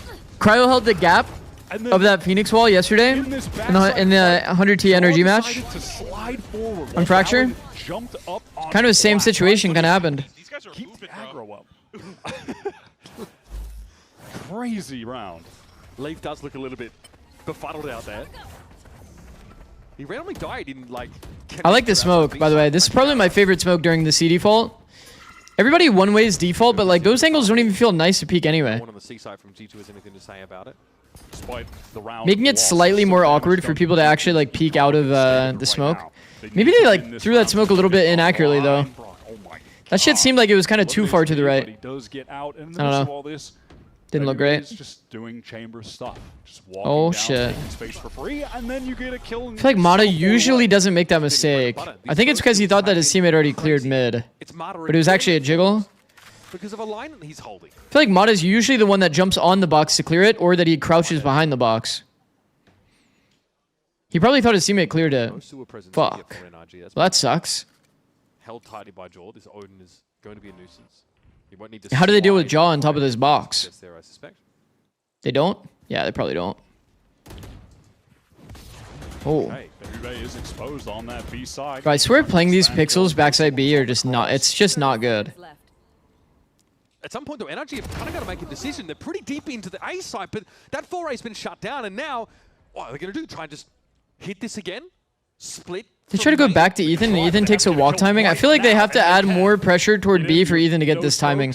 Ethan went down, lurking in. Round is just over. Even if they're just showing bodies, That's Jaw just getting exploratory there, saying, I don't want to sit and wait for the game. they have to come me. pump. If They have to are gonna try and pump split, more. I can get ahead of this. It's an important round for G2. Where do you rank Neon among all the players in They Masters? certainly found themselves some footing, and he's got to get his frag. Neon got He's in nerfed. the game. That is free. Nah, I don't know. I mean, I think he's very, very good. Multiple places, they get that nice pick onto B. Eventually, I'm excited to see how it changes their team dynamic though. Like he'll probably be on more Jet, right? Good one, thank you. To get the free space in the site, but Enough fence sitting. Being accounted for by Jaw in an unexpected position. To be fair, You know the funniest thing is like when I'm coaching by the way, I'm like the least fence sit person ever. But like I just recognize how random this fucking game is. So it's like it doesn't benefit you to not fence sit. Round goes, these next two go wrong for NRG. It might be in order. You know how random this game is? Trying to predict, it's like I'm just lying to you. Josh If I'm not fence sitting, I'm just lying to you probably. Just to try to stifle the players that are getting through A main. This game is so random. Again, it's a new spot for Baby Bay. This time though, he's got to make a correction. Wall has to be used just to get Mata out safely. Still, NRG getting to enter the mid round without having taken any. You can ask any of my players though. When I'm coaching, it's like, trust me, I have strong opinions. And they will know my strong opinions. Jordan almost still a nuisance, still at large. Is A-side pretty heavily stacked, comparatively speaking? Can play off his flash here from Leaf, come straight away. Got to watch out for relay bomb. He's going to molly things up, but the pressure's going to come from the other side of the site. Jaw's got to go busy. And all of NRG are waiting for him there. A lot of stun util affecting G2's ability to hold this side down, and they're down to Leaf and Valen. The former is already pinged out. Leaf sends in the run it back, but it's a There's little bit no too way late. Valen gets this kill back. A lot of HP to the Molly. The pressure is keeping NRG from planting, but eventually they're able to stabilize. Wow, Kiko is so snappy, bro. Find that connection. There was a chance there. No one was actually watching the connector push. Kiko had to cover both those angles at once. I think all your players left when you offended them? True. Takes care of Valen. That's okay. The G2 were positioned pretty well for the exit to come in. They had 3 players here, but Trent loses that duel on the swing, and Leaf had a counter flash ready. He throws it out, but he got flashed himself, I believe. Something connected onto him. He wasn't able to swing out. So first, then stun. He just has to molly and wait, and at that point, Kiko's so mechanically insane. Like, I can't believe on Pearl we're still not playing with this guy on Phoenix. So, despite being set up for that, Do we hate winning? Come away with the kills on the exec anyhow. If you want to play, let's play. No, I'm just playing. We don't really know what happens in their scrim, so maybe they just always dominate on that Pearl comp and scrims. Info, perhaps onto the side. Kiko very, very low already, slowed up, and he's in run it back here. Here's a Hunter's Fury. Draw thing spotted him right out. Double use just to play retake anyway. 80 damage. Semi-speculatively, just based on the run it back, forcing the players out of the site into the spawn. Felt like he had a good chance for a connection. Doesn't find it. Here comes the full-on retake. Overdrive in the front. Yep. Oh, nice haunt there. That's going to reveal some players up on this site. Ethan goes down first. And there's Jaw with the swing. They're not ready for it. He is low. NRG's not playing for any team fight at all. Takes Marta out of the picture. Now there's no real close. There's all left to site. Everybody got picked. Post-plant, but the Odin sprams down Jaw before he gets there. There's the defuse. I agree, but I respect when people acknowledge what makes the game random balanced in its current state when saying their opinion. I guess you have more to lose. Oh, well, like, if you're telling me to predict, like, 2 teams, then I can generally give you, like, a good understanding of, like, what I'm thinking. But if it's, like, how will this player rank against other players at a tournament, it's, like, there's so many variables. In excellent form right now. Can't give you, like, a fully formed answer in, from Jaw when they need him in, like, a minute, you know? It's like Neon is currently playing Chamber. That's probably not going to change unless they swap him to Jet. If he's on Jet, maybe that changes the dynamic. He'll be more forced to hard entry rather than like playing this like chill passive role. They swap to like Jet Phoenix kind of stuff and get rid of Neon, then changes a lot of the variables. If Lev does poorly, then they're not going to have like good enough team performance to enable his individual performance.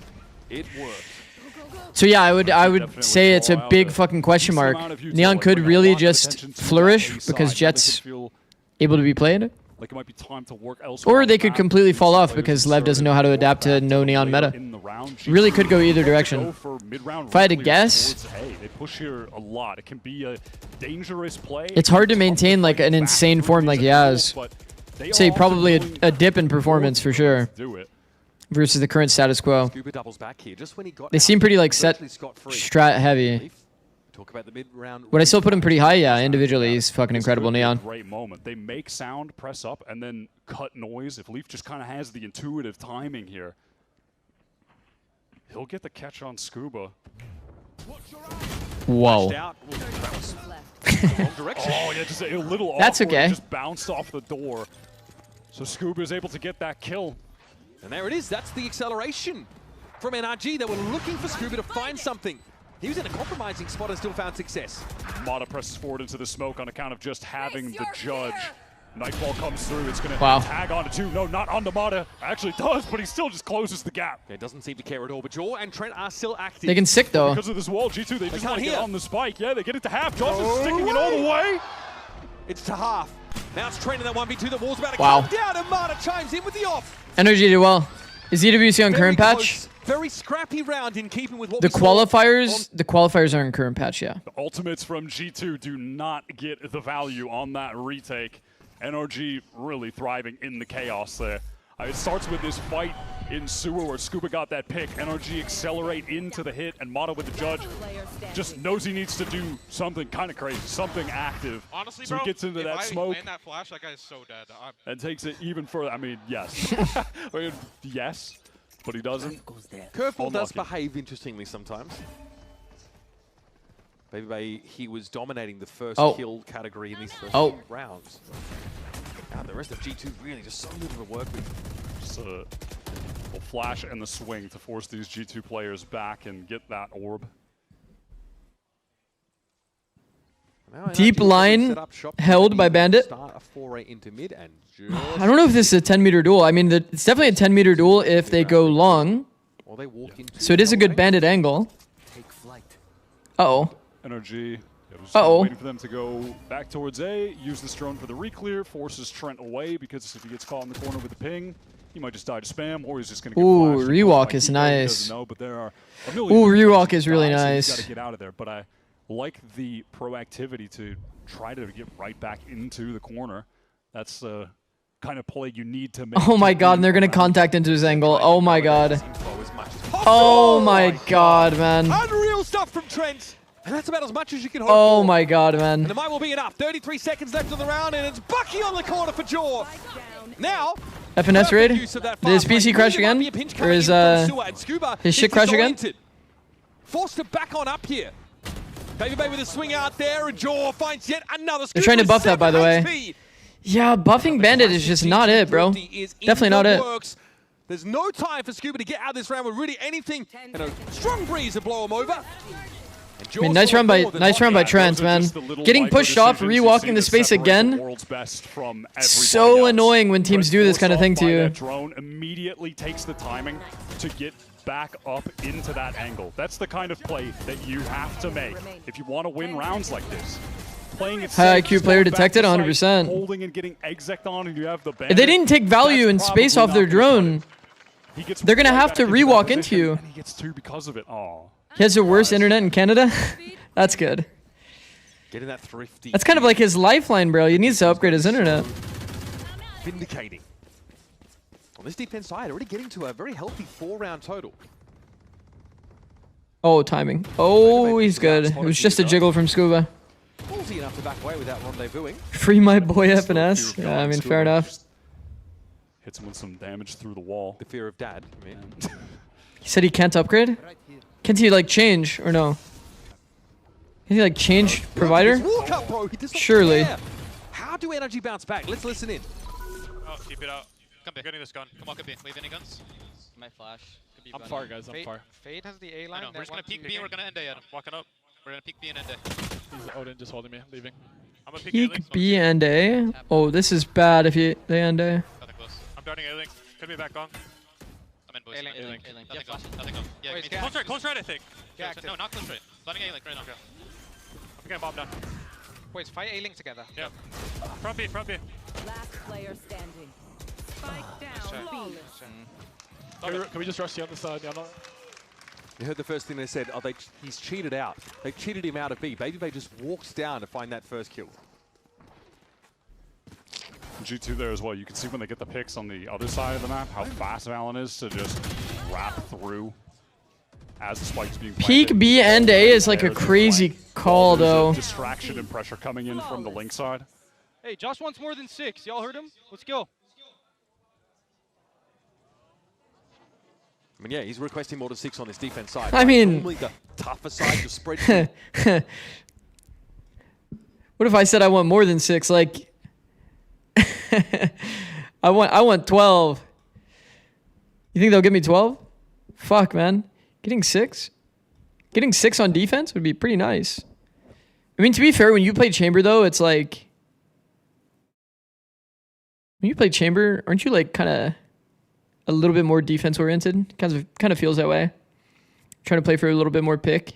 I mean, when they swap sides, like, what they're going to need to do is just basically always have Baby Bay on this A-line, like, fighting these players, just bullying them. That's all Chamber can really do. You can get inserted here, like, hold this cross, this rotate, but... And listen, if you're someone that wants to see the best... It's probably why he won 6. Why not 7 rounds? 6, maybe 7. Okay, I get where you guys are going with this. See the jaws turning up. Defense-sided map, by the way. Last map. This is an attack-sided map. He's frying on the Neon. But... Alright, out of the timeout. I do think when you're playing with Chamber, you're definitely like... And with the pace that you're leaning into individuals like hard. to get value, especially when you have a chamber in your comp. It's like, because he has to take the duels and bully them off of A. It's the only way to play chamber on this map. Sometimes you just want to take it. When you go to attack side. NRG determined there's no spam weapons up on that A line.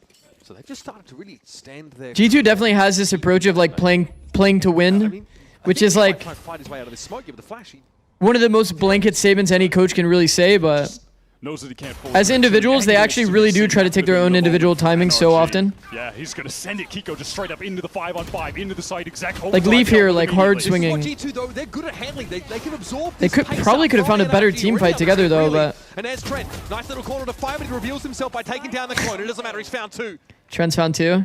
G2. That's crazy. Can they get Baby Bay properly into this side? Oh, that's awkward timing for the L drone. Baby Bay has to play. This is good by Baby Bay, man. Just trying to create pressure so that Valen gets his timing. Is there an Odin deck? Is a bold decision from him. He still needs to toe the line though. He needs to make noise. Valen's just hard held, bro, because he's not making any noise. His angle for Valen, and that's perfect. He knows. Now where Baby Bay is. What a round from NRG. Very little to work with coming into it. The timing of Baby Bay's noise matters so much there, man. It was obvious that they were stalling. Packing of this 5-round total. Yeah, sick little play there from Brock, maneuvering into this position when Baby Bay was tagged by the drone and had to fully give the space. I will say, man, Bonko out of these timeouts on an eco round, if they've got ults, he loves to throw in an ult play on those rounds to catch the other team off.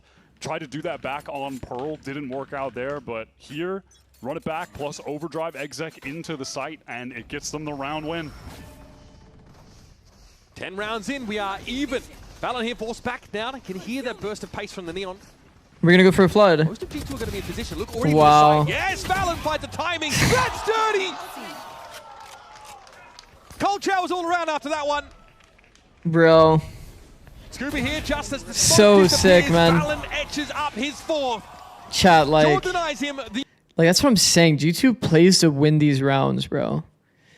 They play to win these rounds. You guys have to envision what's happening. Back yourself. He deserves to have that attitude.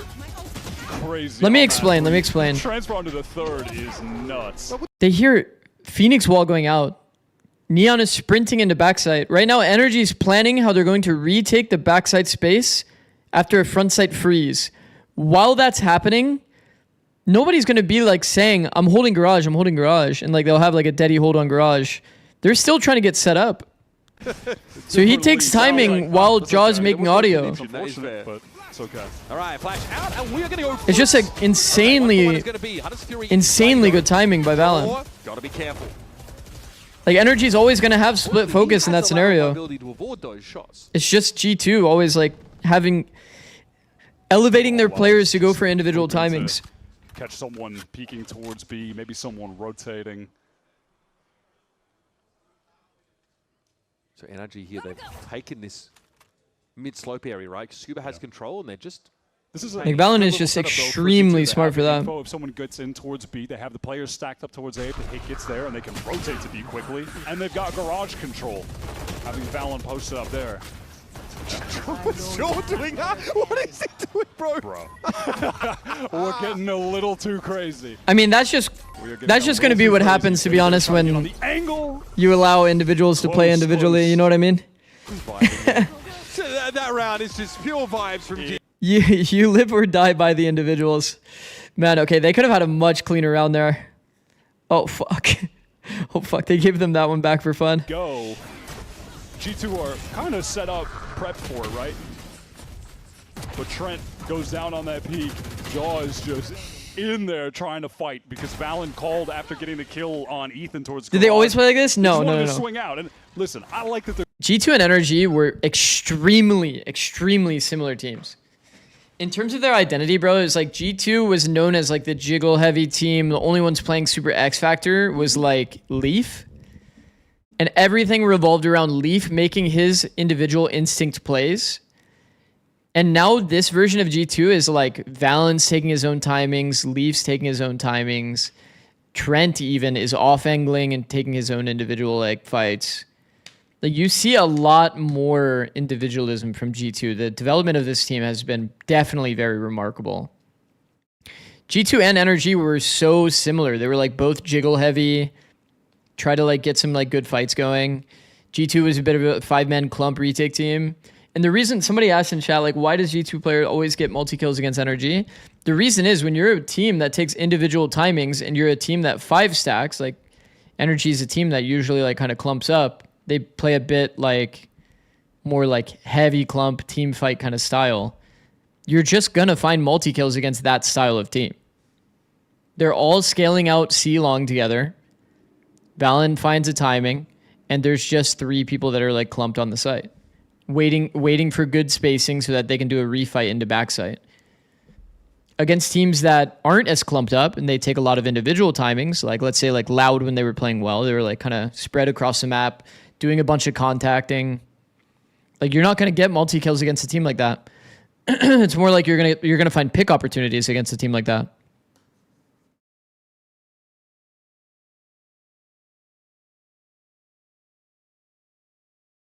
Against them for the America Stage 1 title. And the question of who the best team in Americas is, honestly, never felt more up in the air than it has throughout this stage, and yet we've gotten to a place where still in the top 3, despite both score guaranteed. Yeah, true. NRG and G2, about to be a 6-7 for sure. The curveball is that Leviathan are waiting right now in the grand finals. Who is that? To lift the 2nd trophy, and that organization's history here in Americas. We'll see which of these 2 teams can make it there. If we can go to a map 5 here from NRG, Kiko wants that. He's fighting out straight away and gets the first. That is a wide swing, bro. We're committed to that fight. If he wants to emerge through Garage as well, but he's tempered that aggression. He walks up into a headhunter line and takes a chunk of damage. Wow, nice shot. I think he saw his shoulder before the peak. Waiting arms of Brock with that Sheriff. Demon with the weapon on these pistol rounds, and now it's all in Trent. 1v3. Man. Scuba should be able to finish this off. Got some players from countries like India not being seen on top tier. When asked major points was parents not allowing and forcing particular careers. Yeah, I'm not too sure. I'm not too sure about that in particular, but I would assume that opportunity and like what teams you could be on and how competitive your region is, those are like pretty big factors.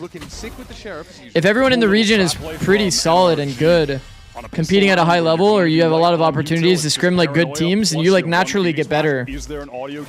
You'll naturally rise to the occasion of like rise to the level of like the opponents that you have. It's pretty cool from NRG. If that makes sense. Like over time, you'll just learn what they do, you'll emulate it, and you'll eventually reach that level. And if they're developing faster than you, then, you know, obviously they're going to be like always a step ahead, but at least you'll rise to that level to some degree. The line. Duck back for more, that's fine. Wow. Baby Bay, yep, always a rat. Up inside that B site now. And that spike might end up joining him via main. Can Baby Bay prevent this cross from being covered? He was finding some insane lurk timings on Pearl. He's been doing a lot of backstabbing on these attack rounds throughout this stage.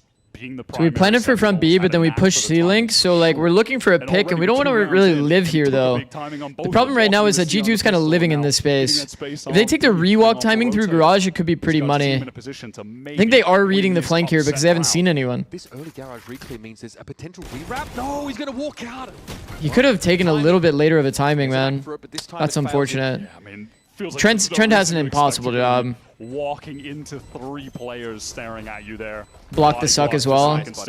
Yeah, that's nice. And Brock with the Odin cleans well done. things up. It's clean. So very clean. An opening, but ultimately that's not enough with the low buy, the save round, and NRG come away damn near flawless. This is important. NRG fighting to force us to a 5th and final map. It'll be the Ascent map that from NRG we haven't seen anything yet, and from G2 we saw quite a baffling performance against Leviathan. There's definitely opportunity to be able to execute that, by the way, chat. If you don't know how to do it, if Suck is here and Bomb is here, let me make bigger of a gap. Diffuser's here. You stand in between. You hold shift. You have your knife out, and then you hold shift and just walk into them. It is an assortment of very. That's all you have to do to block Suck. It's very easy to do. So A-main control knife out, hold shift. Some Suez presence for NRG. And walk into them. Is knife out a must? Yeah, or else you're gonna like slip and slide everywhere. I'm never doing that in ranked. Well, just have Ethan, you never know, bro. You never know. It's a patient G2. These are the moments where you listen on the listen in on their comms, and every little inch of the map that they will be trying to canvas, it's like 3-2-1, 3-2-1. They're always just piecing these things together. They're so regimented in these mid-round moments. Because of how deep on the site Scuba is there, that Blaze Wall doesn't do anything for G2. They were trying to imply a split on C, but... So Jaw got spammed, so he's actually 1 to the Outlaw, which is bad because he's right next to the Outlaw. You'll note that Leaf is waiting for a charge. Does he know him, by the way? Still a flash to his name. Jeez, it was like he was like locked in on that angle. He wants to make noise, be a distraction, draw some attention there. Oh my god. Oh jeez. NRG like for a long sent their Omen blind as well. Waiting to go back to him to get into this execute, but NRG are here. They have 3 players in the site ready to anchor. Hello, value. Caught on the elbow by the looks of things. It's a one-shot there from Mata. Now we can reposition behind his fast lane. Problem is Trent and Baby Bay died to it now. Rotate out right now, G2. All right, well, Valen's found another one though. Is it worth pushing the issue? Bro, they're faking. Oh my god, they retook the wrong bomb site. The only win con in this situation was to have This is a sick call. Sick call by G2. What the? To die while 2 of them go to B to get the spike down. There were like 4 fakes sold this round. I'm certain of it. Baby Bay. Bro, this is 2v3 with space, by the way. He needs this kill. It's an easy kill too. Mata's walking into the angle. He has no. Mata didn't really have any actual thought that he was there. An unbelievable round win. I don't think I've ever seen a call like that on such low time. That was a pretty sick call, man. It's a 2-on-2. There's a double face set up here for G2. They're waiting for Scuba to show. So sick by G2. And on Ethan. One is good. Ethan, though, down to 15. Low, very spammable. Fake TP and Trent now again has to clutch against the King. What a sick call. What a sick call by Valen, man. From G2.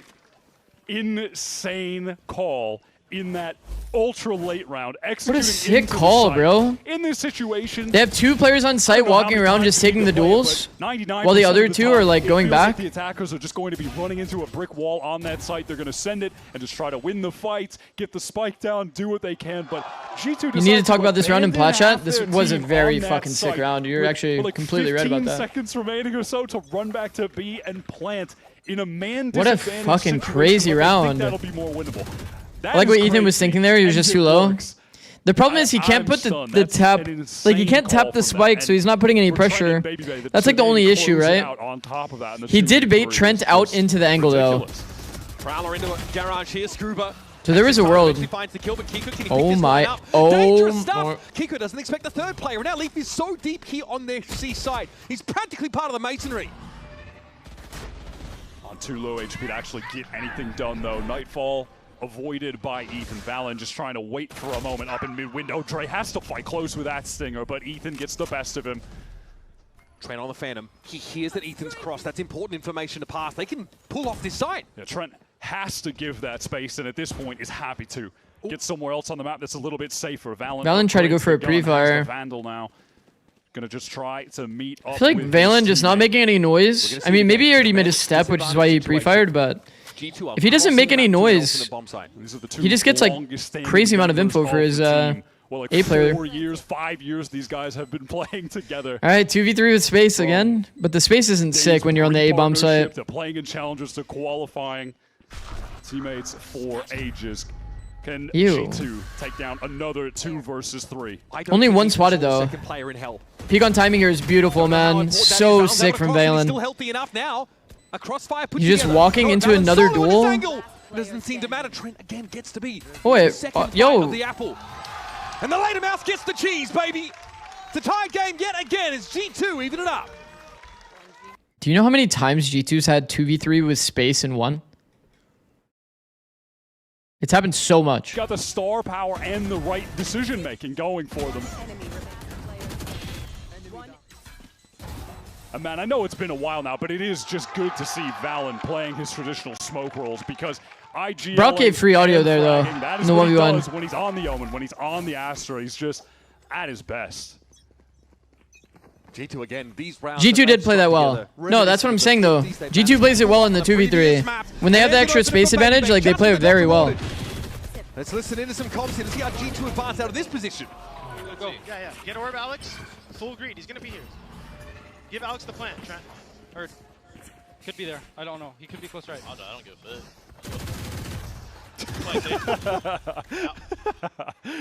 Alex, you want to take this? I'll give you that too. He just pushed pushed it. Yo, this guy's a brick. You got a ban diddle as well, alright? Don't kill him. Let Alex kill him. That ult is fucking huge for this next gun round. He's still shooting, up bro. there. Fight him window. Let Alex kill him. Or Window, die. window, window. I'm just running, bro. Just running. Yeah, they need that overdrive for Jorgamo. They've given us the narrative. We have the storyline to follow. Wait. Jaw hunting for the frag. Why is it always these rounds we get the comms? I have no idea. No idea, because this is also an eco round, bro. Spidey sense tingling. I mean, it doesn't matter. It doesn't matter. Got the orb. The orb is all they wanted anyway. Finish off the job at G2. Again, slower start to this half. Lose the pistol. Fine. But there's been some sublime valor in these last 3 rounds. Swear words, really? I just can't support G2, man. Bunch of potty mouths. NRG. The peek from Baby Bay, instant kill with the Outlaw, teleports away. And My mom watches my stream. She says, is your chat okay with you dropping the F-bomb this much? entire effort. I was like, shit. I didn't even realize I say it that much. These aren't supposed to be here. They feel like they've been caught. Do I say it that much? Short-handed in so many parts of this map. They are going to be spread thin by design. Absolutely, we are. Kiko. It's brutal as they're finding the advantages, but they're not closing some of these rounds out. Mata's ultra aggro, deals with the run. You swear like a sailor. Actually. That's beautiful. Wait, NRG's actually ran them over. What the? Oh my opening. God. They push up on every extremity. And there's no way G2 are ready for that. The destructive play in A main. The all-out push from Mata that was gets a fast supported by round. Hunter's Fury from Brock. Breaks the run it back. And then there can't be the instant trade. Cool. So early up mid. Tony, you don't swear that much? I thought so, but like, maybe I do. Maybe I do swear. TPs getting in there. Like a decent amount, but. Crazy little set piece called, and it absolutely fries G2. Tour de force has to be lent on by Baby Bay here. Outside of that, his weaponry is pretty bad. All right, well, the pace is still crazy. Again, what is happening? A main. Mata's all the way through. What is this peak? What is going on? And everyone's spamming. Leafs able to get away. What is going on? Healing up now. Brock trying to get around behind his own Aldrone, and Baby Bay is so low. He's got to respect the shock dart. Ethan pushed up close, and Baby Bay is not ready for this. Shit. This is the up-tempo pace from NRG. So, does anyone know how Jaw got here? This is just chaos. Does anyone know how Jaw got here, by the way? Up-tempo plays. We can absorb these pace increases. You guys know, like, that's not a defender. He's an attacker. Where Jaw come from? where was He ran through B, wrapped all the way around A. I'm overstimulated. Here is Scuba now. Or what? Production, replay the round. Yeah, through B, right? We're going to have time for that by the looks of things, because young Scoob is unsure about what G2's game plan is now. Having to retake into the A site, one of the toughest sites in the game to retake, against both duelists. Long odds. Certainly a deck that's stacked against Scuba. Gold. And yeah, we hear the overdrive now in play. Relay Bolt gives an inkling as to where the Cypher might be, and that'll be checked by Jaw. And they just know. I mean, if I'm Scuba, I'm actually annoyed. The duelist work into the double swing. No chance for Scuba there. No chance. I'm going to try to parse out what happened in that round via the replays. And I'll let you know. Oh my god, what was that kill? Hey, remember, you're trying to make sense of this. I don't know, I'm just going to react. Yeah, Jaw took timing through B, by the way. For sure he did. YouTuber, thumbnail face, So he killed the mid player. Activity, bro. I got nothing. And they're ripping the overdrive in the 1v2. Chaos the last 2 rounds. Just back-to-back NRG all out with the push through A main. It's crazy. This is a tech? Oh, They're talking to the ref, and ref is talking. Who didn't charge their mouse? Yep. Always seems to be the mouse. We'll wait on a confirmation here, folks. We'll let you know what the delay is. But yeah, pretty back and forth Talk about second something? half here. I need more Red Bull. Talk about something, bro. New to the stream, I love your insight. Thank you, bro. We can go back, at least coming into this round. NRG still in a position to buy. Still have Brock in possession of the Odin. It's that run it back. While we heard G2 on comms talking about how important it is to try and feed those ultimates. Immature ultimate. Kiko has one of himself to I mean, it's good, bro. It's good. Because he's also just trying to eliminate this timing so that they can actually deal with the flank. Once in some of these rounds. When you're in any of these like late round scenarios, if you don't make noise, there's 1, 2, 3, 4 gaps, right? 4 gaps, 2 players alive. Generally, what you would do if you're a Jaw and leave is double up in one lane, because then you're making it only 2 gaps, right? How's that? Was that good? Yeah. Or, you know, if it's short, then you're doing this. Red Bull's a long But game. instead, they just kind of like played their gamble. Just done it for you, Buzz. Leaf holds this. Jaw's sitting in hell, holding these two gaps. Insane behavior. And then Jaw's like, okay, well, he's getting timed out by the gaps. He's kind of worried about like somebody walking out spawn, so he just pops his ult to confirm the round. I think it's like pretty acceptable. Pretty good. How does it feel to be the most handsome co-streamer in all of Valorant? Do you think so? Thank you. Oh, well, I know Trent has one as well. This Leaf may not have a cap, that's fair. Is Baby Bay still using deep? Should Scuba have ulted bodies? Or is that a waste? Yesterday. He doesn't want to give away his advantage. Once again, like the advantage in the round is like there's 4 gaps in the round. There's heaven, there's spawn, there's long, there's short. So if you don't make any noise, then they have to respect every gap. That's why you see them like kind of branch apart. If you're trying to pick up all the gaps on this A bomb site, you just can't really play in a way that's going to be able to pick up all the gaps. The only way you can do it is like you play two hell, and then you're like taking a fight together. You play too long, you're like holding both these gaps. You can't really do it by playing on site together. Above him, kind of like. Scuba is near garage though. Yeah, but like if you're near garage, you can still flank. You can still play wherever. What do we do if we lose Breeze? Because my Jet lost an aim duel with against a classic with a Vandal round 2 and we get ecoed. Just reset, King. You got it. Zix, did you watch the Austin interview? No. Agents, I would say. He's widened his agent pool. You're saying like the most recent one? After their NRG game? Type of playstyle. I did not watch it, but I'd be down to watch it. So we're gonna have to kind of feel out, you know, his plays, his play style, and you know, try and counter it or just be ready for it. Really. You have not seen him without his cap? Neither of you. Neither of you. Oh shit! So how's the ads going? I think I'm running ads here, chat. Make sure we don't get it during the game. Rest of the map. Why is Mata throwing today? Eh? Mata's not throwing. All the players are trying their hardest. If they have a bad performance, it is what it is. He's not even doing that bad. I would say that Ethan's probably not... I mean, this is like a classic Ethan thing, though. This is kind of like just part of his playstyle. He's not taking a lot of good fights for himself, for sure. That's just always been kind of Ethan's playstyle. He gets info for his team. So the people that he trusts to like convert rounds can take like better duels. I don't know. That interview in the Boaster one really hits home how depressing being a pro can be. Ooh, yeah. The Boaster one especially. That was rough. That was a rough watch. I think it's definitely not often understood how much time all of these players put in to their craft just to compete against other players that are also putting that much time into their craft, and knowing that half the server is going to be insanely depressed while the other half of the server is going to be insanely like high in terms of their like euphoria. Like they're all going to be like so fucking like happy to have won. And the other half is just like absolute down in the actual trenches, hating themselves. It is what it is.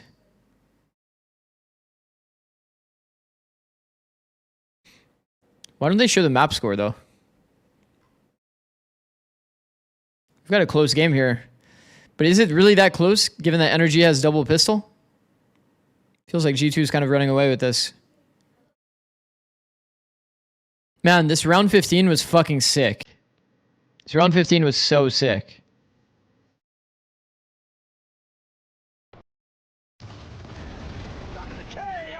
Oh my goodness!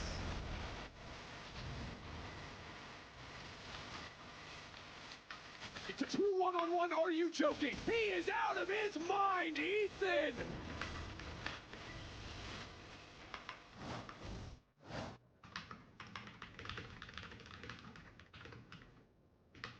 Hey everybody, this is VCT America's Tips and Tricks, and today I'm going to show you how to use the concept of a falling one-way smoke. Now this What the fuck? smoke smokes you can place from outer space, kind of like a harbor or an omen. I'm using a harbor here on Breeze, and the idea is pretty simple. Let's judge his tech. Throw one way that it blooms above the ground. No, this isn't as detail oriented. That little gap underneath the smoke where someone's feet would be visible, and you can use this on pretty much any smoke, but John QT of Sentinels uses this on harbor on attack to get space and deny the early angle in B main. Once the smoke fades away, you're gonna see that what he'll do is he'll throw it right here at the start of a round, and what it does is it allows his teammates as they move up here to see the feed threw it too high and get a kill if they were being challenged on the early angle. It also gives them orb control and allows them to pop out. They didn't watch the Zix TikTok? They want to go for a hit. Really, you can use this at any time, but especially if you know someone's holding an angle, you can use it to get the upper hand and get a kill. That's it for me.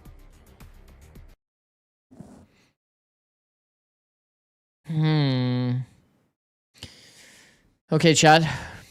We're gonna be critical here. Remember, you have to.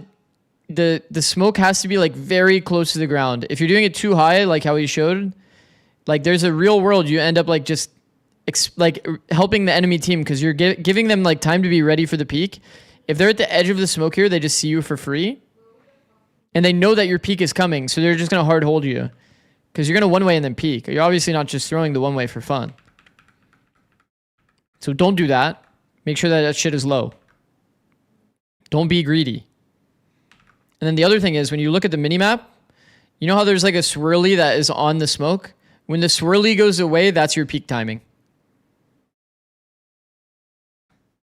And NRG, same story. Their adoption of the Phoenix, it feels like what really drove this team, began this run, put them in a position where now they can fight for the top spot in Americas. Yeah, I think both getting the Phoenix and taking their map pool in a different direction helped a lot too. Like, we're not seeing Fracture today, but I think they really locked in on that map. It's up near the top of their pool, and it's good of G2 to get it the hell out of here, frankly. But fuck, I need to go back to making shorts. I need to go back to making shorts. Are they rolling back around? Or is he just restarting his client? They rolled back the whole round. They rolled back a round. I don't know if it's the same round or a different round. There's no Viper in the game, so there's be no reason to do it for your utility.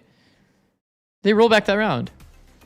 And honestly, so far, we were split down the middle when we came into this series in terms of our talent predictions. It felt like the conditions were right. Are they taking away the round? You know, like the last time these guys were in a BO5, it was the Stage 2 finals of last year, and that's where NRG were. Lucio won with no mouse and we rolled back around for it? They were able to beat Sen, who were always in the #2 spot. Nah. They were up against G2 in the finals. I think they were just kidding. They lose 3-0. And 2 of the maps. You're super smart. Do you take after your dad or mom? That's my mom asking me this question, by the way. I have no favorites.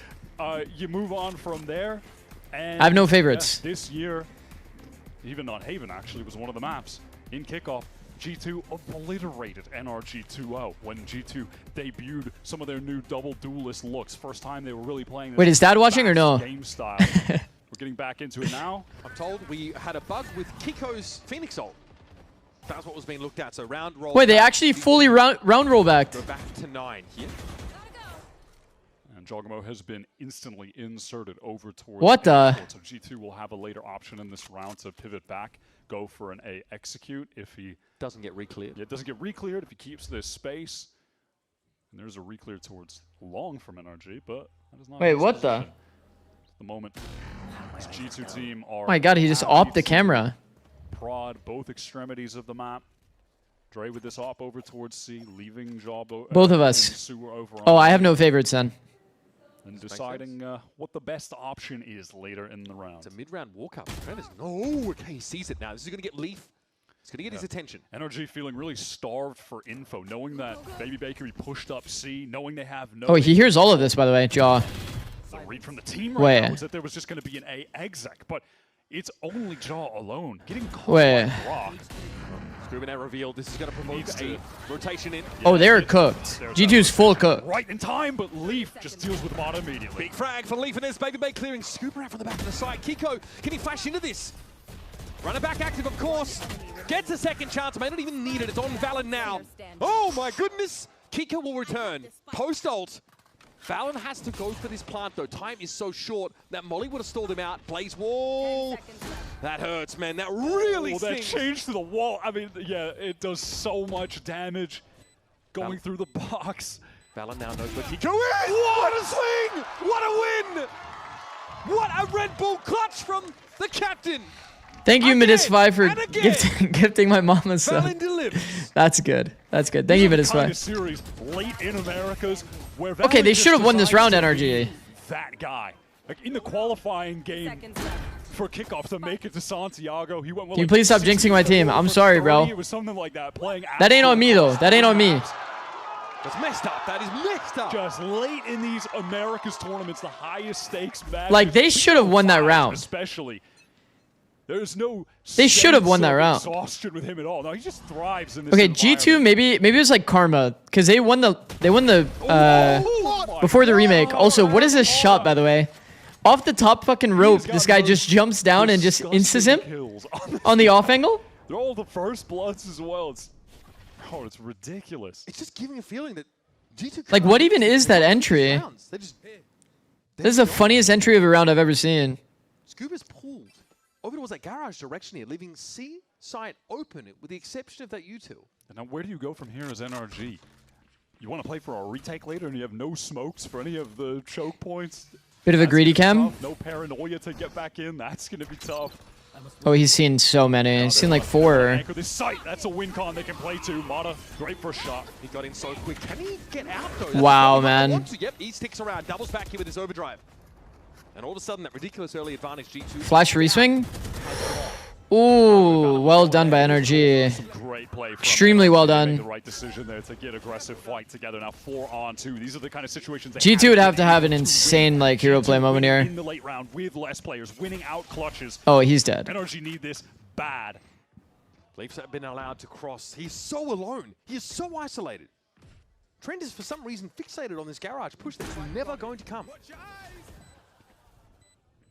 Leave plans for himself long, might get caught. Oh my god, just barely around Scuba? the corner. I mean, okay, Scuba is like a fundamental kind of guy, but like these are like some really good situations that Scuba could have peaked earlier. There's just no way, right? Surely there is just no Oh my way. god. No, here we go.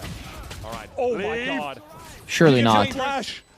Had the flash, but didn't have the health. Scuba's going to be able to get this game evened up again. The kills get him the reflash. Oh my god, he had me sweating. They always make it close. They always keep it dangerous, no matter what. Round opens because Bang Bang gets this ridiculous Holy shot. shit. But then NRG. Okay, that should have been a much easier round to convert. If we're being honest for G2 and we want to be critical, they had no smokes alive in the round after they killed even top That's beautiful from him. Top B. So like ending C into the Cypher, Bizarre opener. that's just like not, that's not it. That's not the play. For NRG, these rounds have been few and far between in this end of the match. That's just not the play. You already killed your smokes in the round. Like, you don't end into the Cypher. That's the only smokes they have left. Play from both teams, and why would you expect anything else but that? One of the most consistent B's great. teams A's globally great. in the world in G2 and the reigning champions winners. And yet somehow this is in the lower bracket final. Maybe we'll talk about that later.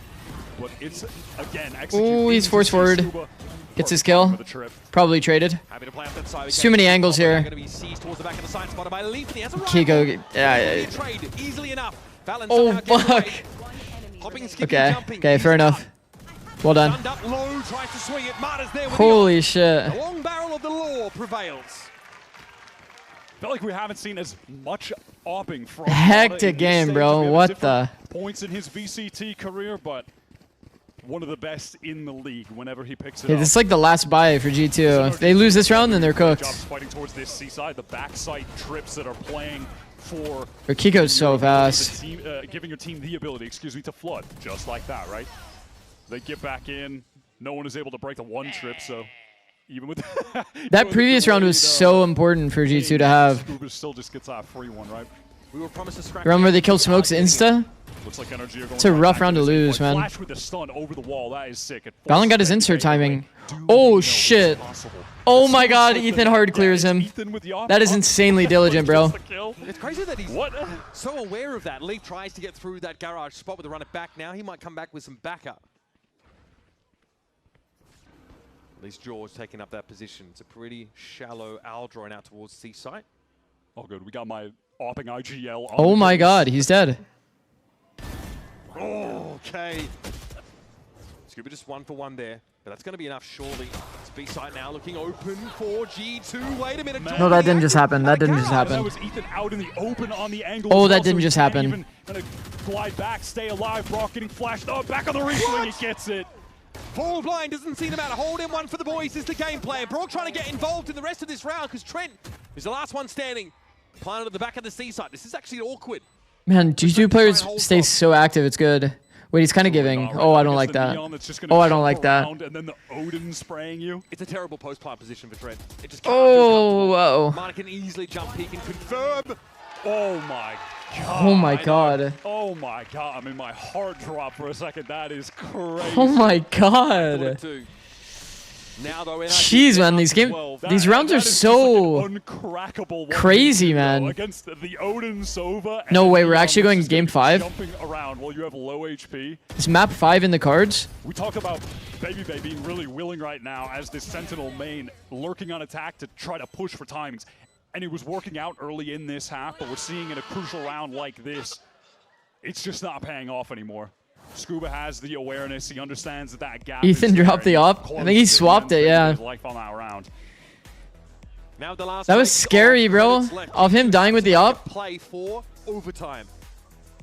NRG firing on all cylinders now with the Hunter's Fury at their disposal. Yeah, this is elite gameplay from. Is this true? This is their first time out. I guess there hasn't been that many timeouts, but like, what the? Guys, we had 2 timeouts and NRG still has 1. Huh? What the hell is going on? Brock turning the flash gave them the map point. Brock turning the flash was the probable most important kill in the round. I thought for sure, because he's committed to his spam, that he's gonna get owned by this flash, but he actually turns that, which is crazy. He for sure turned it off audio. There's no other way to turn that shit. I mean, he didn't throw a perfect flash, but we've seen Josh RT give the team a lot of set pieces out of timeouts over the last couple days. The fact that you're so locked into your like fight. Actually, he couldn't even turn it off audio. He's spamming a fucking Odin. He's just locked the fuck in, I guess. Oh. Oh. We're getting hit in spawn? Oh, he has Blast X, by the way. Okay. It might actually be Blast X difference. I'm not even kidding. Blast X is the quietest Odin skin, I'm pretty sure. I'm pretty sure. Odin spam at some point later in the round 2, how frustrating that could get. Importantly, though, we talked about the decibel. The decibel of skins, like how loud it is or quiet, whatever. Bro, I actually really want to do that, but it's so hard to actually execute that. Held B site by NRG. 4 players converge there. Yeah, he also heard the jump most likely, but he's like, it's like during an Odin spam, like you hear the flash and the jump. I would be surprised. All their lanes. The only gap is either sewer or A main. There's been enough noise cut that yeah, they want to get. Oh fuck! Oh shit! Relay bolt slide is good. 1 for 1 though. Brook steps up with it's a really good bait for Scuba too. Because Scuba has a very early timing here. In this lower final. Timing doesn't even matter. And some span to follow it up. It wouldn't be Brook if it wasn't. Oh. Dirty stuff. Those are the players he lit up with a Hunter's Fury earlier. And our Baby Bay, the last hope for G2 to get this. Maybe in the 1v4? Nah. He's very unlikely. He'll step up. Being knocked down. We are getting maximum Valorant today. We're going oh my god. Oh my god. Wait, we haven't seen their ascent, no? Or have we? Am I tripping? Hopefully not.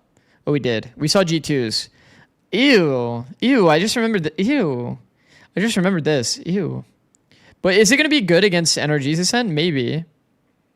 You guys remember, like, they're playing this comp into, like, this Lev comp? Like the Yoru, if it was against a Vice, it makes a little bit more sense, but against the Lev comp, it's kind of an ew. It's going to be their debut on the map. Is a 90-minute VOD review going to be enough for G2 to show us a little bit more on Ascent? Classic, quintessential map. And NRG, I'm sure, are going to be coming in with a plan, and they've got some footage to review. They've seen G2 on it yesterday. There's a lot on the line here. A shot at the America's Stage 1 title hangs in the balance. G2 Ascent did not look good. We'll be right back after our desk gets a set for our final map.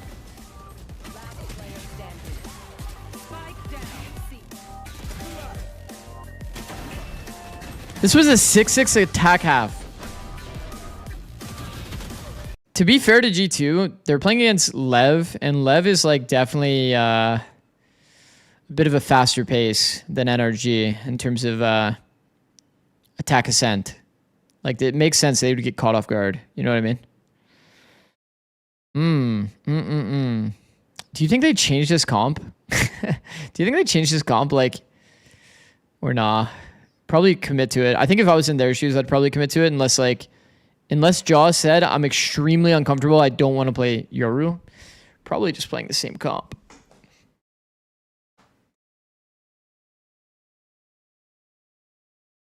Oh my god, we're actually in map 5.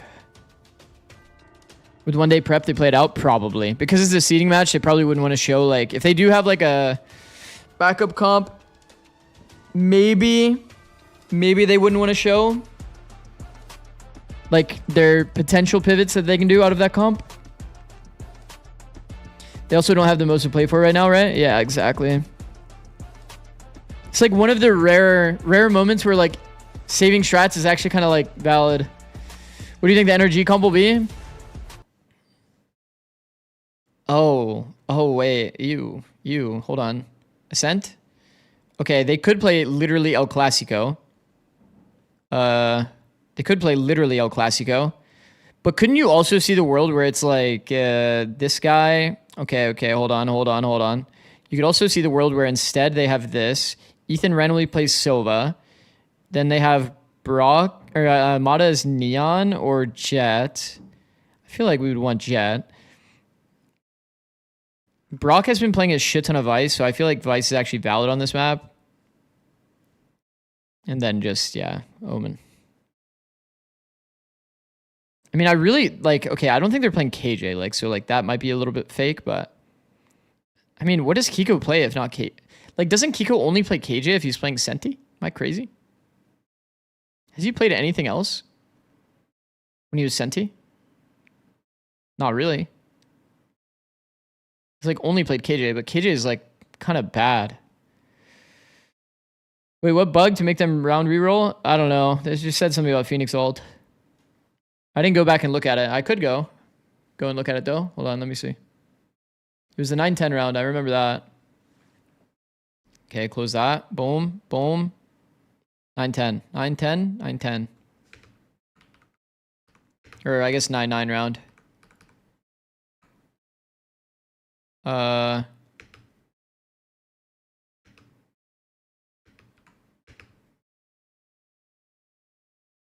Okay, you can see he throws Molly, he sidesteps,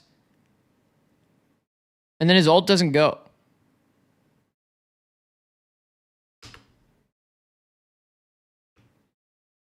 Is it really that simple? Is it really that simple? I guess so. Cool.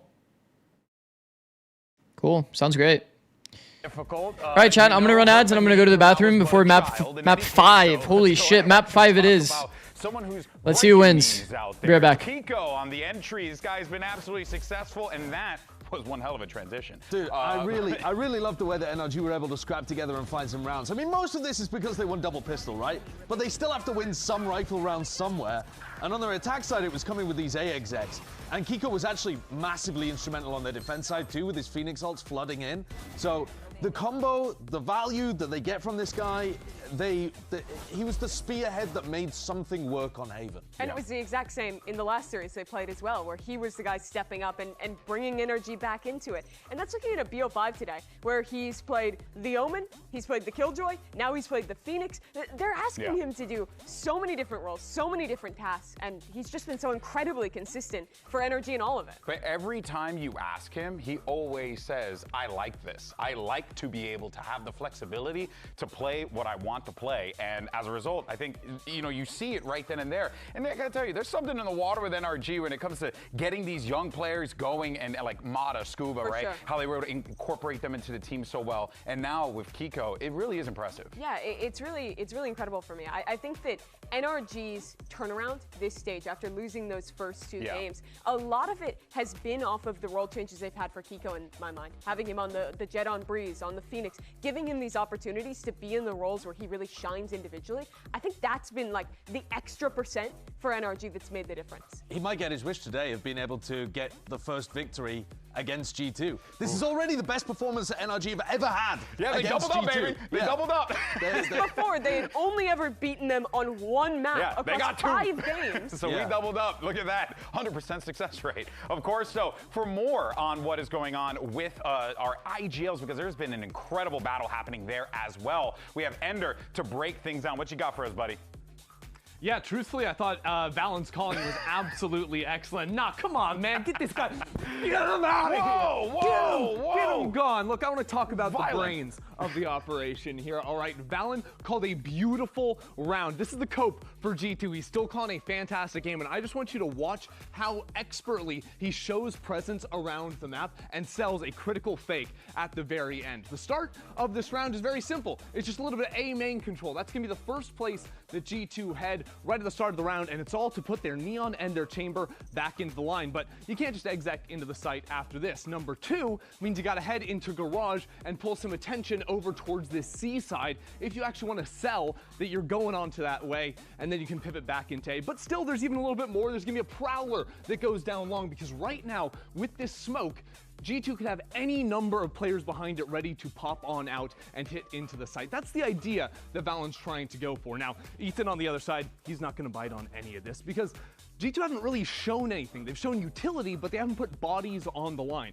And the same thing is going to be true here over on front B as G2 try and shift back onto A. You've got the Phoenix there. That's going to throw a flash out, but still there's nothing that's actually fooling NRG at all, because they've got a player on the site that sees nothing. And here's where things get difficult for G2, because on this site, NRG still have 3 players stacked over here, and immediately at the start, they get the opening pick.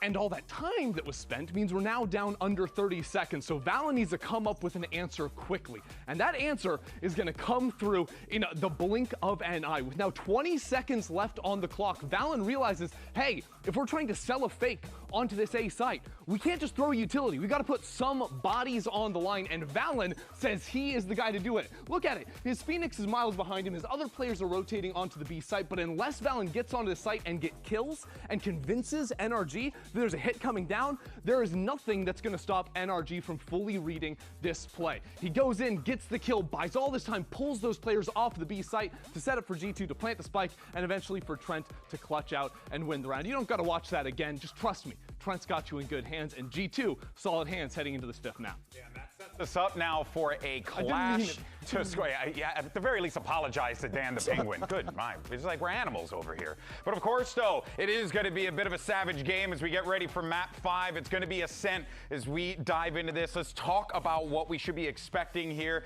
We cannot stress enough how big of an opportunity this is for NRG to finally be able to fell the one team that has been a thorn on their side. But for G2, it could be just a repeat of usual. But Sideshow, we're going to Ascent. What should we be expecting here? Well, we don't know what to expect on NRG's side, right? This is the composition that G2 have been running recently. Really weird one. You get the Yoru with the Phoenix. Nobody's doing that. Even PaperX, who are running the Yoru, run it with double Senti, because the Yoru, at the moment, is only good on the attack side. Defensively, those TPs are trash on this map. So I think it's on NRG as well to have come up with some kind of composition that works. Why does this guy in my YouTube chat type mustache? Also think about how much pressure Valen was under with how good the defensive floods were, right? He had to pivot in like 10 different times around that map just to be able to find an exit for the attackers to be able to go to a site. Have players ever called the opposite player names in comms instead of agent names? Korean Jelly, yeah, that was one of my triggers. That was a personal trigger of mine when I was coaching. I always told my team that. I always told them, like, if you're calling somebody by their name, you're like respecting them to some degree. And it also just doesn't process in people's brain like the same way if you don't say the agent name. So it's just much better to just only use agent names.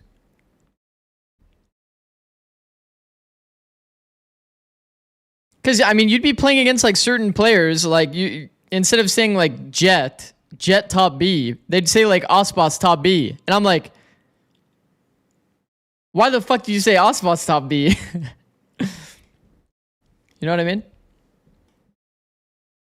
NRG, they got the trophy at their first global. Do you call it it's Ospots in the 1v1 or no? Yeah. In 1v1s we would say that. Have the opportunity to do it both, to go In 1v1 you would and actually get like an opportunity to fight for that. it's like extra info. It can be useful. Them. Sure, both these teams are going to London, but that America's trophy means something for them both. Yeah, it definitely does. Ospots is one you got to call out? Nah.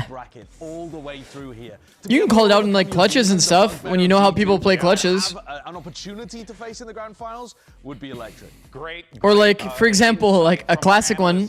A classic one. Maybe he's here, maybe he's not here, but people would say it's calm, and that just means that you have to be ready for a re-rap. He's not here. He won't interpret that as flame. On the other side. W. It's calm, he's flanking. Exactly. So it's like each person has like their known tendencies that you kind of like work around. No way G2 wins with this comp. Yeah, it's not looking good. I mean, if they play against Vice, their attack was good. Their attack was like fine. They were 6-6 on attack. It's pretty doable. Pretty doable. That's what he wants you to think, Zix. He's actually lurked in the room behind you.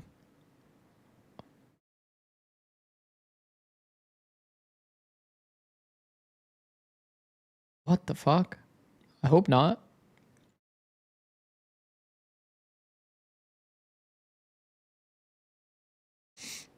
What up, One Poco? How's it going, bro? You have dominated this head-to-head for the longest time. I see a Jet. I saw a Sage on NRG side. Generally, like for NRG, historic Ew. to take a series win against G2 in this series. Are they playing an MIBR? They're playing an MIBR comp. I saw Sage and Vice. Ew. Got against them. In all 5 matches, they had 2 BO5 since. Ew. Ew. On the Jet. And if Breeze is any indicator, it is no issue to have Mata off-roll so Kiko can play a little bit of Jet. G2 again are going to be running back with this comp that we've sort of wondered what the game plan Missed KO opportunity. We got Brock on Odin, which is good. to see how this gate crash is supposed to really give you that flexibility to cross the map the way it used to always stack a Doing Sage is crazy. Have we forgotten about Knight's Ascent? Bro, you're living in the past. That was 4 years ago. You combine them maybe with just these fast pushes from Lee. Also, it's Mata on Sage. But in general, we weren't impressed by G2's 7-round showing. No offense to Mata, but like, I feel like we could be getting more value out of our team identity. Comparison here. Job is in form. We've seen that on the Neon across the Hi. last couple maps. He's playing great today. So, do I trust that he can have a better Yoru game now than he Hi. did against Lev when they came out the gate just cold? Bro just said Knight's I think Ascent. that's very possible. We're speaking 2022. Just the Jet map. And in the form that Kiko is in across the board, and then on the Get Jet you up in that B specifically, window, see, peeking. with him on Breeze, I'm expecting nothing short of greatness from this guy. Good opener. Brock with the Sheriff again. Look at the damage as well. Oh my god. I mean, Valen feels Ethan like has a an shorty. factor at 23, and yeah, he's trying to get out of there. He can't. Sheepishly. Hold G2 up, are he's back about to away cook from like with the time, harbor. realizing that their options just became severely limited on this map. That catwall is classic, true. Up onto the B side, Kiko just picks up the angle at about the right time. They're getting ripped apart, chat. Rin takes the Yoru And they got around. defense pistol. It's Jover. Baby Bay continues the trend of just trying to take these timings and expose holes in the defense. This is just the Fnatic combo, the Jet instead of Yoru, no? Unable to move.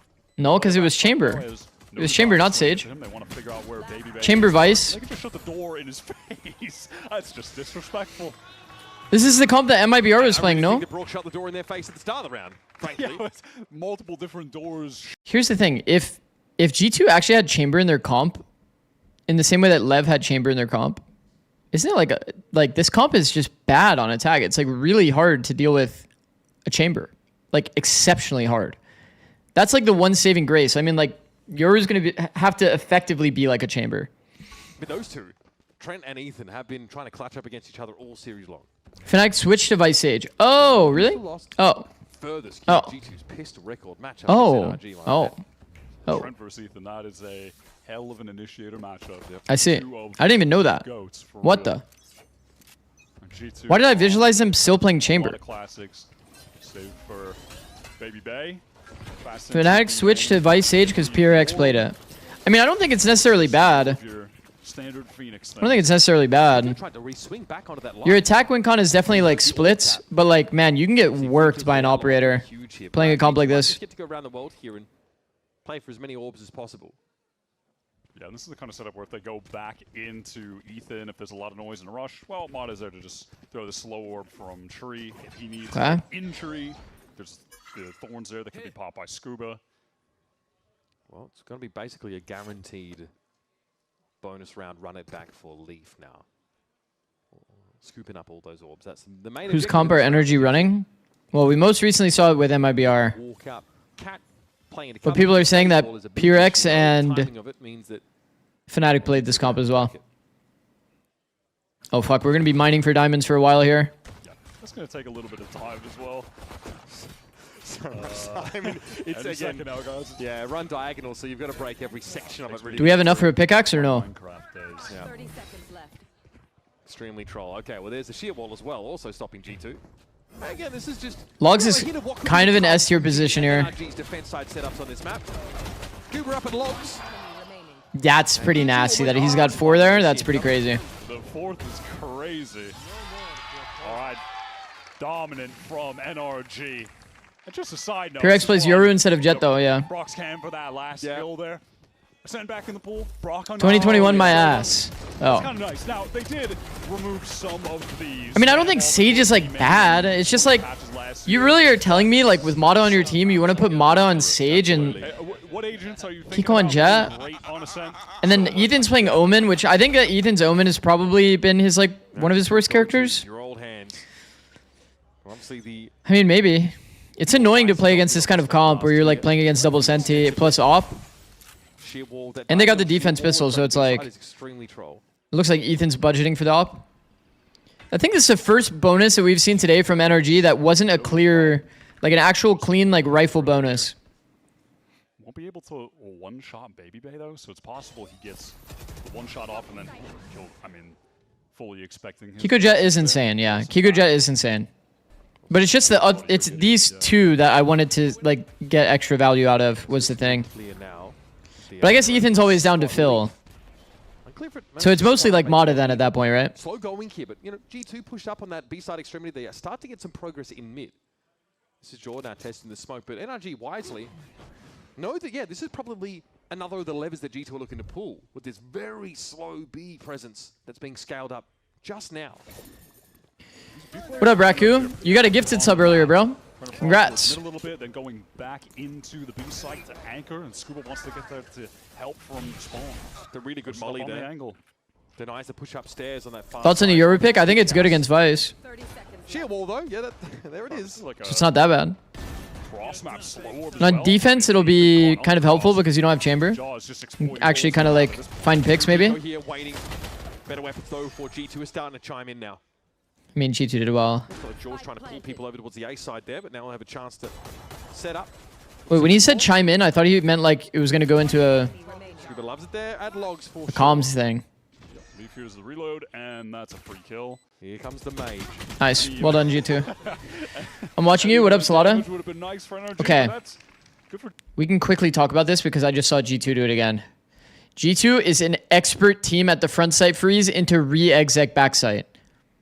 They'll either pivot to A when they realize that B is overstacked, or they'll like slow down, hold the rotates, then re-exec backside B. That is how you know it's an S tier ascent team. If you see this pause and they take this front side space and chill, that's how you know it's a good ascent. Same thing with walking this cat area. If you see either one of those two things, you know they're good at ascent. I rest my case. You have the operator, you have the Odin, you have every tool for NRG that they Op and Odin online. Create a brick wall on defense that G2 can. If G2 somehow like gets a win here on this round, gets Op out of the hands of Kiko, like that's insane. Like it's over. Whatever part of the map Leaf has ult to make it happen. Dealing with an Odin, you're walking into an op crosshair. Yeah. There's not a lot of good options for the attackers at the moment. They are prepared though. To what degree do you want to be showing your ascent since both teams qualled to London? I mean, I think both teams are probably not really hiding that much if we're being completely honest. get caught by Odin spam doing that. You could get caught by an AWP doing that. There's just danger looming at all times. Jogmo did the tech where you like drop all your guns so that the clone has like knife and ad. And they follow up the wall, so this is buying a lot of time. He actually tries to boost up on it, but again, G2 are looking for this. Very aggressive there from Mata, hoping that he can... People ain't hiding shit, you get free qual into EWC if you win stage 1. Also true. Back is at least dealt with by Brock. Can't spam on that angle. That's nice with the molly and the shock. I just think teams, like, it's overstated how much teams hide shit. Also, once again, okay, chat, I'm gonna say it over and over and over. Do you guys recognize how OP this front site freeze is? G2 literally didn't even scale into the bomb site, chat. They just literally sat there and waited for some shitty flood to come, and they just owned them. They just owned them. They just held the front side space, didn't even try to take the B site into back site. And they just owned them.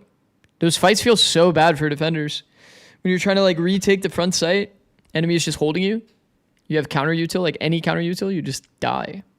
You just absolutely die. And that is like pretty cooked. They're able to save operator, probably. Oh, right. Mata goes for that aggressive play on the Sage wall. Little greedy trying to get a kill. And honestly, I think G2's like operator or outlaw protocols have been pretty good so far. Kiko has been looking for some action here. Didn't get any in B main last round. Frankly, they just avoid him in this one. Until wow, that could have been ugly. Shit. There's Mata, makes that play. Fuck, right that is scary. Jumps up on it. Yeah, look at that. It's just... I mean, the front side freeze is just, it's too good. It's way too good. It does nothing to jaw because he gets that gate crash into Boathouse, and that was the only piece of use. Every single good Ascent team in history has always had that protocol. And all of the bad teams on Ascent, they all have the same idea. It's like they try to one phase the full B exec. They try to just sprint it straight down this line. Everybody pass here, jet dash here, pops the door, shits their pants after they pop the door when they get out of the smoke. Then they also join the team in this pathing. Maybe one guy goes logs, and then enemy team takes his space back for free. You feel fucked at logs, and then GG. Any good team doesn't do any of that. They just literally just chill. They go here, they chill. If there's a flood, they kill the flood. If there's no flood, then they'll re-exec backside. Happens every time. Particularly orchestrated.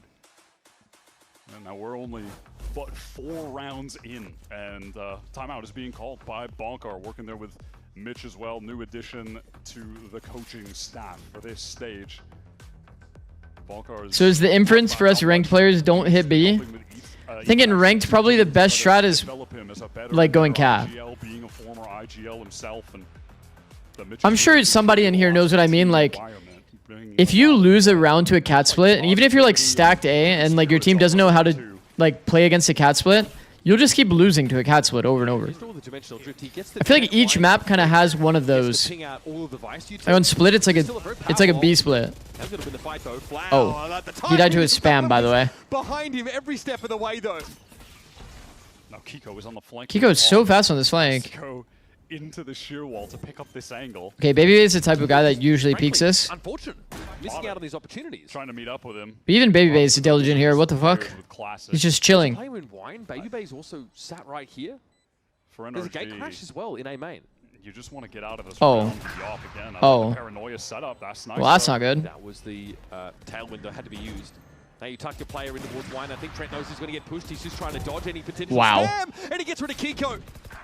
Now, if you're Mata, you know you've got no choice but to try and keep your eyes over towards main and eventually leave claps him. From hell, 2 G2 players poised to spring forth here. Ethan and Brock just don't have the health between them to outlast this. No time for Brock. Trying to fight his way out. Tooth and claw. There should be a double face here from G2 that will send him packing. And end the round. I like oh shit. Tried to put together there with the limited G2 are in the situation. Ethan getting on to Cat for the paranoia into main. G2 are in a nice spot. Nice, it gets him a kill. But after that, there's just what's the idea of Sage and Ascent attack and defense? I mean, defense is pretty obvious. Wall something off.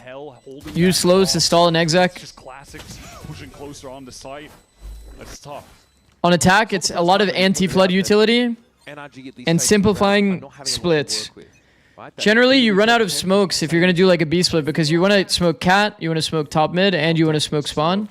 So the wall in any of these lanes actually helps solve a lot of those problems. Usually it's going to come on top mid. And then same thing for Cat. Problem is with the Cat wall, you can actually jump on this wall. We've seen this already from Kiko. There's a cool B wall you can do to see through the window. There's a wall that people like to do to see over this main smoke. So we'll probably see a good mix of a lot of different walls, to be honest. There's a lot of different creative ideas you can do on this map. Trying to get something going, Wyatt, and it's not working. Different player, but can't help but feel it's reminiscent of Mata on the Sage wall, and it's just a similar enough scenario where they're going for this solo effort into B main to try to get the opener, but G2 are just prepared in those moments. They have multiple players facing those same angles. Okay. I really wonder what's next for Kiko. I mean, next round, we're not going to be talking about the opping Jet for a couple of rounds now because of where the money might be. I mean, Jaw's their audio guy too, bro. Having Jaw inserted mid is actually like Scuba on this B site. It's like fucking you have sonar in mid. Play with a lot of class. Any movement anywhere within the audio circle, he hears it perfectly. Well, Mata on the way to try and He actually knows the third player's here. He's done this so many times before. Look at the spam over towards lane. Trent's having to catch Scuba out. That's one of those B-side anchors dealt with, but still, this is stalled out for G2. Hold the front side exec. Take back site. Trent's found another kill at market. But Babybay sticks the plan at least. Trent is going to play this smart. He's just going to live, just bide his time. But that means NRG needs to go for it, try to get a kill on the site. Babybay wins that out against the Odin. Oh my god, and just deletes Mata as well. I've seen enough Kiko smokes Ethan KO Mata Jet. That's good.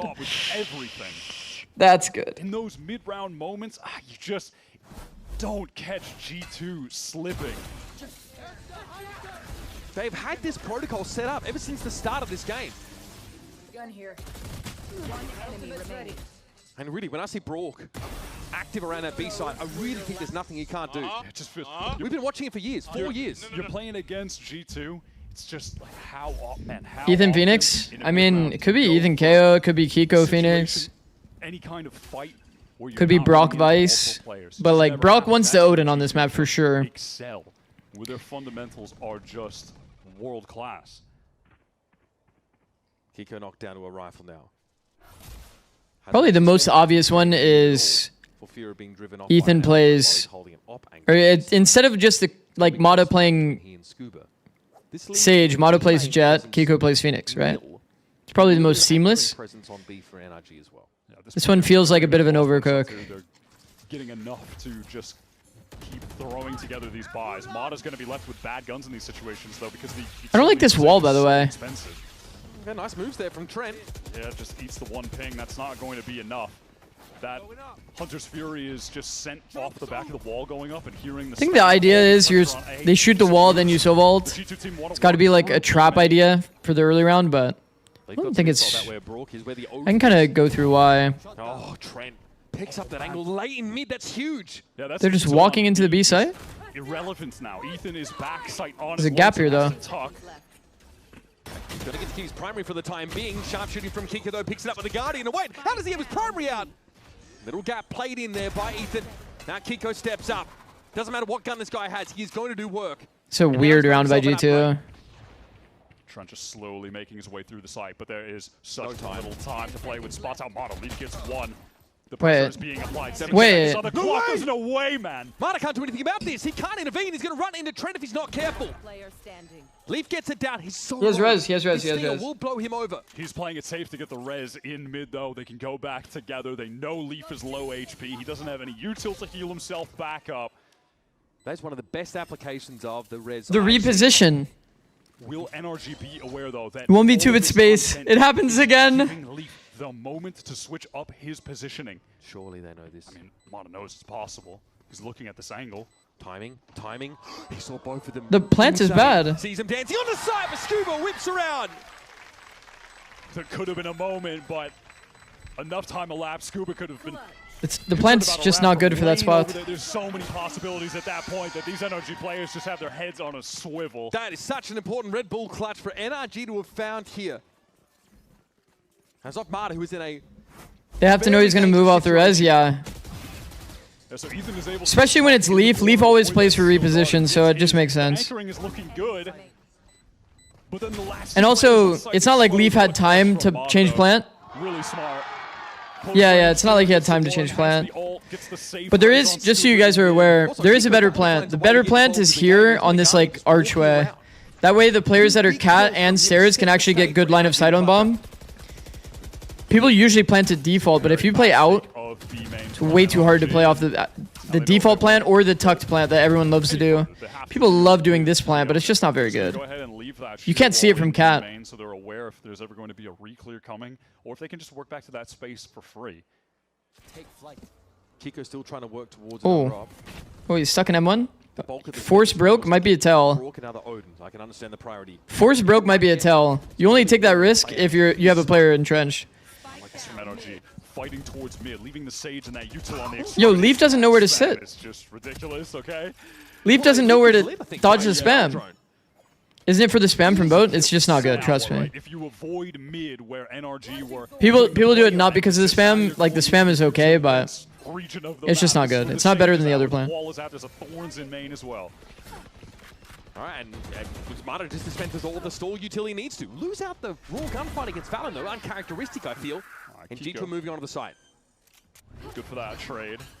30 seconds left. Yeah, we know making a bit of noise. Yeah, no committal, just waiting for his teammates. Doesn't matter. They can get the plant. That's all good. They're going to have a player coming from main as well. That's Ethan. So this retake coming from far too many angles, you would imagine, for G2 to be able to manage.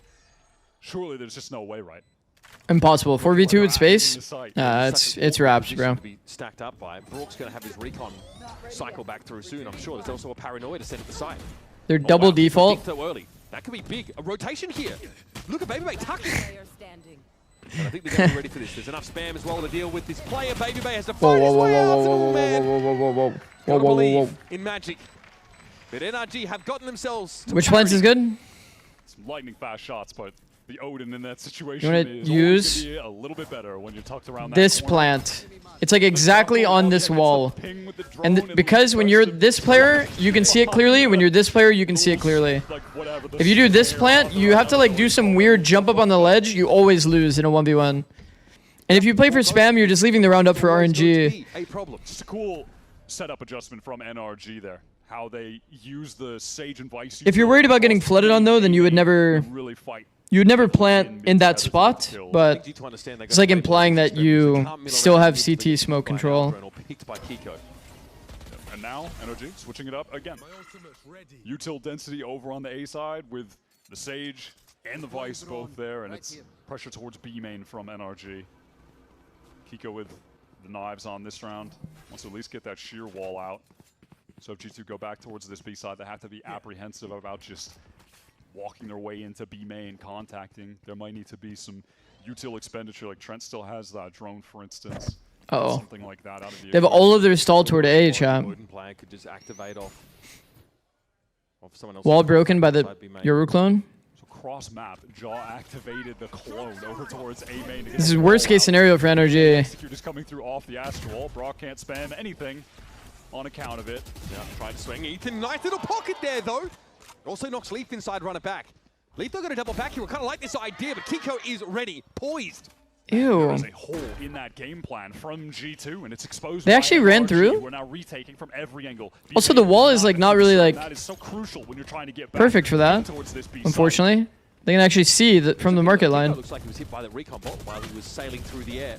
But yeah, the spam, it's pretty good. You just got to imagine there's going to be someone playing in that smoke in this situation. Where can G2 even go? You know exactly where they are. They're collapsed on by NRG. Man, G2 really fucked that round a bit. That situation that they lose the round. Are Jet Knives melee or util speed? Great retake. Melee. But this is just a gap in the game plan from G2. The way they drew that up, if they're going to push... What do you think about planting in the arch? The problem with planting in the arch is that, like, they can block line of sight. I don't know what's happening. If, for example, you can stick the bomb from here... You can stick the bomb from behind the archway. It would force somebody to jump out. Wouldn't be very ideal. Or misunderstanding of the fact that they wanted to push through it to try to kill Brock. Remember, G2 defense is not great on this map? Yeah, but you have to figure, like, the style of comp they were playing against. Like, G2's not playing against the same comp that they played against in this series. Like, bro, Lev has like set strats. They're getting fast opened. They're getting like disrupted. They're getting like counterplayed. Like, that's just not gonna happen in this game. Like, considering the comp that they're playing, bro. Like, you think they're getting fast opened by this? Like, not really. They're not gonna get caught off guard. It'll be more like a straight up set strat, 5 people grouped. Yeah. How do you get good at spamming people through smokes?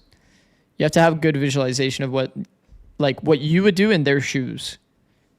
Always been historically excellent. So, and then what lines like people are often going to path through. So anybody that's pathing like this into sight is always going to have to cross this line. But anybody that also wants to peek stairs good is going to be on this back wall. So you're like covering the most amount of like routes with your spam if you spam the right side of this archway. You just need to visualize what you usually do when you're in their shoes and then play to spam that line. That's the simple approach. G2 had to be called as they were starting to run out of steam. Shit, if I'm G2, I go back into my beast frontside freezes. Work the map a little bit, go back into B, frontside freeze B, hold. A lot of spam.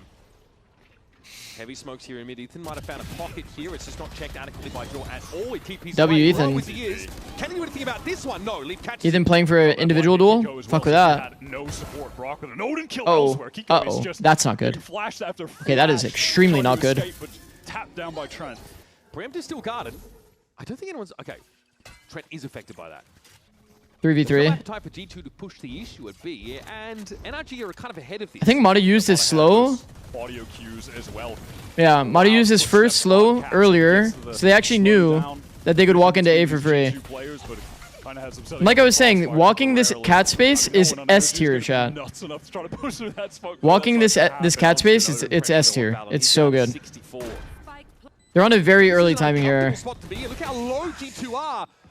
Ooh, that's bulldog difference. Yeah, I mean, that's cooked. Full cooked. Never eases up. Nope. Door in the way. Have to contend with that. Optimistic wallbang angle. You see the Odin's a little better than the Guardian at doing that. Scanning ahead. Trent wishing he had a more appropriate weapon as he steps into the hail of bullets from Brock. He saw 2 slows? No. Turns, never flinches, I don't think so. Does not even acknowledge the Did he? existence of the I thought he slowed toward mid. Stares forward with the Odin and holds down mouse 1. Our champion's MVP. That's how he did it. That is just what he does, man. I mean, we could go back and look. Knew there'd be a walk up, did Brock. So maybe he did throw both at tree. Rounds on this attack side. And I've got no doubt, especially with this Yori. He ever mentioned if he planned on going back to coaching? Yeah. For a little bit more out of this first half. Would you rather coach a tier 2 team or a tier 1 team that loses every game? Okay, well, would not really want to coach a tier 1 team that loses every game, but Modest Sage so far has been, great. tier 1 probably.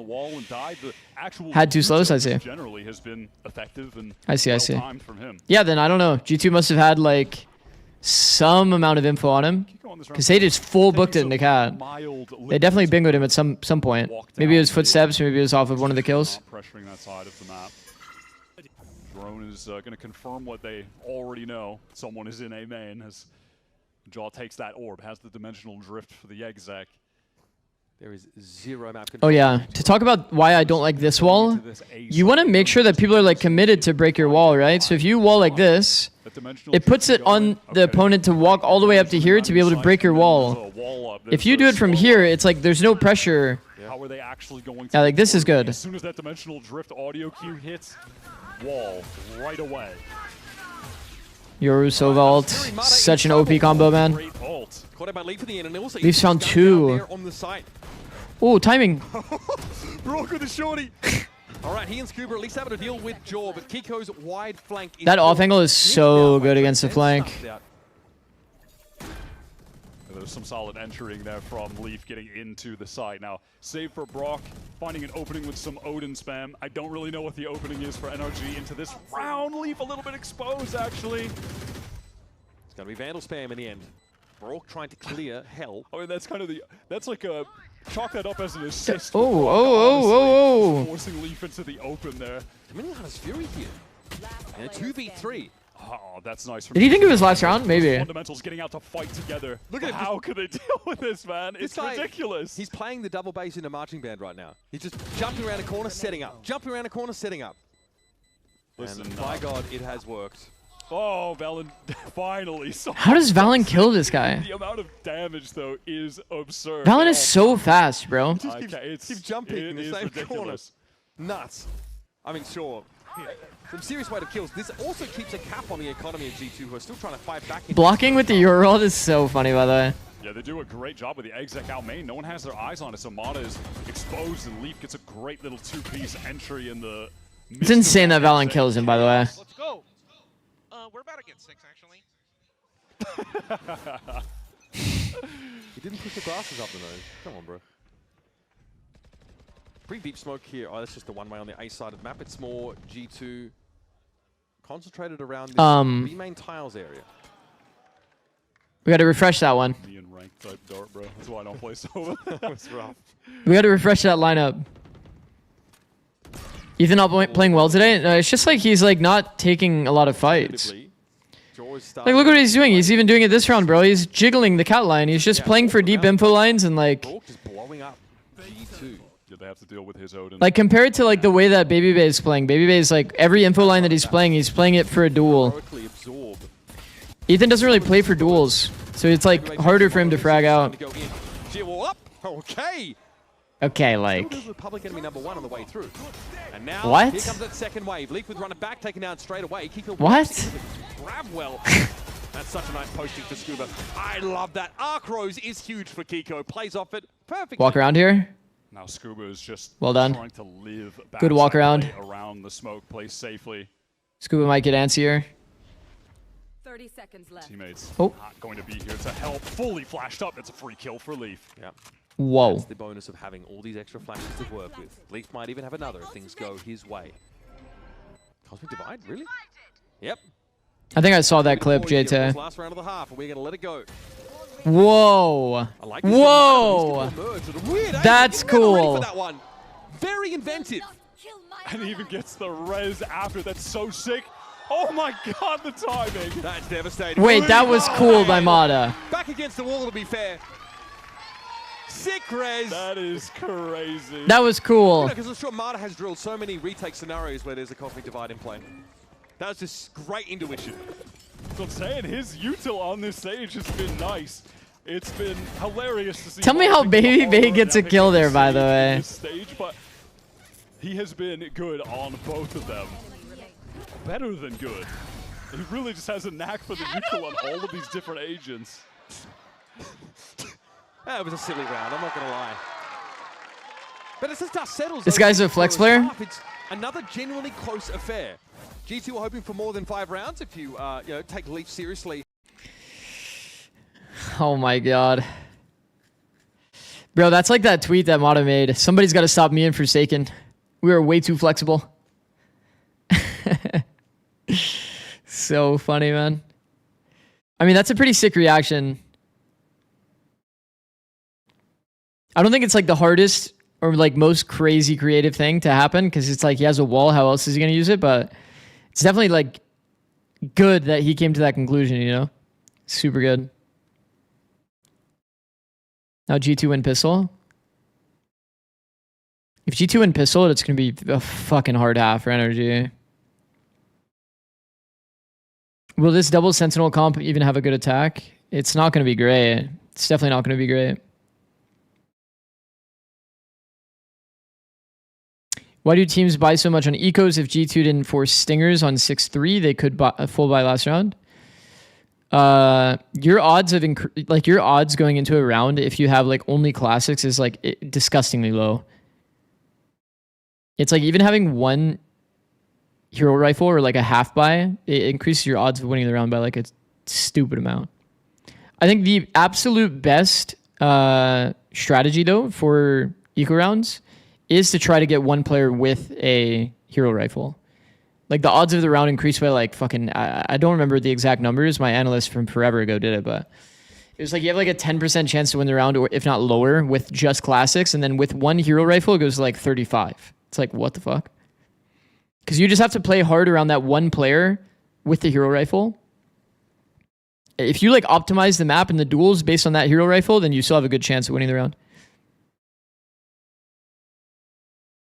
This is like some bro science math though. This is like fucking forever ago.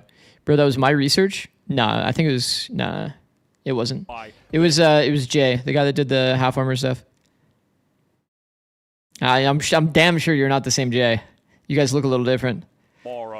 I guess you guys both have a J in your name though. G2 and get a first if you're NRG. Wait, link me that research though, JT. I'm down to read yours too. But it was my analyst on, or our analyst on NRG.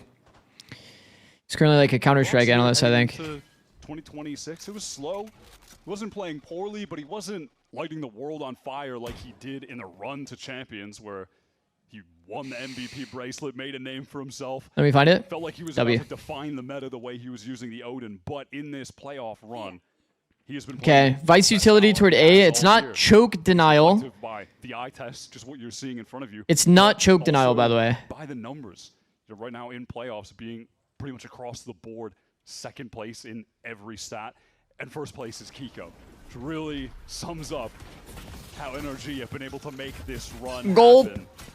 Mine, bro. Get to mining. Leaf is legitimately stuck there. And he's going to reassess the situation. Oh, shit. We're getting peeked under the wall? Leaf still Lexus with a kill. That's not too shabby. That keeps the numbers even now. Wow, bro. Trench! Bores a steaming hole straight through Ethan's head. Bro got full of box. He actually did, didn't he? Leisurely started the second half. They're fast into that Trent is way too nice, bro. The players who were trapped in walls. That's a very important pistol round win, by the way. Ridiculous with Leaf. I thought he was more cooked than he actually was. We have the dash over to switch from Kiko, but Trent salvages. Just disgusting. Perfect crosshair placement. And reaction. So good, bro. So good, man. Really lovely. Might be early play up here in the B main. We'll see they're going to contend with the Outlaw for NRG. So they keep the investment very Shock. light. A little bit of shocking. Shock is good for some damage off the audio from the orb being taken. Can't believe he had to mine himself out of that fucking wall and then he still kills one. That Logs guy should have for sure killed him. Valen KD? What is it? Is it 6-7? There's a couple pings though. NRG are aware that B main just got re-cleared, so they might hope to pressure this position again. Man, the Thorns are so hard to predict on the side of G2. You see where these guys are putting their Thorns, chat? It's like, bro, he has a wall on Cat. And he has a Thorn halfway up Cat. Narrow angle, but can afford it. Since the Sheriff will get that high. So you find yourself halfway committed up Cat, and then you get Thorned. Okay, Scuba might be pinged as he moves out. Yes, multiple players actually caught by that recon. That is sick from Trent. Brooks Trent just caught inside the molly. That's the guy you don't want to give 3 kills to. Swath through NRG as they try and find something. There is some momentum. Nice up two tidy there from Jaw, and it's an even game in our decided map. Where are they feeding Ethan Altorb instead of Scuba? Are they? Wait, actually, that's not good. Kiko must be the best EMEA import ever. Kiko is pretty fucking incredible. Crucial factor in the game right now. When Phoenix gets rolling. What other EMEA imports are there? If you're getting orbs, if you're getting diffuse, etc. Wait, they actually gave Ethan an orb over Scuba? Listen, already he's putting up better numbers than he did in the full match against Lead. Is that good? Yesterday that they lost. No, not really. There was questions about his impact. How much of it can he have Artis. on this defensive side? Artis was pretty nice. More than what we saw yesterday. Does John Cutie count? G2 need to play in a more sound fashion in these mid rounds. They were getting exposed. If John Cutie counts, then slowing the pace of the game down. Obviously it's John, but I don't think John Cutie counts though. He's been in NA forever, right? NRG are way more active in the early rounds than Leviathan were, though, to be fair. A lot of noise. I think Artis was very good while he was here. Obviously, he had like some pretty like funny moments, but and hey, they do succeed in that. Like the Sage wall slow, bind belong. Clear with the drone. They leave someone in B main after making all that noise, so they can work back into a B hit later if necessary. The shield wall gets triggered. That's going to be annoying for NRG. Trent always wants to take some calculated risks at the right moments in rounds. That door is shut. There's no market presence here. G2 hunkering down. And that kind of tells NRG that they've given mid control. In we go, straight into the cloud burst. Here comes that Vice util that'll slow things Uh-oh. up. Kiko's still got Oh, quite gulp, deep gulp, ping down, gulp. though. That could be a problem. We're good. Runner back, active, Jaw. Okay. He ain't gonna get past You that know, anytime that's actually soon. good details by Head NRG. down. I'll talk about it. Kiko fighting for it there. His least runner back is going to be denied, but Trent is, he's everywhere right now. The Spectre is popping off I inside mean, Boathouse. And okay, G2's a little too good. I think it's cooked. They just got bonus, by the way.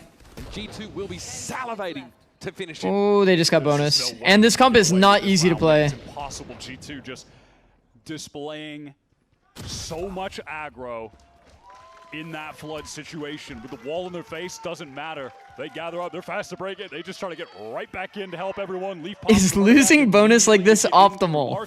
Not really. That catch was so nice onto Ethan. And when all of that is going on, Trent is just anchoring like perfectly, man. coming out of Okay. making it feel like Chat, NRG important detail. about to get backstabbed and they need So why did Mata not wall like this? Because this wall is actually jumpable by that little like barrel that's over here. You can jump up on the box and then jump on the wall. So like him doing it a little bit away is actually good details. And G2 looked pretty restrained in that first map. They weren't getting too excited or anything like that. Now that they're starting to feel themselves, they know that the end of the road is close. Ew, oh no, he's in the smoke. I thought he was like going outside. It's cute, but he's cut down inside tree. Eco round though, fuck it. A wall up, just trying to get this plant in. Okay, all right. Mata is able to get away with one, but he can't recover the rifle. Balan just made a movement, I think, to get away that position. He's been pretty nice with the walls, Hiki says. Don't look at this wall though. In goes Jaw. I think he was a clone running straight forward like that, but no. No, this wall's okay. This wall's actually okay. Pretty big bounce back. That was a genuine ew. Well, I thought it was like, I thought he was going inside the smoke, or like outside the smoke at like the little edge, you know? Find ways to really Like to Artis, literally to where Artis is. But then he was inside the smoke, it kind of caught me off guard. Set a gate crash for 30 seconds now, and At least Ethan has ult for next round is a good comp. I don't think the walk around glitch is going to work here. I mean, they have no other option. But now they're playing against Operator, so yeah, it's not going to work anymore. This is an Opera's paradise. When you play this comp, I feel like you have to do a little bit of walking around. You like wall off part of the split, and then you just keep like sieging the actual hit. But problem is now you're playing against an Operator, so walking around is not that sick. So now what? Now we just die to Op if he's there. Kind of sucks. definitely more died in the wall rifler is Jaw. So where's that dart going? Cat. Even still, he can take It's a cool over the dart. game playing the Yoru. You're like, in a situation like this, though, yeah, you're looking at the gate crash. It's back in heaven. Okay. We're splitting Cat. There's a lot of gaps in this strat, I'll tell you that. NRG are applying the pressure. Another gate crash being deployed. No gaps abused though. Now we have to re-exec through. So what do we do here? How do we break this choke? Got to TP back to it now. Oh, we can't? We're out of util. Done. This is devastating for NRG. They can't get anything started. It's an attempt at an A split that is, frankly, just shut down in tree. We ran out of util. Swing out from Valen is perfect, and that's 4 on the.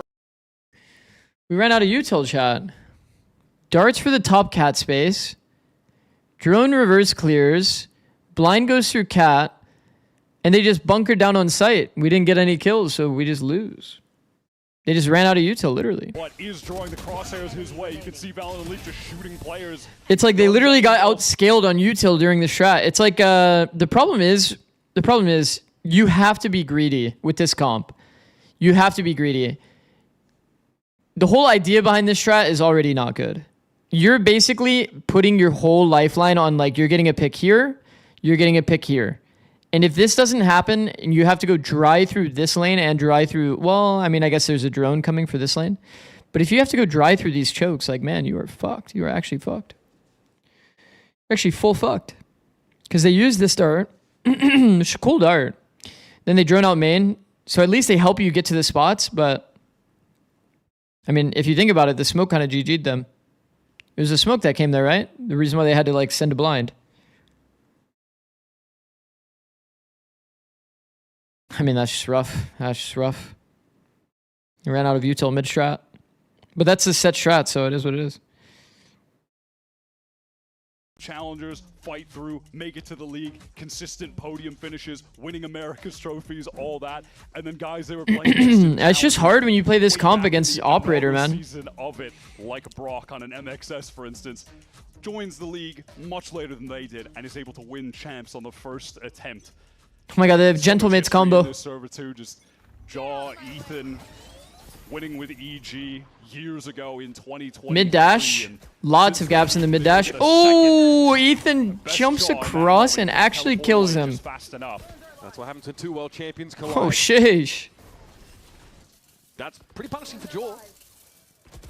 Really expecting at least a one frag off that scenario. Now Leaf is forced back a little bit by the slow orbit. Ethan lingers out in the open. Spike, by the way, was in his hands. What is going on lane right now? They're just trying to pressure into the site and then wrap back around. Yeah, just deal with one thing at a time. Did you guys notice, by the way? Let's get the site players out of the picture, and then we'll reset and work back towards. You guys notice the thing that we talked about before? NRG did the thing. They didn't do the front side freeze. So one player went to logs, one player went to boat, the boat player died, and the rest insta-scaled backside. But they're just going to go for the multi-swing, and it's all good. So like this is generally the type of team that you would say is like they're bound to have a round where they just get picked like this.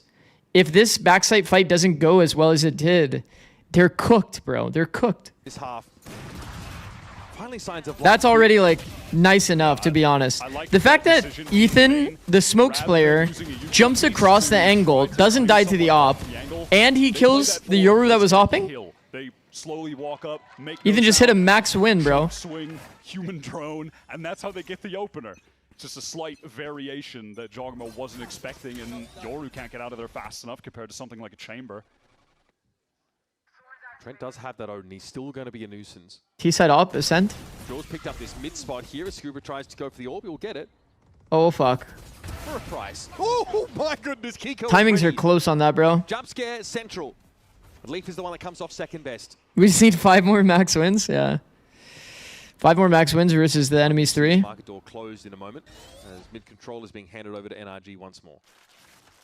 I mean, that's a pretty fucking insane timing, to be honest. Well, they're doing a great Leaf job obviously is a bit late to his flash timing, but parts of the map and then getting into that exec.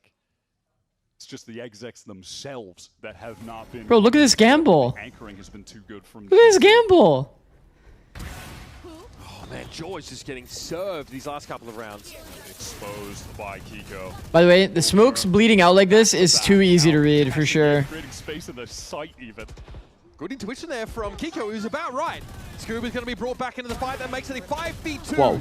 Long odds indeed. Trent trying to work it in with the Odin. That's pretty no dirty way. stuff now around the corner of Scuba. 3 is all he's going to get. HP as low as it gets for NRG. What a oh my god, we haven't. This has been a banger series, chat.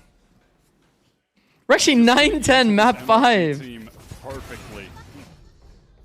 It was great with them. I think it kick off. It's a tall task for NRG still, though. In stage 1, they've got him in a position to be better than just. Yeah, he's a great piece of this team. It's still a tall task. Opponent in Psalm, he's doing a good job. Now they have him in a spot where he's thriving with this. We got a match on our hands. Like Classic. The classic line. Moments. Double doorless comp on defense. Jaw clearly is trying to play up for an early kill, and he's been punished 2 consecutive rounds. G2 is permanently throwing suboptimal thorns so that they don't get shocked. Okay. Oh my god, shot a little They're going to keep going. It's Scuba. He's done. Now this has got to have to provoke an acceleration towards the A side of the map, but that's what the Vice util is. That's a devastating miss from Kiko. It results in the death of 2 players. 5 versus 3. NRG need to claw this back. Everyone Ethan actually just sends it into the A side. The classic old combo, the Drift of the Hunter's Fury. No way. Oh my god, and it works out. About as good as it gets. Spike drop, no point. Bro, the blocking is so annoying. Now. Use 2 sticks to make it in nature, but he gets knocked off it briefly by the Blaze Wall. What's Mata doing with that wall? Does get the spike down at the very least. Mata here's going to set up on Gen. It's Cosmic Divide here for G2. Sets Valen up noiselessly. He's in position. Nova Pulse dodged. Mata with the footwork. Ethan will be biding his time. This round is crucial here. And it's on Ethan in a 1 versus 3 to hold on. Baby Bay swings out into it. That's the flash. Baby chimes on in. Was he trying to Grim Boost on top of the box? I guess so. Like, Once more by 2 rounds. I guess so. So those are the kind of plays that were all G2's. I think there's nothing else he could really be doing with that wall, if we're being honest. The amount of games Jaw has on this agent, just syncing things up. Man, the fact that Yoru can block, I swear there was a patch that we tested this and Yoru couldn't block people. G2, some real 2025 G2 gameplay. But I guess they made it so Yoru can block again. I don't know. There was some patch that we tested and for sure the Yoru couldn't block. The Yoru was getting bullied around by the people that were not Yoru ulted. On Lotus. And it might be here too. Maybe it was just like a one-patch bug or something. This time NRG. They removed it and it was in the patch notes. And then they reverted it silently? I guess so. I don't know. You can definitely block people now, though, for sure. He's got the orb again, so he still wants to be playing in that similar style with Gate Crash back up, play an aggressive line. Imagine you're like, you need to jump up onto like A heaven and the Yoru's just standing there blocking your jump up. Could be so annoying. Towards A where Leaf is playing in a position that Phoenix Flash can get a lot of value. No check of why, not enough time to do so. Oh? So Leaf undetected for the time being. Oh, they're for sure going to gamble this, too. Chime in here, still got Ethan's actually holding it deady. Broke with the Hunter's Fury, Kiko deep on the side. Shot goes wide for Jaws. Kiko is fully entrenched in hell. I feel like once you make it into the site, like the comp doesn't matter so much. For the team to actually get the spike down. I don't know. Kiko in the open, sprayed down by Valen. That's devastating. Brock and Ethan. Shit. Kind of unaware there. No spike plant. Paranoia needs to be used early to get it down. They can't use that paranoia now when the retake is actually coming in. It's going to come down to the gunplay. 1 for 1. That's going to be good enough for G2 now, as it is all on Brock. Champions MVP has to fight for his life. And G2 on match point. 3 chances. 3 chances, chat. This might just be a story of it was the closest NRG have ever come to beating G2 in a series. We're tied 2-2. That's more maps than they've gotten against them in their last 5 matches, including 2 BO5s, but they might still come up short. Hot dog. G2 might just still be their kryptonite. This NRG team can do it all. You believe in them to win any global they attempt. This has been a very fun series regardless. But we already knew, Chad, that this NRG attack side is going to be rough. It's just always going to be rough. Especially you lose defense. Like, bro, you lose the attack pistol. Now you're like in this fucked up scenario where you're going to get opt like perma. You have this comp. This could be it. You're literally just getting timed out. Like, all of your util is just fucked. That A-split was the perfect example. On Trent, they just can't accelerate right now. They're being stalled out by util in the choke, and that Steel Garden makes things a little bit Oh, a bit of an overreaction from G2. Baby Bay feeling maybe more pressure than was actually there. I think they're respecting a frontside freeze here. That's why they're staying in the space. Try to close the distance on him whatsoever. Jaw position for contact, actually pretty far up on this A side.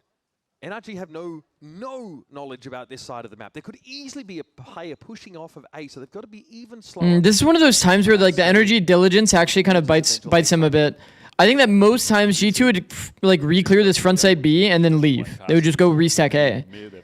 And because it's taken energy, literally they started walking from the top mid space. You're like late. He doesn't have a gate crash active right now. He has to There's a real world that G2 actually re-cleared front B and then stacked A. Yeah, he gets some information, but it's They took way too long. With a 4-man squad for G2. That feels like that would have been the Energy's always been that diligent team though, so I mean, it is what it is. Enough money to go for this retake. But do they have the numbers? Do they have the ability to actually win this out with only 4? Great util timing. The nerdy dart, that's disruptive stuff from Ethan with the paranoia connecting to most of the players on Ooh, smoking claim. But NRG are ready. Guns akimbo.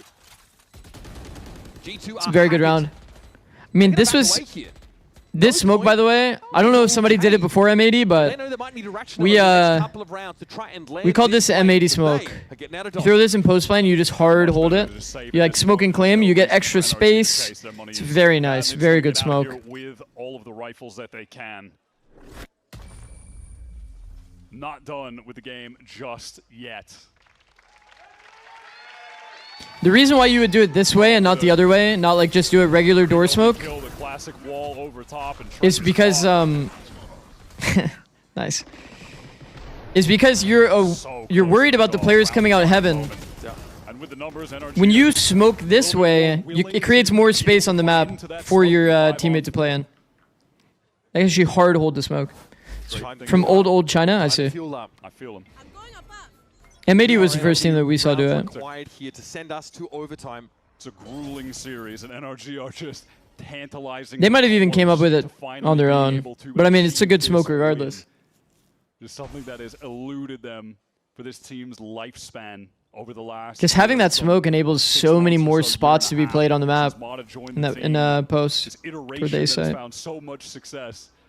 Just one mental block that they're trying to cross right now. Mid default, nobody in B main might be a bit of a tell that it's not going to be a B split. 2 rounds to win.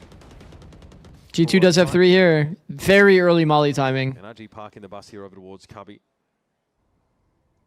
People don't usually like to play this line chat, the one that Yoru was playing, because you can get peeked from upper and lower. Kind of moment. You're looking at him. So the fact that Ethan's upper is kind of like best case scenario. But stay steadfast on this angle. Tree is going to get busy over there. Jaw sees a little bit of legging. He got wall banged. Hit down low. Look at this wrap. They're going Split through heaven. Trying to flank into the site, walling it off. Okay, this is going to be 3 players for G2 that can defend this. They've traded space. Be a problem now as well. He'll be licking at the heels, but Jaw strikes with the oh, gold. Now on the side, 3 players up for NRG. The last gasp for this team. This is 4v3 with space, chat. Valor looks imperious there from upper. And Brock and Marta. Alongside Scuba, Leaf just walks on him and hard clears him. It's good. They hunker down and got a hold on, but Leaf steps in, steps out in an instant. Scuba would have to go crazy, bro. GG's. The end of him. Holy fuck. So close came NRG to finally holy shit. their regional rivals, but G2 shows that was an insane series, bro. Play.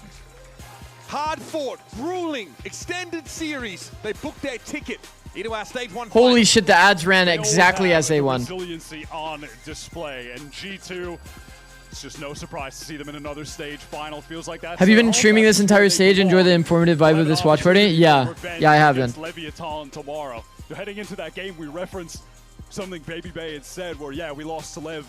Earlier in this stage, we were experimenting, but today we have no excuses. Well, no excuses, they lost, but tomorrow it's an opportunity for revenge, an opportunity to get a 4th stage trophy, an opportunity for Dre to lift one as a player with the team. Grueling would NRG need to have kept heaven control for that last round? Yeah, the problem is there's just a lot to clear, man. There is a lot to clear. If you're doing this kind of a strat, it is very good to maintain the space, yeah. But the problem is, if you leave one person inserted here, then you kind of like, it's a flow-on effect, right? What if you don't have enough people to actually like trade people out? It's just a risk. You leave one guy here, there's a world that this guy is like, you know, not there to actually get trades, and then it snowballs. You've still got time to retool things and be ready to take on the world's best. Absolutely. I mean, this NRG team has displayed some amazing gameplay. Both teams have improved so much, man. Both teams have improved so much over the last, like, few weeks. It's definitely remarkable. I was pretty critical of both of these teams not having any good team fights. And both teams have kind of stepped it up large. I think G2's team fighting on Breeze was not really it, but outside of that, I mean, every other map, it felt like they were pretty fucking solid. I don't think G2 can beat Lev. Lev is just pure X from LATAM. I mean, for sure, Lev is like a higher tempo than G2's like prepared for. Because G2's leaning into so much more individuality too, like Lev just catches these players off guard. G2 does play pretty active. They play active in the round, bro. We talked about this pretty much all day. Baby Bay's like always taking the fight on the angle.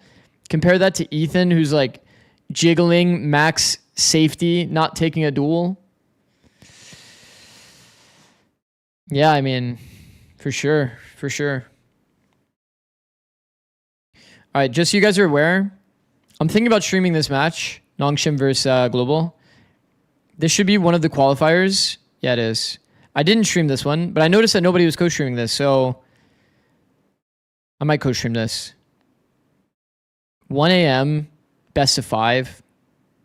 My sleep schedule is going to be doomed.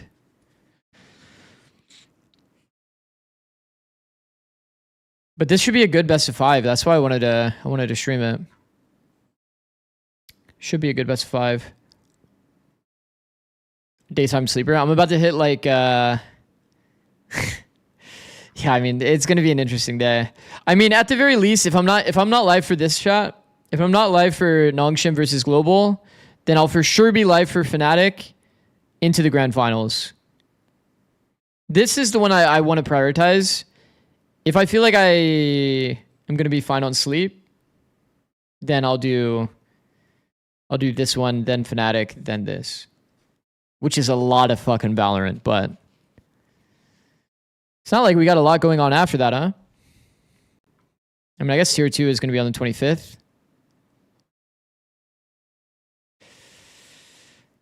Actually, are you going to stay on until it? Oh, hell no. Hell no. 5 hours? Hell no. Unless somebody had redeemed play ranked, but nah. So you hate us. Yeah, I do. I'm in Japan. I'll watch. Nice. I wish, honestly, bro, I would love to watch this, but I'm pretty sure they're not streaming. Pretty sure they're not streaming those. They're not streaming until the qualifier matches, I believe. I would hate us too, to be honest. No, it's not that I don't hate. It's not that I hate you guys. The Odin hate him for a long time. He's been asking us to just like let him use the Odin. They streamed? You are off the leash. Yeah. He's off the leash for sure. I asked when I was on. Wait, actually? Yeah, and you were rocking on Pearl. Hold on. Pearl, Ascent, yeah. Okay. I mean, it's if you know how to use it, it's really good. Yeah. So I mean, you gotta. They didn't stream this. Amazing. Well, you guys are in great form. Is this now? Oh, it's yeah. That's what I was saying. Only the upper semis are the ones that are streamed. But they didn't stream like the lowers. Definitely rest. Gotta rest. I mean, we watched. No, just say it. It's okay. Just say it. I don't hate you guys. Okay, G2 versus Lev tomorrow. Massive W. W stream today. We will be live again tomorrow, like I said. If I'm not live for Nongshim versus Global, I will be live for Fnatic Carmine. Did you see X Ross Phoenix? Huh? No, I have not kept up with these teams. Bro, what the fuck is going on? Bro, what is going on? These guys are just trading roles. What is this? These guys are dartboarding, bro. They're trying to figure out who's playing what. I don't know. How did they even end up in this conclusion that they just randomly should swap? Does that make any sense? Yo, what? He's smurfing. Have you seen Mini Neon? Yeah, exactly. That's what I'm saying. Like, what is going on? Mini's playing Duelist. Bippo's playing Cypher. Like, what happened to all of these regions? Francis was any before his Phoenix must be horrible. Oh, what the? Sent friend request on disc to show you the research stuff. Okay, thank you, bro. I'm excited to hear your insight on GE. I thought they were looking really good in stage 1. Fuck, bro. I know that there's a lot of people that want to watch that GE match. Fuck. Do I just doom my sleep schedule? Make sure I can watch all the matches? Because this is high-key like a good opportunity for me to stream. I feel like I'm going to get a lot of viewers. There's a lot of people that want to watch these matches.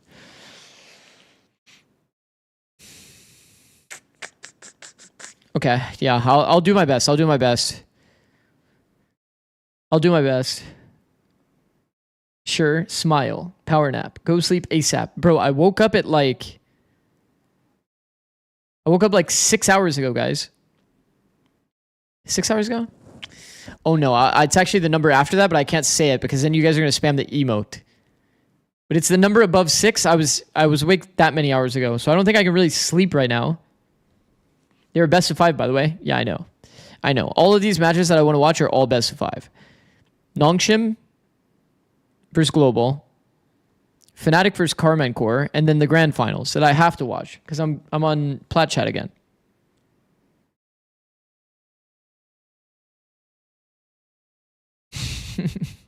"24-hour stream then, let's go."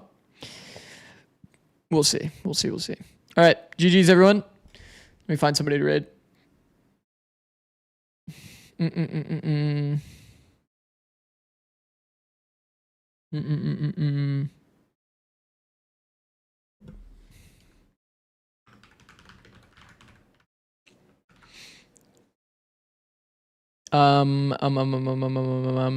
Who do I raid? Who do I raid? Who am I supposed to raid?